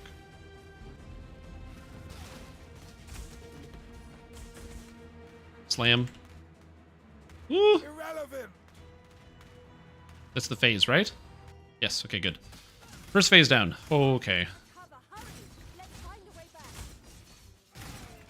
Shaper's all about ball maintenance. Dude, that... I don't know if I maintained the balls that well, but not being able to attack because I'm friggin' ranged. Yeah. It's a bit of an issue. Fortunately, I should be able to leech pretty well. I don't have to fight any of this. I can just run. Why am I not running? We got this. Obstacles destroy. Oh, good. Ball phase instantly. All right. Or I guess it's not called ball phase. It's the bullet hell phase. Beam. Hello, beam. Slam.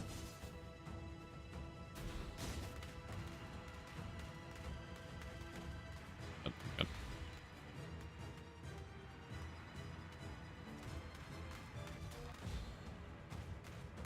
Embraced by misery. Slam.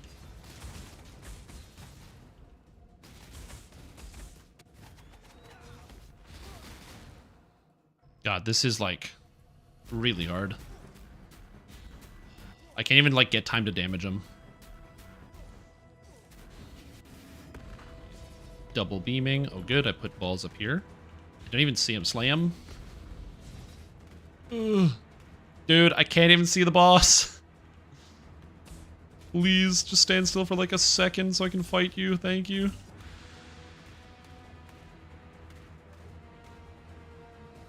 Slam.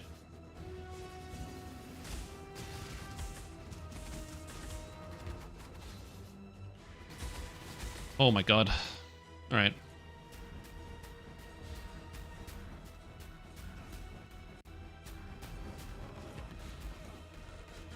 Slam. Slam. Ooh. Okay.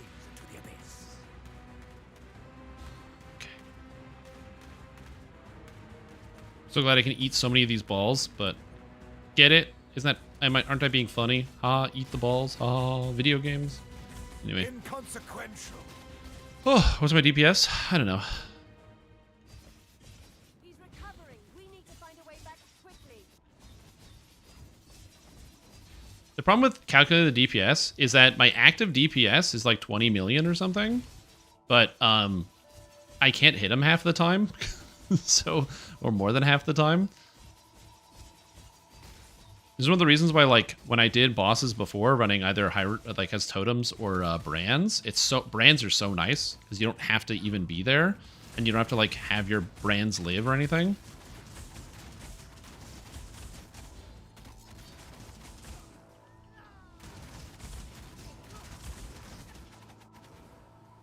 Okay. These memories are mine. I cannot lose them.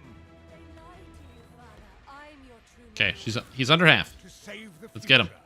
The past must be sacrificed. Oh, good. Bullet hell phase instantly. I love that.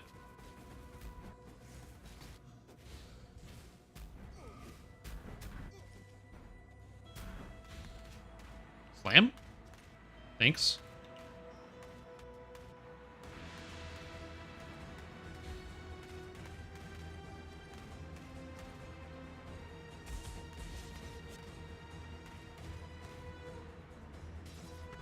Damn it. I just wanted to drop the ball somewhere. And yeah, now I'm dropping the middle. Slam. Good. Just drop the balls in the middle, whatever. It's fine. I just need to hit him. I just haven't been able to hit him. This is so fucking annoying. Oh my god. Okay, balls. Beam. Slam.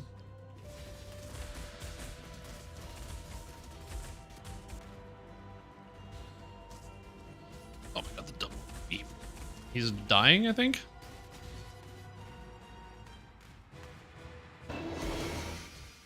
Woo! Irrelevant. And I got nothing, dude. I got nothing. Oh.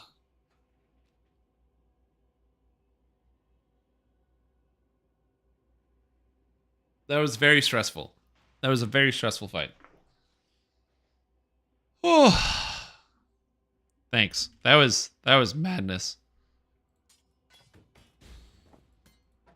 And I didn't die. I was like, oh, I don't know if I should do Uber Shaper because I'm close to my level. But then it was like, well, let's just go do it, I guess.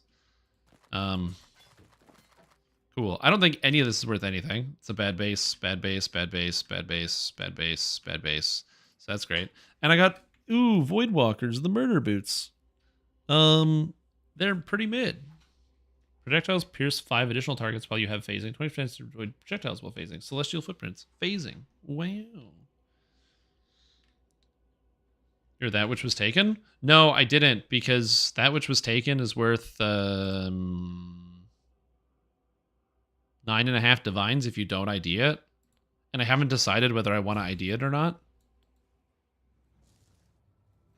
Because if I ID it, I could hit the jackpot, or I could get garbage. Ritz for the poor? Oh, yeah, the Ritz. Yeah.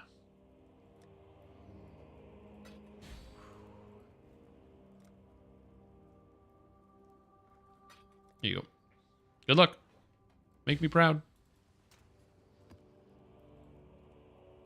Nice. The rest of the stuff is garbage. Unless there's something good on here. Any good passives? No, that's a bad item. That's a bad item. That's a bad item. That's a bad item. That's... What's the Shaper mod?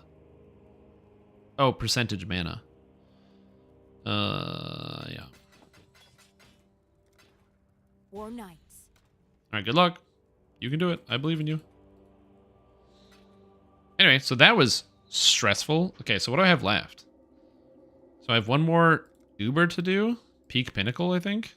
So I think I'll probably just do Searing Exarch. Wait, don't I have a Searing Exarch?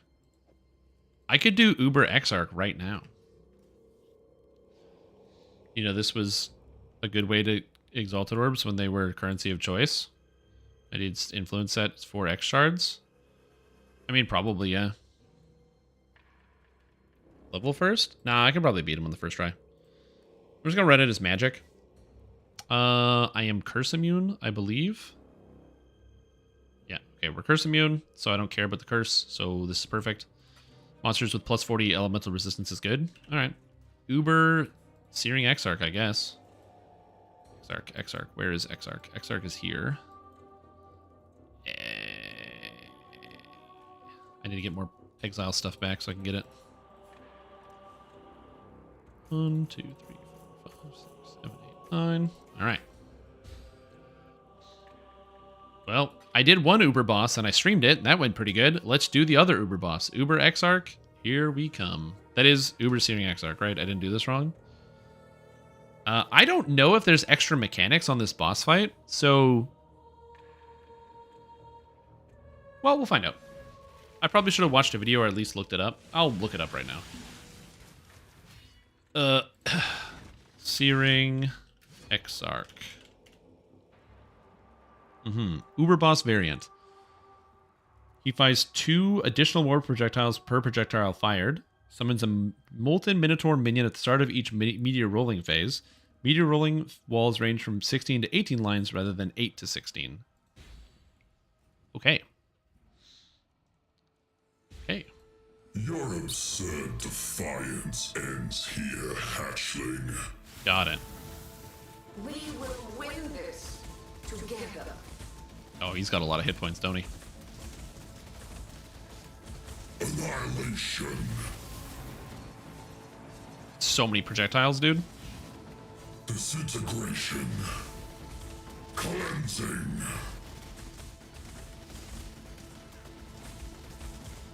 Well, at least I don't really take a lot of damage. Oh, good. You do not have the strength, hatchling. That may be, but I am not alone. Ooh, I lived! I ate a ball. And I lived. I didn't mean to return to town. Fuck, I panicked. And I clicked the wrong button. Okay, it's fine, it's fine, it's fine, it's fine. It's one death. Fine. Oh, good. Disintegration. Cleansing. Annihilation. Is that all Yo! This thing did my entire health bar in one hit? Oh, fuck, that's crazy. Okay, that thing hits really hard. Okay, pay attention. You can't just get hit by that. You have to not get hit by that slam. Incineration, I gotta get away. Okay, so the Minotaur is actually really dangerous. I thought it was just like a random ad that was summoned, but no, it's actually like, it doesn't fuck around. That slam, don't get hit by the slam. Oh, good, now there's 2 of them. This is not good. I thought this was gonna go like Eater, where I just could manage the, I can't see anything. Okay, that's not great. You got a ruby flask? Oh, true. I should use a ruby flask. That's true, because there's a lot of fire damage here. I assume almost everything is fire and physical. So that's a good idea. Yeah, this is going way poorer than I thought, but that's okay because I'm learning the fight. Okay, that's how it's working. I'm learning. Do I have a ruby flask? I see all the other colors. Oh fuck. All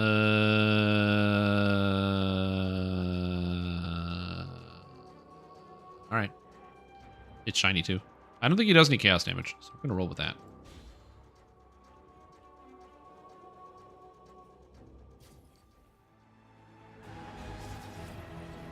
Oh, the ball phase keeps going. Of course the ball phase keeps going. Duh. Annihilation. Is that all you have, hatchling? It's mine. I also don't know if they can miss either. I feel like the Minotaurs are hitting me every time, even though I have like 84% evade chance. So I think that they have 100% hit chance, which is a bit of a problem for me. Yeah. Disintegration. Because like I'm getting hit by like every swipe from these fuckers. Move, move, move. Oh god. Cleansing. Annihilation. Incineration. Okay. I had no auras in that attempt? I thought I did. Maybe I didn't. But I thought I did. That's okay. Disintegration. Cleansing. The fires of 1,000 suns. Fuck me, dude. Oh, this is not good. Fuck. Oh. Give me my shield back, please. Oh god. Oh god. Oh god. Oh god. I can't see what's going on. This is not good. This is not good. It's actually really good. It's fine. I got lucky. Let's go. Annihilation. Oh, okay. It's fine. Everything's fine. Disintegration. Cleansing. Annihilation. Fuck! I walked into it. Fuck! Shit! Oh my god, I walked into the slam. I saw it and I just went right into it. Oh my god. Disintegration. Cleansing. Okay, just don't make any more mistakes. We're good. We're good. Just don't make any more mistakes. I'm dead. Okay, so I need to learn a lot better how to do that fight. That was very bad. That was really hard. That's way harder than the regular Exarch. Those Minotaurs are no joke. Holy shit, that was hard. Okay. Alright. Well, you know. I'll get him someday. Maybe not today, but I'll get him someday. That was very hard. I think I panic a little bit when it comes to the orb phase. You ever try? I was trying to put the totems down, but I think I just got panicky, I think, because I wasn't thinking straight. So what was happening is the totems were, what I should have done is just stayed on one side and just dropped totems in front of me so that it would have stopped the balls. But I was just a little panicky. So yeah, I feel like Eater is easier. Eater's so much easier, dude. Eater was way easier. I died, I think, twice doing Eater, but I got it down. It was like not even close to as challenging. So yeah. Much, much, much easier. All right, wheel.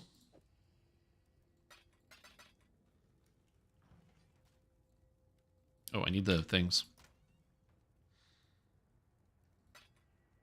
I probably need some more compasses.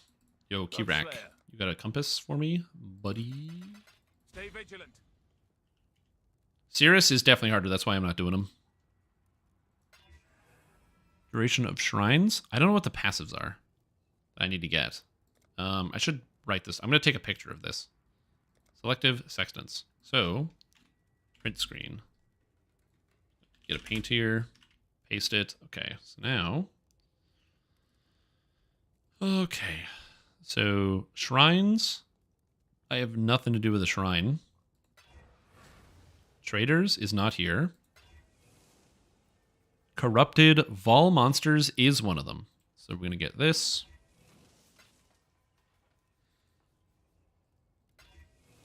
Legion encounter is not on the list. Recovery is not on the list. Remnant of corruption. Nope. Reflected damage, no. Traders, no. A blight, no. Smuggler's Cache. Blaster Instant. Resonating Shrine? Nope. Convert? Okay, that's 2. Nice. Because I imagine these probably sell well simply by the virtue of like, oh, they don't. I could just buy these sextants. I should probably just buy them then. Got another Convert. Because it's for the League Challenge. Rogue Exiles drop increased damage, they drop jewels. I should have been doing this with the Rogue Exile build. Drop a unique. Chaos damage. Okay, that's chaos damage. That's 1. Basically, I have to roll these for specific modifiers. With the goal. Quantity bonus in maps also applied a rarity bonus found. Oh, that's kind of cool. I should keep that, actually. Normal monsters have 4 additional packs. Normal maps contain... Oh, rare maps contain 4 packs of rare monsters. And that one seems just kind of good. Just keep that. 2 Vol items? No. Eco. Take chaos damage. I have chaos damage. Blight encounter. Yeah, I should just buy these.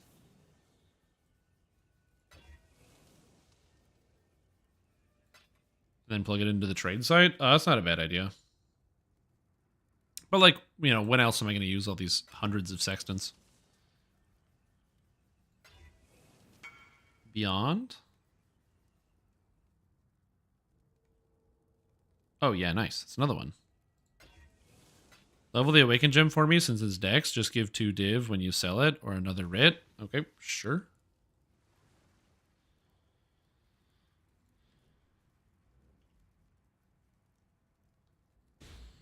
Yeah, I know the Beyond is big money. I need that for the challenge. Can't Awaken cast on crit. Nice. That's pretty sick. Yeah.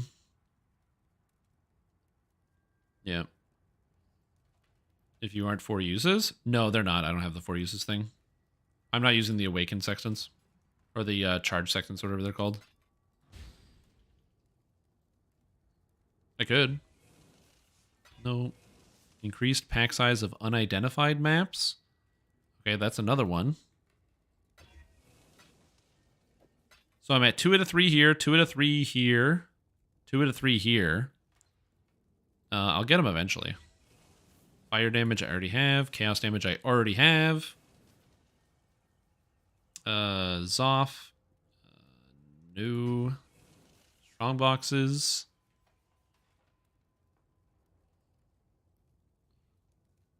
New. Legions. Like, I don't really care about spending the money because I'm just trying to finish the challenge. In theory, I could just, like, buy the sextants. But whatever. I don't really care enough. It's fine to just roll it. Man. It does feel rough to not get the increased magic pack size. Oh, baby. Okay, so this is done. So that's 1 of 3. One of them down. I'm out of things. Maven's anti-regen is very frustrating. It is very frustrating. I hate it. And I'm a melee build, so I can't even avoid it. So that's why I was like, hey, you've got the range, man. You get it. Resonating Shrine. Mysterious Harbinger. Okay, good. We're getting closer. Cluster Steers Barrels. Gloom Shrine. Fizz. Fire. Cold. I ran out of things. I didn't expect to get all of them evenly, but it's going pretty good. Thanks. Give me some more things, Kirek. Okay, so now we get this off of here. So then that's Chaos, Fire, Cold, and Magic, Unidentified, and Beyond.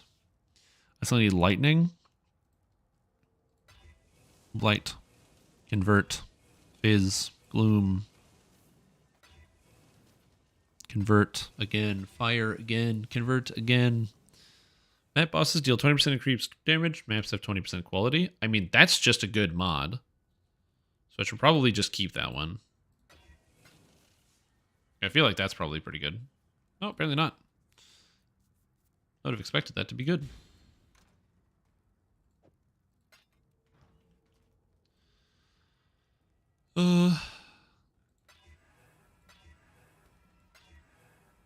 Sure, I'll leave that. I'm gonna have to run maps later.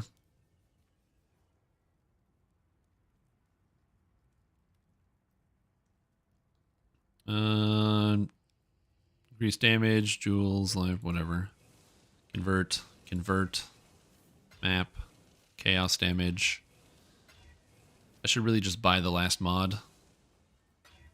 But I'm stubborn. Got it. Done. Cool. So now I just have to do this and then this. So I just got to do these compasses. And these compasses I can do whatever I want with. And so same with this one. Okay. It's not good if you're already chiseling your maps. Oh, 20 quantity is... Oh, 20 quality. Oh, your maps have 20 quality. I did not read that mod. I thought it was your maps have 20 extra. I just read that as 20 quantity. I was doing some skimming. Plus it's late. I'm tired. Ultimatum sucks. Send me a message. I'm finally done crafting sheet a bunch of levels now. Grim Song Opal Scepter. I mean, that looks kind of good. I feel like I've seen this already. 52 intelligence, an abyssal socket, 44 strength, mana, movement speed, avoid being chilled, avoid being frozen, and 1 max fire res. That's not bad. 2 deathless Uber Mavens. Nice. Congrats, dude. Okay, so what do I got here? Okay, so now just got to prep these, so these are done. And then I can give these to somebody else in case they need them for the challenge. LFG, then I'm doing the 4th quest in Chain 1 of Sharn. Oh, just number it. So, like, I do a slash. So I'll just be like... So if 4th quest would probably be, like, same old song and dance. So I would just do, like, Sharn 1, and then a comma, and then 4 to 5. You can also put, obviously, the quest in the title. Like, when you select the quest in terms of which one you're doing. You can just throw that in the top there. Top line.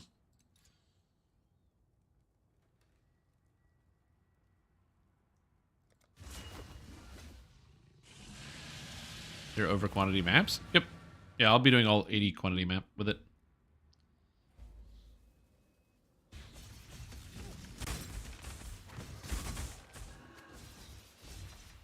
What is this? Crystal ore. Oh my god. Yeah, when in doubt, just shove the quest name in. Sometimes you can even just hand type in the quest name, which also helps.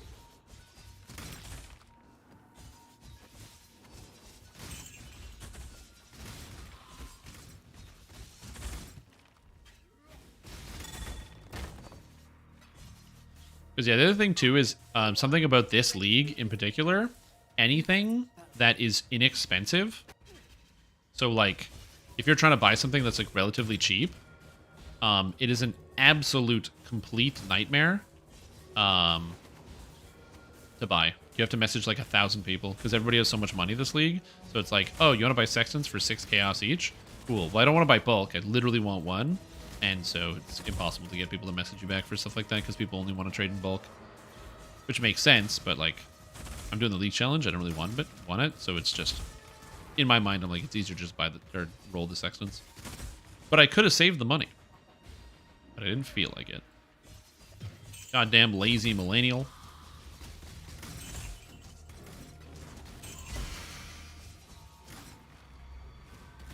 Ghost, eh? Now there's 2 ghosted monsters. Now I get twice as much money.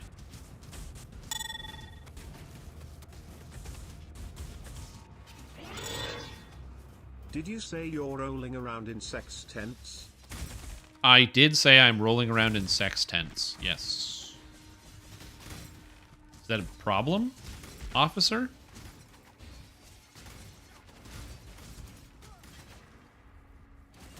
Being done by bots like Currency? There's sometimes it's not Currency bots that are running everything. Only the Currency bots are only working some of the time as well. I've said this before and I'll say it again. I don't support botting in video games, and video games that require botting to function, there's definitely something that kind of takes something out of that. So for example, like, I love Asheron's Call. I got an Asheron's Call tattoo, but the fact that botting was such a heavy element of it, where people would have these like buff bots that would stand in town, and they would cast 4-hour-long buffs on you, so you could go get your 4-hour-long buffs and go quest.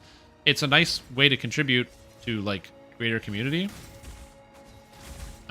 But it is a, you know, obviously, it's not great when bots are kind of, like, required for a video game to function or to feel good. Like, that's where the developers should step in and make some changes.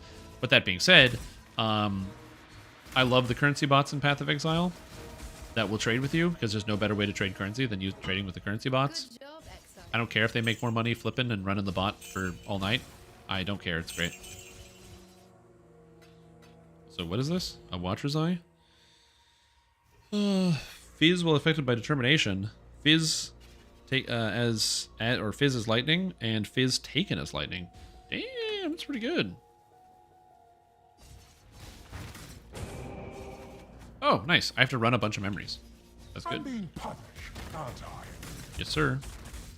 What are the map mods on this? Oh, everything's super tanky. I forgot I ran all the sextants on this. All right, Mr. Trial Man. Lightning gives little warning. Oh. Here are those sextants.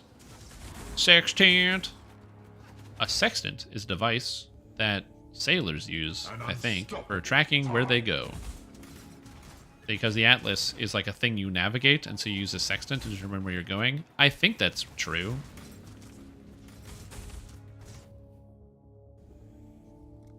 Thunder and lightning abound. But I don't know enough about sailing to really understand the use of sextants or nautical structure. You know, I could learn something about nautical terms and stuff if I decided to play like New World or something, because that one's all about boats and sailing, I think. I don't know. I played like the intro of it. I do own New World. I didn't buy any of the expansion content, but I did buy it because I was like, yeah, I'll play it at some point. And I just got distracted. I started playing Guild Wars 2 a little bit, you know, good time, and then didn't go to play New World. It's like V2 Protractor. Ah, it's the next level of Protractor. I gotcha. Can't even swim in New World? Yeah, but why, you don't need to swim. They have boats. Why would I want to swim? Are you telling me that these Spanish conquistadors drove these boats all the way across the ocean to swim in the water? I don't think so. The queen spent, or king, or whoever, spent a lot of money on these boats. What if you fall out of the boat? Skill issue right there. Stay in the boat. Sounds like a skill issue right there. Look, somebody goes overboard, there's nothing we can do. Everyone stay on the boat. Yeah, like, what if you fall off the boat? Well, you don't, you know, dodge. Your blood, you know, it's like when I'm doing content, I can't beat it, and someone's like, and I'm like, man, how do I get through this? And somebody says, oh, well, just don't get hit. Yeah, don't get hit. Don't fall off the ship. Get a rope, tie it to your like leg or something, or like right around your middle, and then tie it to somewhere on the boat, so you're fine. I don't know, dude. I don't even drive boats, and I can do this. I live in Arizona. Yeah, exactly. Steel and pain. Yeah, exactly. It's just a statement. Oh, man overboard. Oh, yeah, we got another. Someone's in the water again. Help, there's sharks. Yep, nothing we can do. Please lower the ladder. Nope, nothing we can do. That's a lot of mean stat. Frenzy charges? Whatever. The sun is setting. Yeah, literally. Doing content for New World? Yeah, so New World, I don't know if it made necessarily a comeback, but they are continuing to develop the game. From what I've heard from people, the newer content isn't that bad. However, it doesn't really like address or solve most of the problems that New World had upon release, which is the main issue. And so they're still working out some of the digging themselves out of a pit.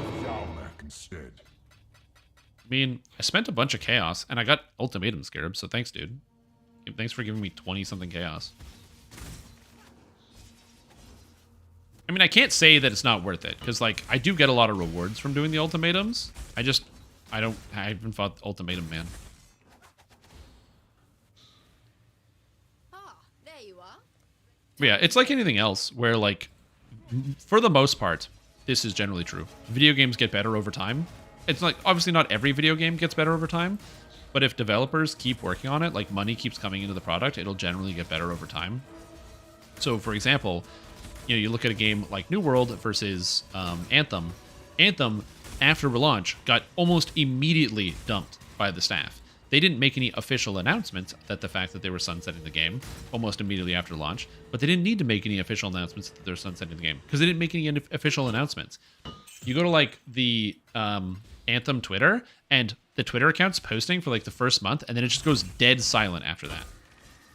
A month into the game's release. Like, it was brutal. So it's like, you know, they're not actively developing or working on this product, and that makes sense, and everybody can see it. But when it comes to the, you know, something like New World, Amazon is still developing it. Their social medias are still active. There's still people doing stuff. So is the game good? But they are working on it. So presumably the game will get better over time. How much better and how much faster, I don't know. But my general rule of thumb is that when a new MMORPG comes out, you give it a year, and then you play it. Because MMORPGs are bad in their first year, all of them. There's no exceptions to that rule. With my personal exception, or the thing that I'm going to assume will be good upon release, is Riot Games' MMO whenever it comes out. Good job, Exile. Because Riot Games, for the most part, is pretty successful when it comes to making copies of other people's games. And they are going to be copying the MMO formula, so I wouldn't be surprised if the Riot Games MMO is quite good. Why did you have to go this way? Why are we going left to right in the cave, huh? Why did we go the other way down the cave? Why are we doing this? Huh?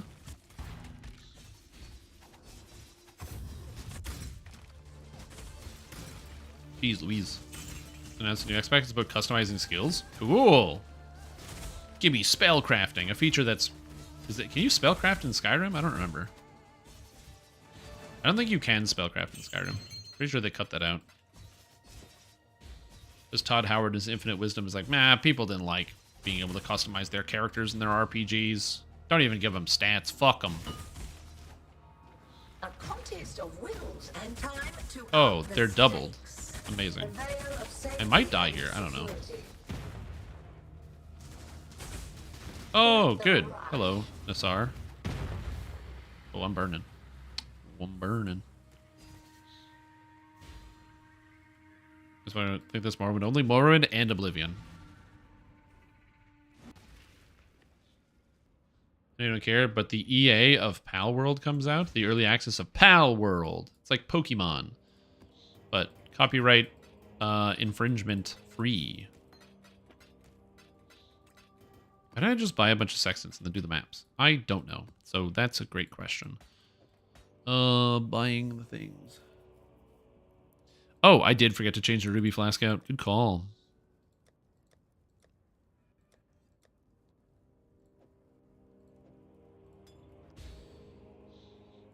Long day. The job never ends. Godslayer.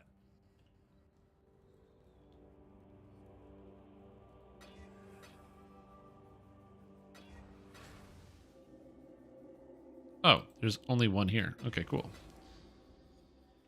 How's the trail? Got my eye on you. Does anyone else need this challenge? For the chaos, fire, cold, and lightning? Because if so, I can re-give you the sextants back. If anybody is watching and they need it after I'm done with it. So that way you have it and you can do it right away. If not, it doesn't really matter. I'm going to keep the thing. Give me a jungle valley, please. Ooh.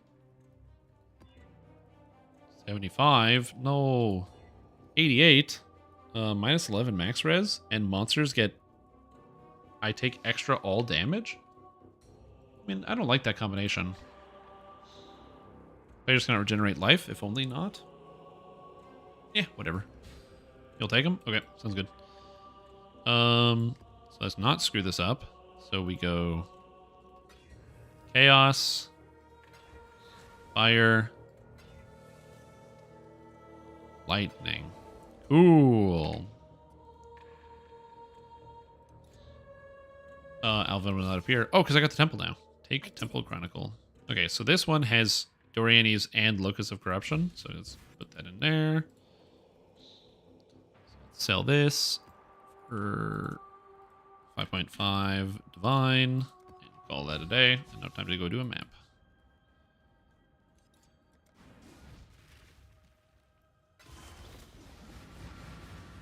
So I have to complete this map and then I'll get it. And then I'll give the sextants to you. I guess technically you could just come and complete the map if you want. And get credit if you're not busy. And by complete the map, just like get the boss skill. I don't know if that counts for everybody that's in the map. I don't know how that works. If it has to be your atlas. I don't know. That's a lot of area of effect. Also, I need to spend 10 more points on my atlas, and I don't know where to do that. Also, I watched a video of like people hitting the chambers or whatever. Like re-rolling their chambers and their maps. Blowing my mind. Completion up for map regardless of host. Oh, okay, cool. Sweet. Then yeah, we can just run to the end and get the thing.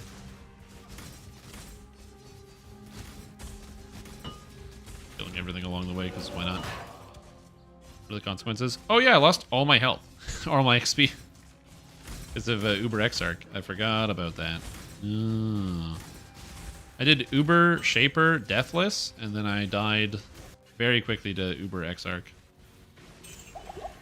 I don't know if I can get these ghosts to go into the boss. Well, I can't do it now.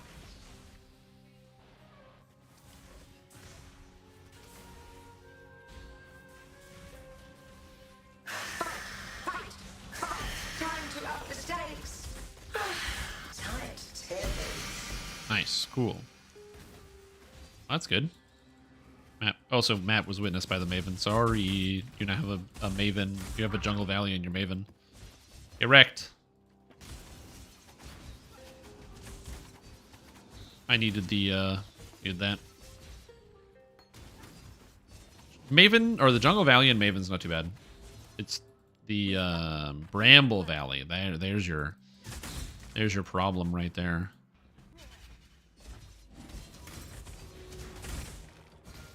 And I'm going to box up these sextants and just run the other one, I think. So I have them both done right away. Just get the challenge done. I don't have to think about it. I should, in theory, just be using sextants like all the time to get extra pack size and stuff. I just kind of forget about it. I forget that that's even a mechanic. I feel like it's something that should be easier to access. The cumbersome nature of opening up the atlas and then scrolling to the bottom and then getting your sextants out, and I have to overlay the menus. Because if I open inventory first and then I open the atlas panel, it doesn't work. I gotta open the atlas panel, then the inventory panel. Ugh. Good job. Thanks. Oh, there you are. Oh. Good job. Thank you. I do feel like I did a good job. Ready about the ghosts? No, it's all good. I don't really care about the ghosts. I only have them on here because I'm trying to get the challenge of ghosting my syndicate, and it's like the worst. I just want you to get ghosted, please, please. I like the way they did it though. So for those of you that don't play Path of Exile, you might see these like green ghosts. Actually, you probably, if you don't play Path of Exile, you'll never even understand it. But see, like this guy is here. He's got like a thing around him, and it says Cutthroat's Grip in green under his name. That's basically Path of Exile's version of treasure goblins. When they did the Torment League, which is where those ghosts, that whole effect comes from, was one of their challenge leagues. They were like, how do we make treasure goblins from Diablo, but in Path of Exile? And their solution were the ghosts. So the tormented spirits, when they aggro,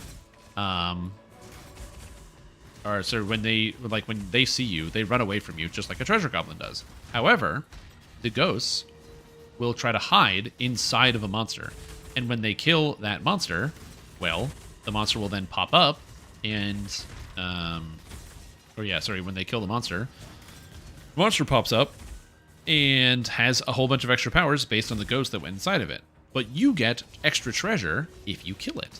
So it's like a risk reward. You got to chase the ghosts into the monsters, like this Cutthroat's Grip, and then I get extra stuff because the Cutthroat's Grip went into it.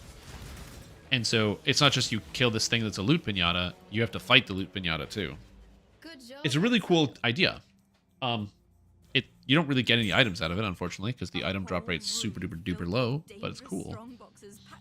Horde of Sealed Death, perfect. I actually need that. One of the challenges is opening a Cartographer's Strongbox while affected by a Tempest, and I have the Strongbox in there. Aberath touched? Wow. So I gotta get both those at the same time, and I believe I can do that in there. This time, you will finally lose. Yeah, dude. This time I will finally lose. Oh, survival? I love survival with this character, because it's just like, wee. Just run in a circle. Good drinking water time. Your thoughts crackle with pain. Thanks. I also hope I get all the loot I'm looking for. I technically don't need the loot. I just need to finish the challenges, then I'm basically done with Path of Exile for the League. The challenges take a long time to get done, but, you know, it's cool. Your blood betrays you. Hang out. Fastest way to do that one is probably in the temple. Yeah, that's what I'm thinking. Because it doesn't matter what Tempest. I'm pretty sure it's just a Tempest. You shall suffer your own bile.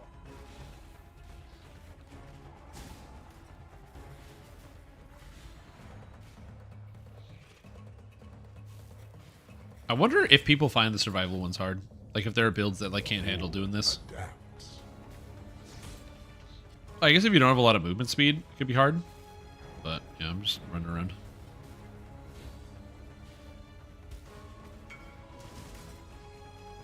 The guy wants to buy my Chronicle of Atzoatl.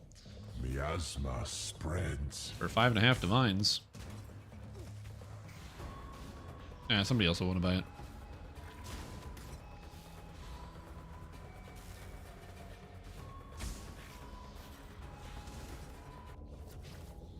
Stormcaller runes, sure thing. Gives little warning. Sounds good.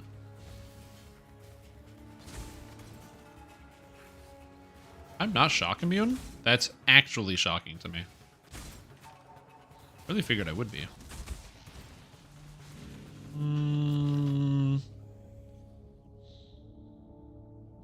Well. Lightning always strikes twice. Interesting.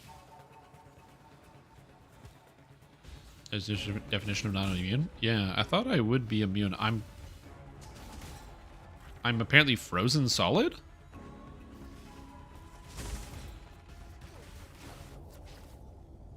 Also, those go real fast. I did not realize that. Inescapable.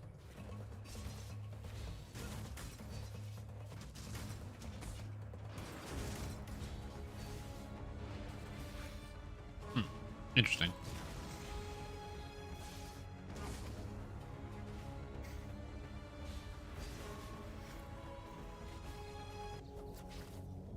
Round 10. Totem of Costly Might sounds kind of good. I'll take the Cloud, though. Oh, I didn't even notice. I got a Divine.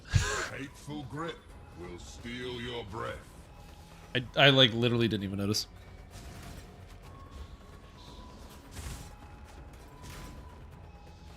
That's funny. Good old ultimatum. Go, ultimatum. Get those mechanics. Get them. How do you keep winning? I keep winning because you won't fight me, trial man. That's how I keep winning. What a loser. How do you keep beating me at the video game, says trial man. I'm not a chump. Okay, is it because... Defense. Freeze avoid, chill avoid. Am I not using a storm shroud?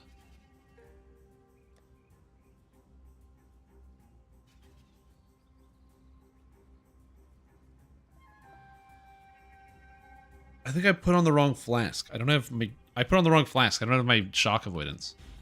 Okay. It's making so much more sense now. Do I need Vinctars? No, I'm good. The only one I need is Doriani's Machinarium, and it's like 7 Divines. Yeah, there it is. There we go. 100% chance to avoid these things. I'm like, how am I getting shocked? I don't understand. But yeah, that's all I need. I figured we could all run it together because it's really expensive and, you know, makes more sense. I don't know how hard it is, but...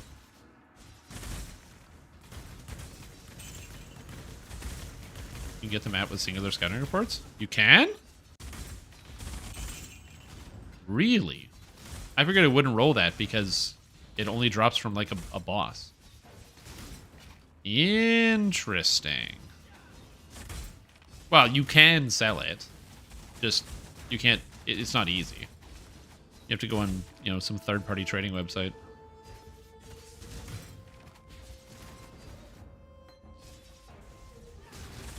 Whee! Ooh, sacrifice at noon. Nice.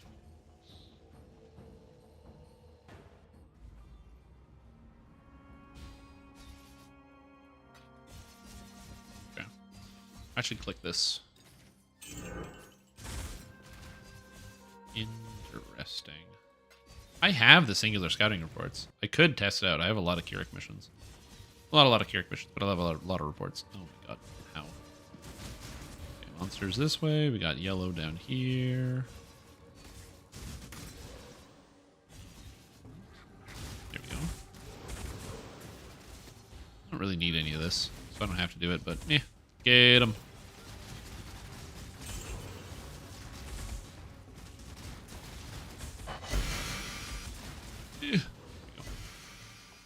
So that's this way, and then there's purple and yellow here. Wisp, Duration. Yellow is going to be going up here. Morning Sisters, okay. So this is to the right, so we go up here. Okay. And blue is this way. Good. No, I need the NPC. I need the Primal Huntress, you bastards. For those that don't know how the Wildwood works, if you're getting started this league and you want to know how that goes, basically the area, all of the, there's like 4, every time you load in the Wildwood, there's 4 events. So I can actually draw it because I have the space here, but, and delete. So basically the way the area is designed is like, it's like a big forest. So the area is like this big forest, and then there's like trees all over the place, but you're going to have like 4 different like events that are going on. So you have like an event that's like here, an event that's like here, an event that's like here, and an event that's like here. But the trick is that you never know where you're going to spawn. So what happens is you might spawn in, like, let's say you spawn in like here, right? You might go left and hit a wall and be like, okay, that's wall. And then you go down, and then all of a sudden, boom, you found first events. You found event number 1. Cool.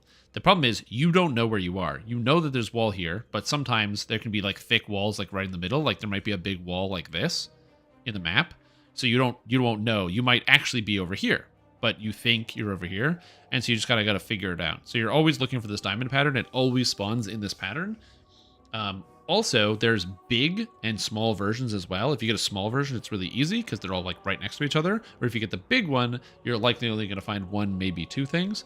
And so, yeah, it's weird for navigating, but it's not too terrible.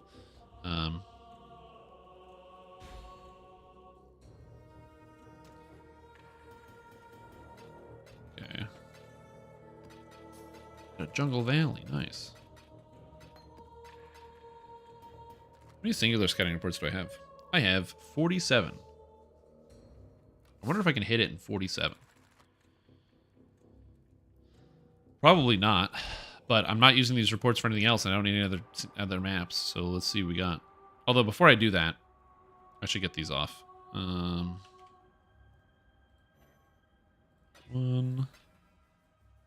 2, 3... Okay, it's done. Okay. Keurig mission. So we just do that. Death and taxes. It's Eries. No. No. No. There's a Baron map, which I'm probably just going to run, because that's pretty good, so I'll take it. No downside there. Because you got to do 100 Elder Slayer maps or whatever, or Elder Slayer, like basically boss maps. And so, might as well get the extra completion here. Zoom. I could clear the whole thing, I just don't really feel like it. The Keurig map, I just want to get the mission done.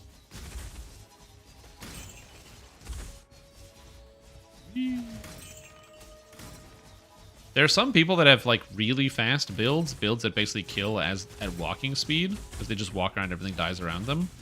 And those builds are fun. It's definitely something I would love to try to do in the future, just not something that I'm currently doing right now. I have thought about in the future, there's a really neat Herald of Thunder build that, what are the mods in this map? This guy's crushing me.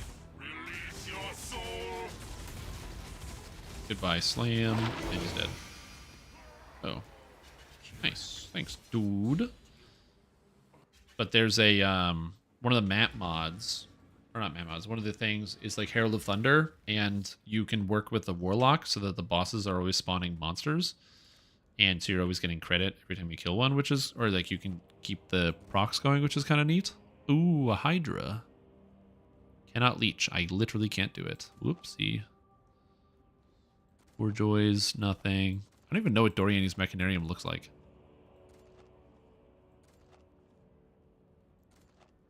Kill my Uber Cirrus? Maybe. Ooh, Veritania. I know the... No, it doesn't have to be for the unique maps. It doesn't have to be witnessed by Maven. You just have to beat it.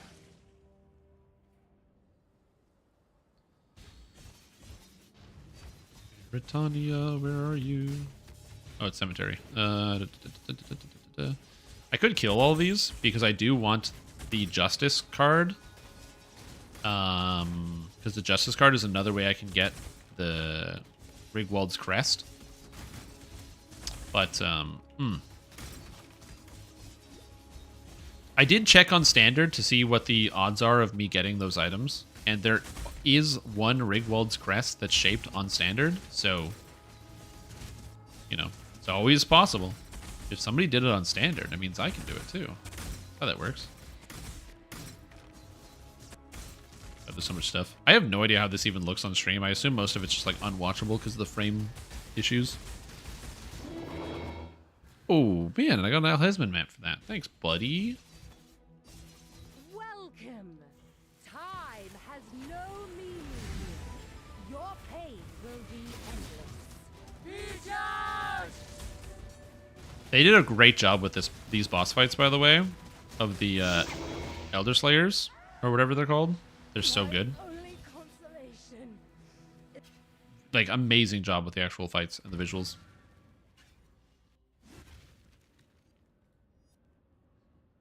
Yep.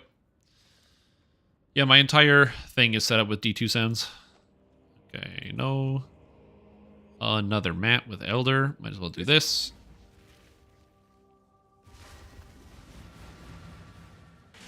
Kirik is selling between missions. Oh, does Kirik sell? Can he sell the map? Oh, yeah, Delirium. Nice.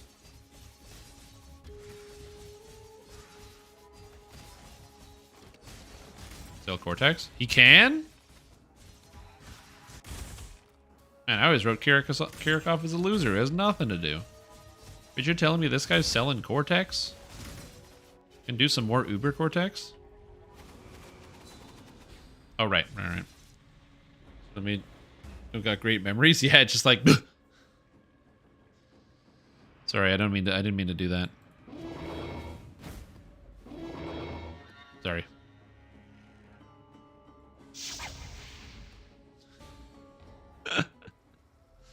Are my orders off? No.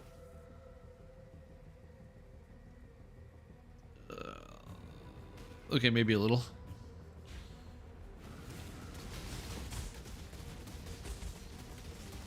Look, I'm tired. It's been a long day.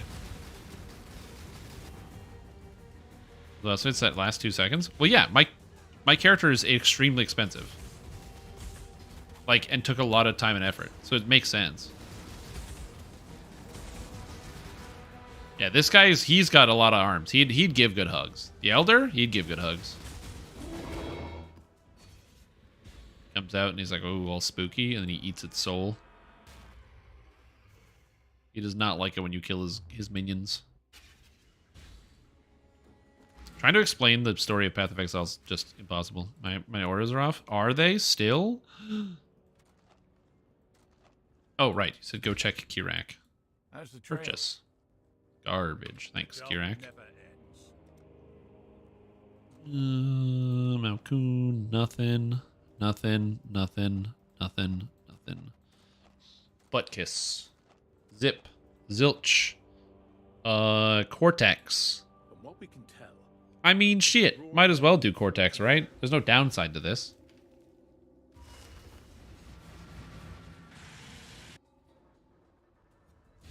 Is there anything good here? Increased chance to drop a unique item. Increased rarity of items dropped by synthesized monsters. So there's a lot of uniques that are going to drop out of here. Look at all those uniques that are dropping, kids. I don't know if I'm going to get a lot of shit for this, but I really enjoyed the Synthesis League. That was, like, definitely one of the better leagues in this game. I really enjoyed the league mechanic of, like, putting the pieces together and navigating through the synthesis area. I thought it was really unique and interesting. And they really went hard on the story and tried to connect Venarius to, like, the actual Path of Exile, like, storyline and fit him in as, you know, the catalyst behind the map device's creation. And they play on the whole memory bit, which has to do with the Shaper's memory. And they did a really good job with that. It was tied in really well. Great league. A lot of people hated it, though, because you had to, like, basically play Carcassonne in between each map. Your DPS insane. What is your DPS if you had to, like, guess at it? What secrets are you hiding in that murderous mind of yours? Let's find out. Valdo had some ingenious designs hidden in his memories. Like, it might be like, who's Valdo? Valdo's like, you know, yeah, I got the puzzle box, but who's that belong to? What the heck is this? Well, this guy's talking about Valdo. Valdo's designs are flawless. Who's Valdo? The Shaper. Which you might not know, but yeah, Valdo, or the Shaper, as he's also known, Valdo Caesarius, father of Zana. Uber Maven phases in 2 seconds.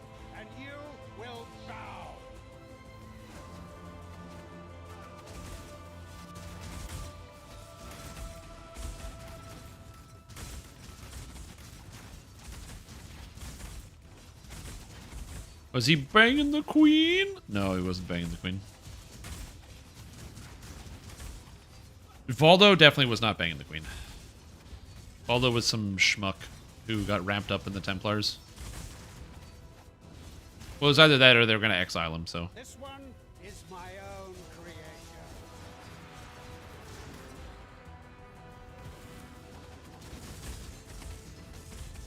Raycast needs Yep. me. That came from. Face your destruction. Was Doriani's lover? No. Doriani worked for Adziri, kind of. No, impossible. Goodbye. Give me my rewards from Cortex. Thank you. This will never be over. I will unify humanity. Thank you. All right.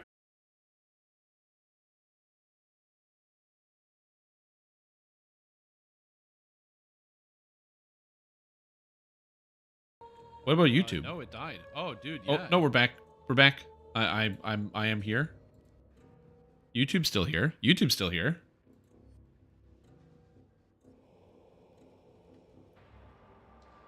Yeah, YouTube is still here, so I don't know. Yeah.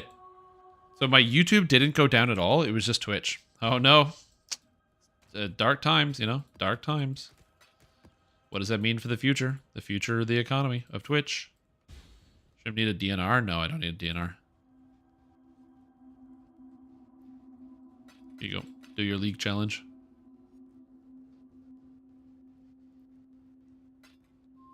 You don't want this for the league challenge? Okay. Well, somebody can take it and use it for their league challenge. Twitch, no. Yeah. Already done? Okay, then why are you in my hideout? What are you doing here? Why have you stepped into such a sacred place as Diablo 2? Blessings. You come into the rogue encampment bearing what? An offering? Or do you simply want to show me the size of your circle? It's a pretty big AoE. I have to assume that this character does like 80 billion DPS at this point. But I also don't really know. That looks like a lot of auras, though. That's a pretty big AoE. It is impressive. I'm not gonna lie. What's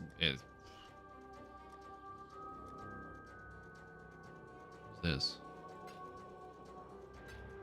You need levels? Oh. Are you telling me you want to tag along on my map?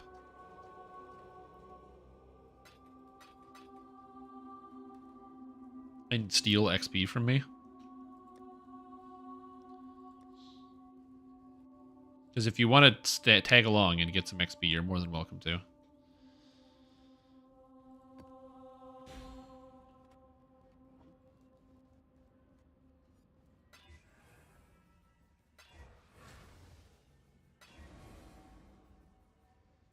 Maybe you're just going to do a bunch of cowards trials? I mean, it's honestly a good option for a coward like you. You know, just went for people that are cowardly. Doing a coward's trial. Wait, is that a whirlwind? Or a cyclone? That's crazy. Why would you cyclone? Is that cast on crit? Is that cast while channeling? What are we casting while we're channeling?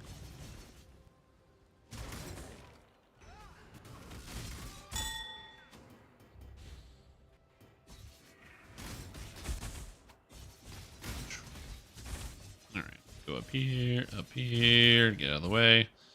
I already know the winner. Time to up the stakes. I have to wait for the monsters to spawn.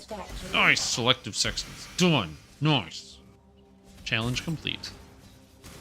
That's while channeling Frostblink. Oh, so you like literally hold down right click and your character blinks onto all the monsters. You don't even have to do anything because it just is going to auto blink in the right direction.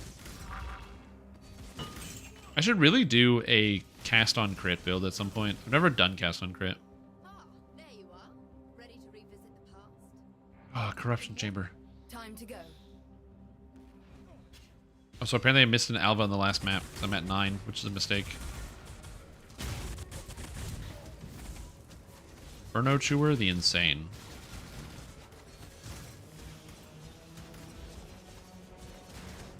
Oh, this is a Beyond map. Duh.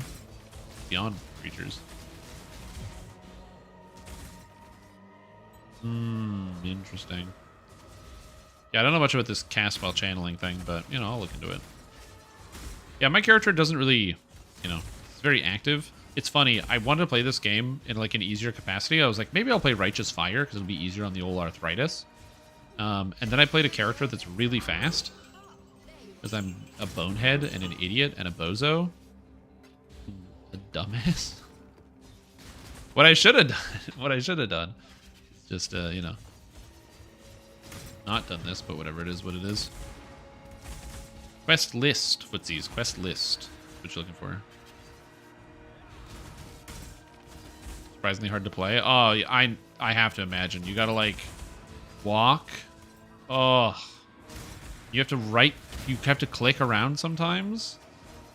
Oh, dude, that's rough. I'm sorry to hear that, man. With the Righteous Fire, you have to click with the Righteous Fire sometimes to move around the map. You have to press shield charge. Oh, sorry, man. That sucks. Good job. And by that I mean I know that you're doing Indigon with the mana consuming and all that stuff, and you know it actually is kind of hard. But I'm still gonna give you a rough time because it's easy. Yeah, I will. Yep. This trial will see your downfall. Yeah, sure, buddy. This is the guy that's literally never been able to see my downfall before because I haven't lost one. Please fight me. IRL. In the parking lot. Let's go.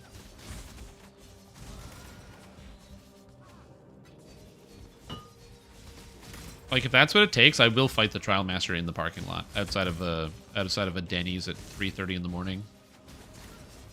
Just fight me, dude. Please. Okay. What am I doing here? Defeat waves. Monsters slain. Of living air.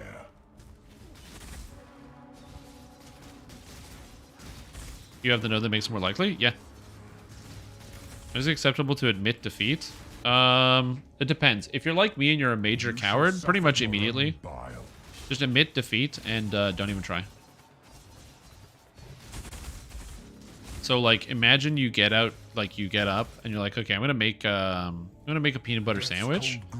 Okay, and so you go to the cupboard and you go and you get out your bread and you go and you go to get like your peanut butter and you get out of the cupboard. You go to grab a knife out of the drawer and whoa, no more knives.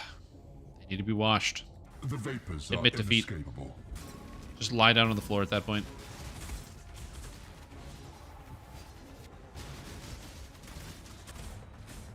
Yeah, or just say throwing for content. That also works. Hate begets hate. Mm-hmm. Yeah, I have this big problem where I'm indecisive when it comes to food. This is unrelated. I'm just telling a story. And I think that the reason why I just don't gain a lot of weight is not because I have like a crazy metabolism, even though I don't always eat the healthiest food that I probably should put into my body. But it's more so that on like multiple times a week, I'll be hungry and I can't make a decision on what to eat, so I will go to bed for dinner. I'll be like, well, I can't decide what I want to eat, so I'll just go to bed. Weaves armor out of reeds.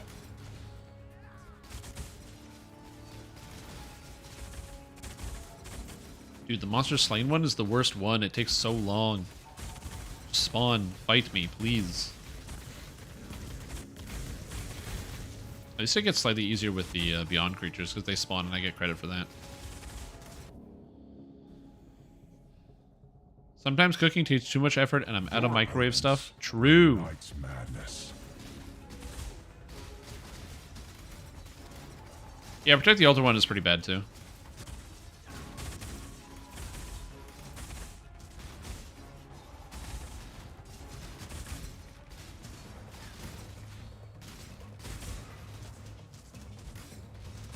I still need the Awakened Multi-Strike, although I'm just kind of convinced that I'm not going to get it. So I'm not really stressing about it. There is no shame in defeat. Oh, I got one shot. Well, there is some. Huh. That's my first time losing to an ultimatum. I don't even know what I got one shot by. Really eating chocolate for dinner? It's not the worst idea. Not the best idea, but you know, it is what it is. And this is also when people go like, oh, Shrimptom, are you playing hardcore Path of Exile? No. No, I'm not. There was a time in my past where I used to like try to do hardcore Path of Exile all the time. But dude, the amount of investment it takes to get these characters going is like 100x DDO. Like, so I'm good. Ooh, a lot of Remnants of Corruption though, I'll take that. Thank you.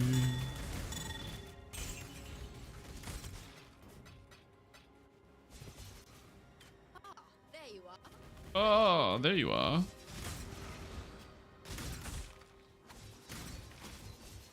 Greeting. Hello, enter incursion. Let's go. Thank you.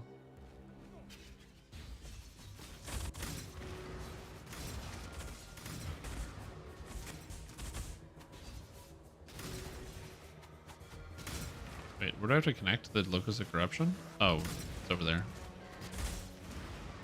I have to go right. Okay.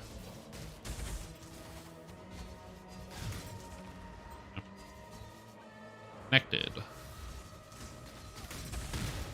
Time where guts could handle raw foods better. Yeah. Or if we lived in a time where there was magic, so I could be like, man, I don't know what to eat, and then I could use magic and then know what to eat. Yeah, I'm just indecisive. So very. Good job, Exile. It's, well, I wouldn't say very bad quality. It's a pretty bad quality, but it's not a very bad quality. I'll stick with pretty bad over very bad.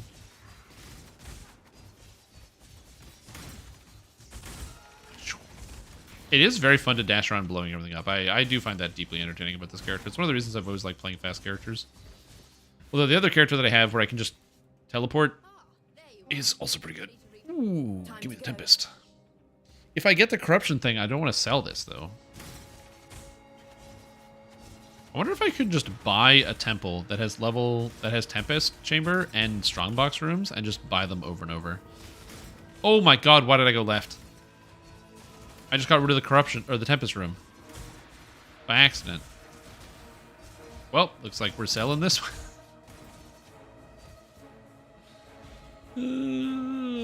Oh, this is why you shouldn't play when you're tired. I'm so stupid. I need the Court of Sealed Death and also the Tempest room. Oh, good. I put the Defense room in. I kept from traps. I feel like every time you sell a Corruption Temple, it's just the right thing to do to fill it with traps. I feel like that's just the right thing to do.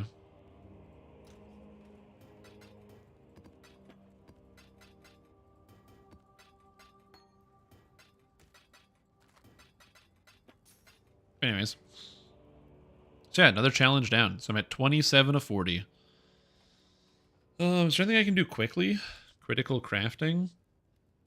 Any modify mods on an item bestiary, tier 3 incursion crafting bench. Oh, I haven't done that. Powerful or prime chaotic resonator. Oh, the resonator is super easy. Where's my delve thing? Yeah. Just use a powerful on something? Okay. Here's a jewel. Let's go life and no defense modifiers. And cold and no fire modifiers. And chaos and no lightning modifiers. Then hit the fossil and see what we get. Well, it's not good, but it is there. Oh, did you give me some temples? What is this? Court of Sealed Death and Tempest? Which one's the Tempest? Is it Omnitect Reactor Plant? I don't know.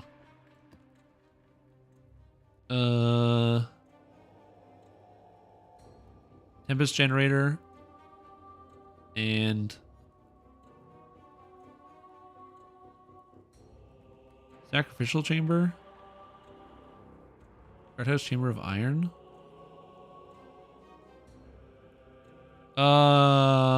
These. So the problem is that you can't combine them into one.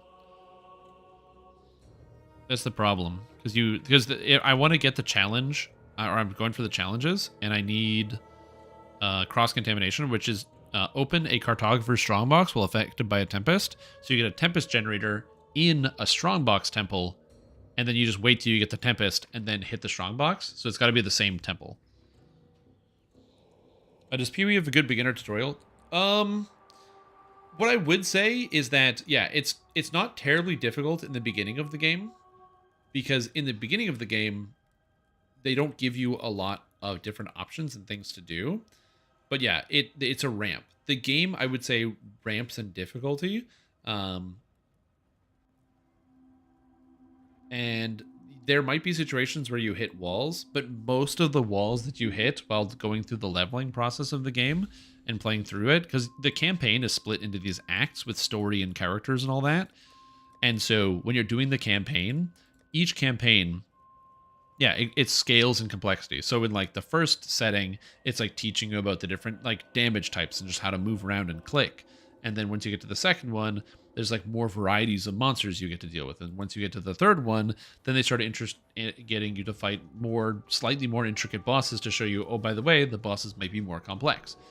And you get to Act 4, and it starts to just like ramp up in terms of difficulty and continuation and all that. So it's all about it goes step by step. It's not too bad. Want to get that done? No, I think I'm good actually. I'm going to see if I can buy that temple.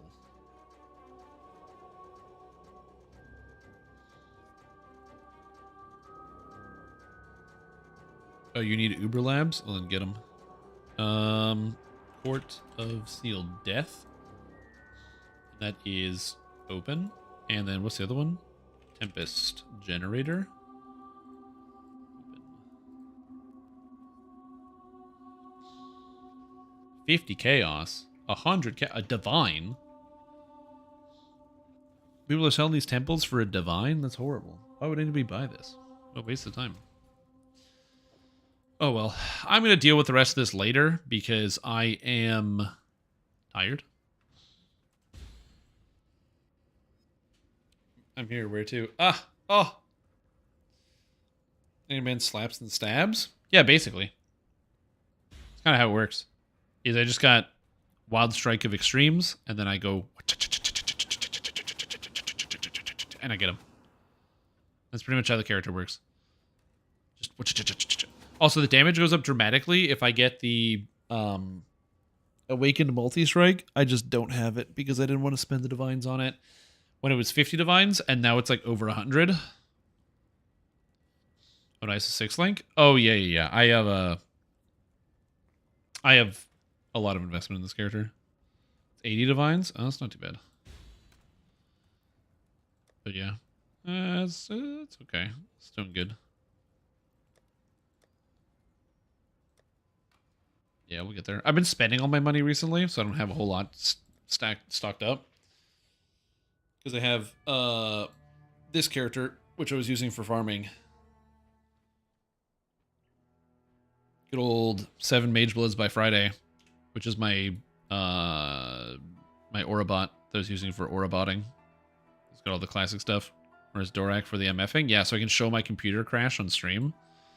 This is my first level 100 character, which is very cool. And I'm very happy with this one. I was very proud to get this character up to cap. And then the character I'm the most proud of, which is the first character I actually made on the league. Self-control is for losers. This character I'm the most proud of because this is the Freezer. So this is my character and it's an elementalist.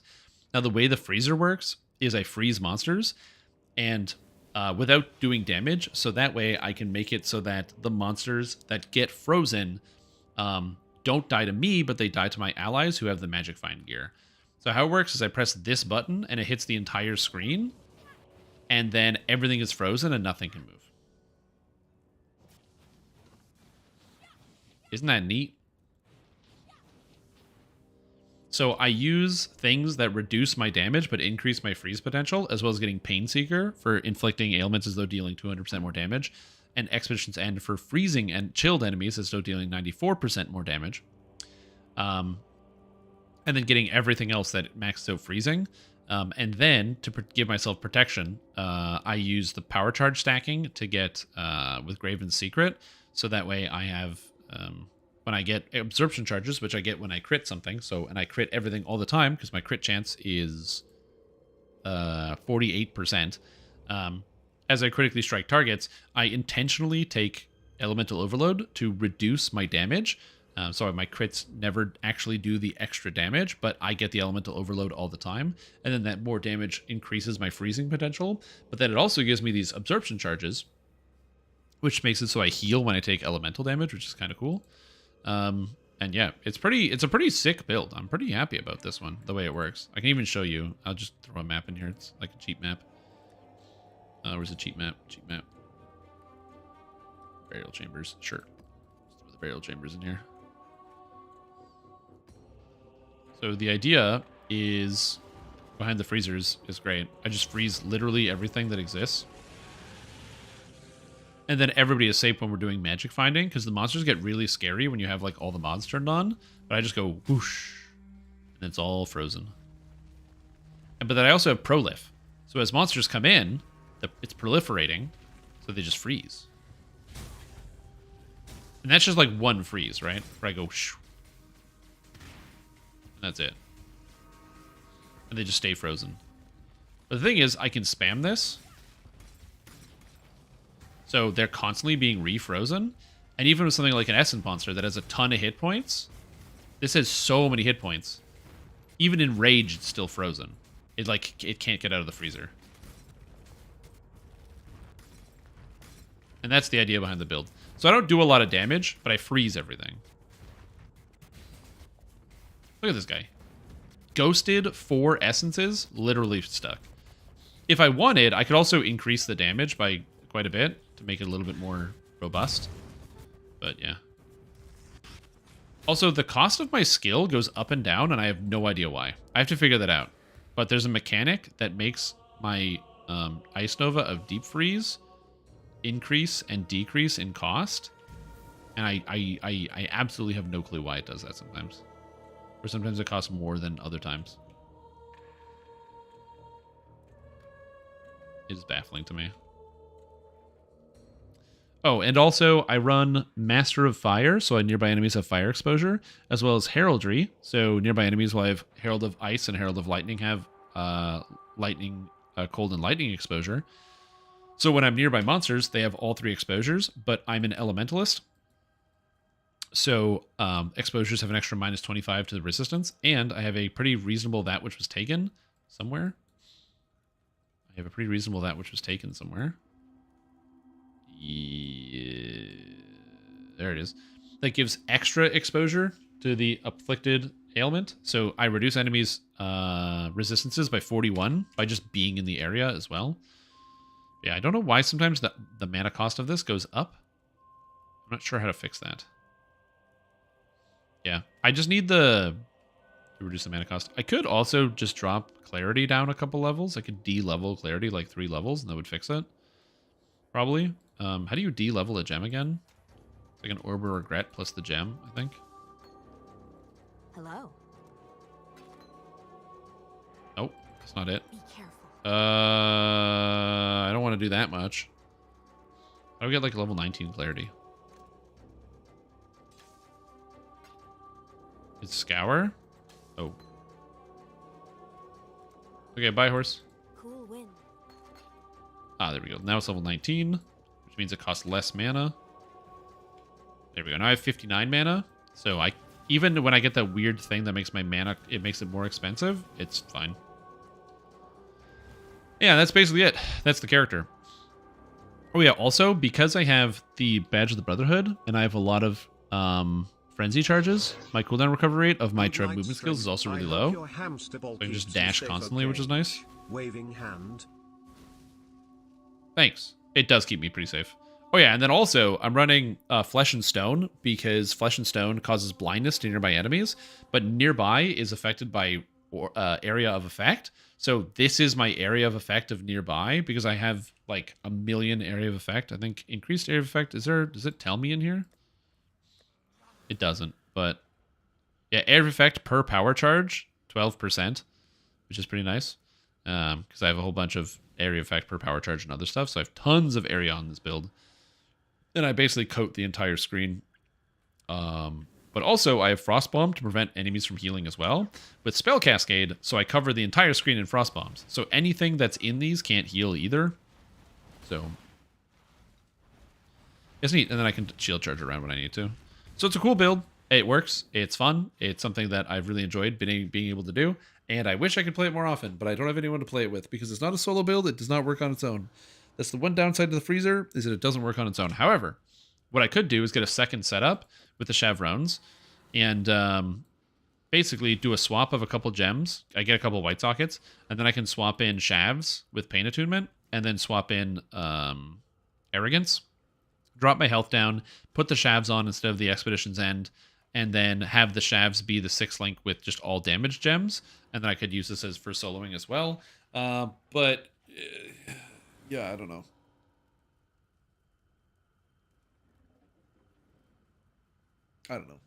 Anyways, I think this is where I'm going to end it because I'm tired and I'm hungry and I need to go to bed. So thank you guys for watching. We had a fantastic time. I know I don't stream Path of Exile that often, and I'm still not going to. But I just wanted to showcase what I've been working on and what I've been doing because it's really fun. And it's a good game. We'll be back tomorrow with some more high quality Dungeons & Dragons Online content and a new video game I've never streamed before or played. I'm going to be playing a video game called Remnant 2 in the evening. I've never played it before, but I figured why not just stream some of it because it could be kind of interesting. So if you've ever heard of this game or you would like to see me play it, make sure you tune in next night. Tomorrow night, it'll be a good time. Did I play 1? No, I don't think it matters.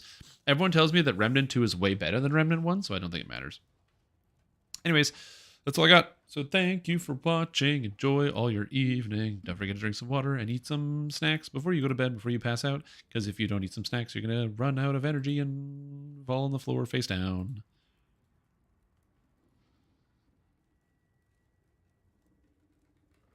And that would be bad. Yeah, I heard good things. I heard basically only good things, so that's good.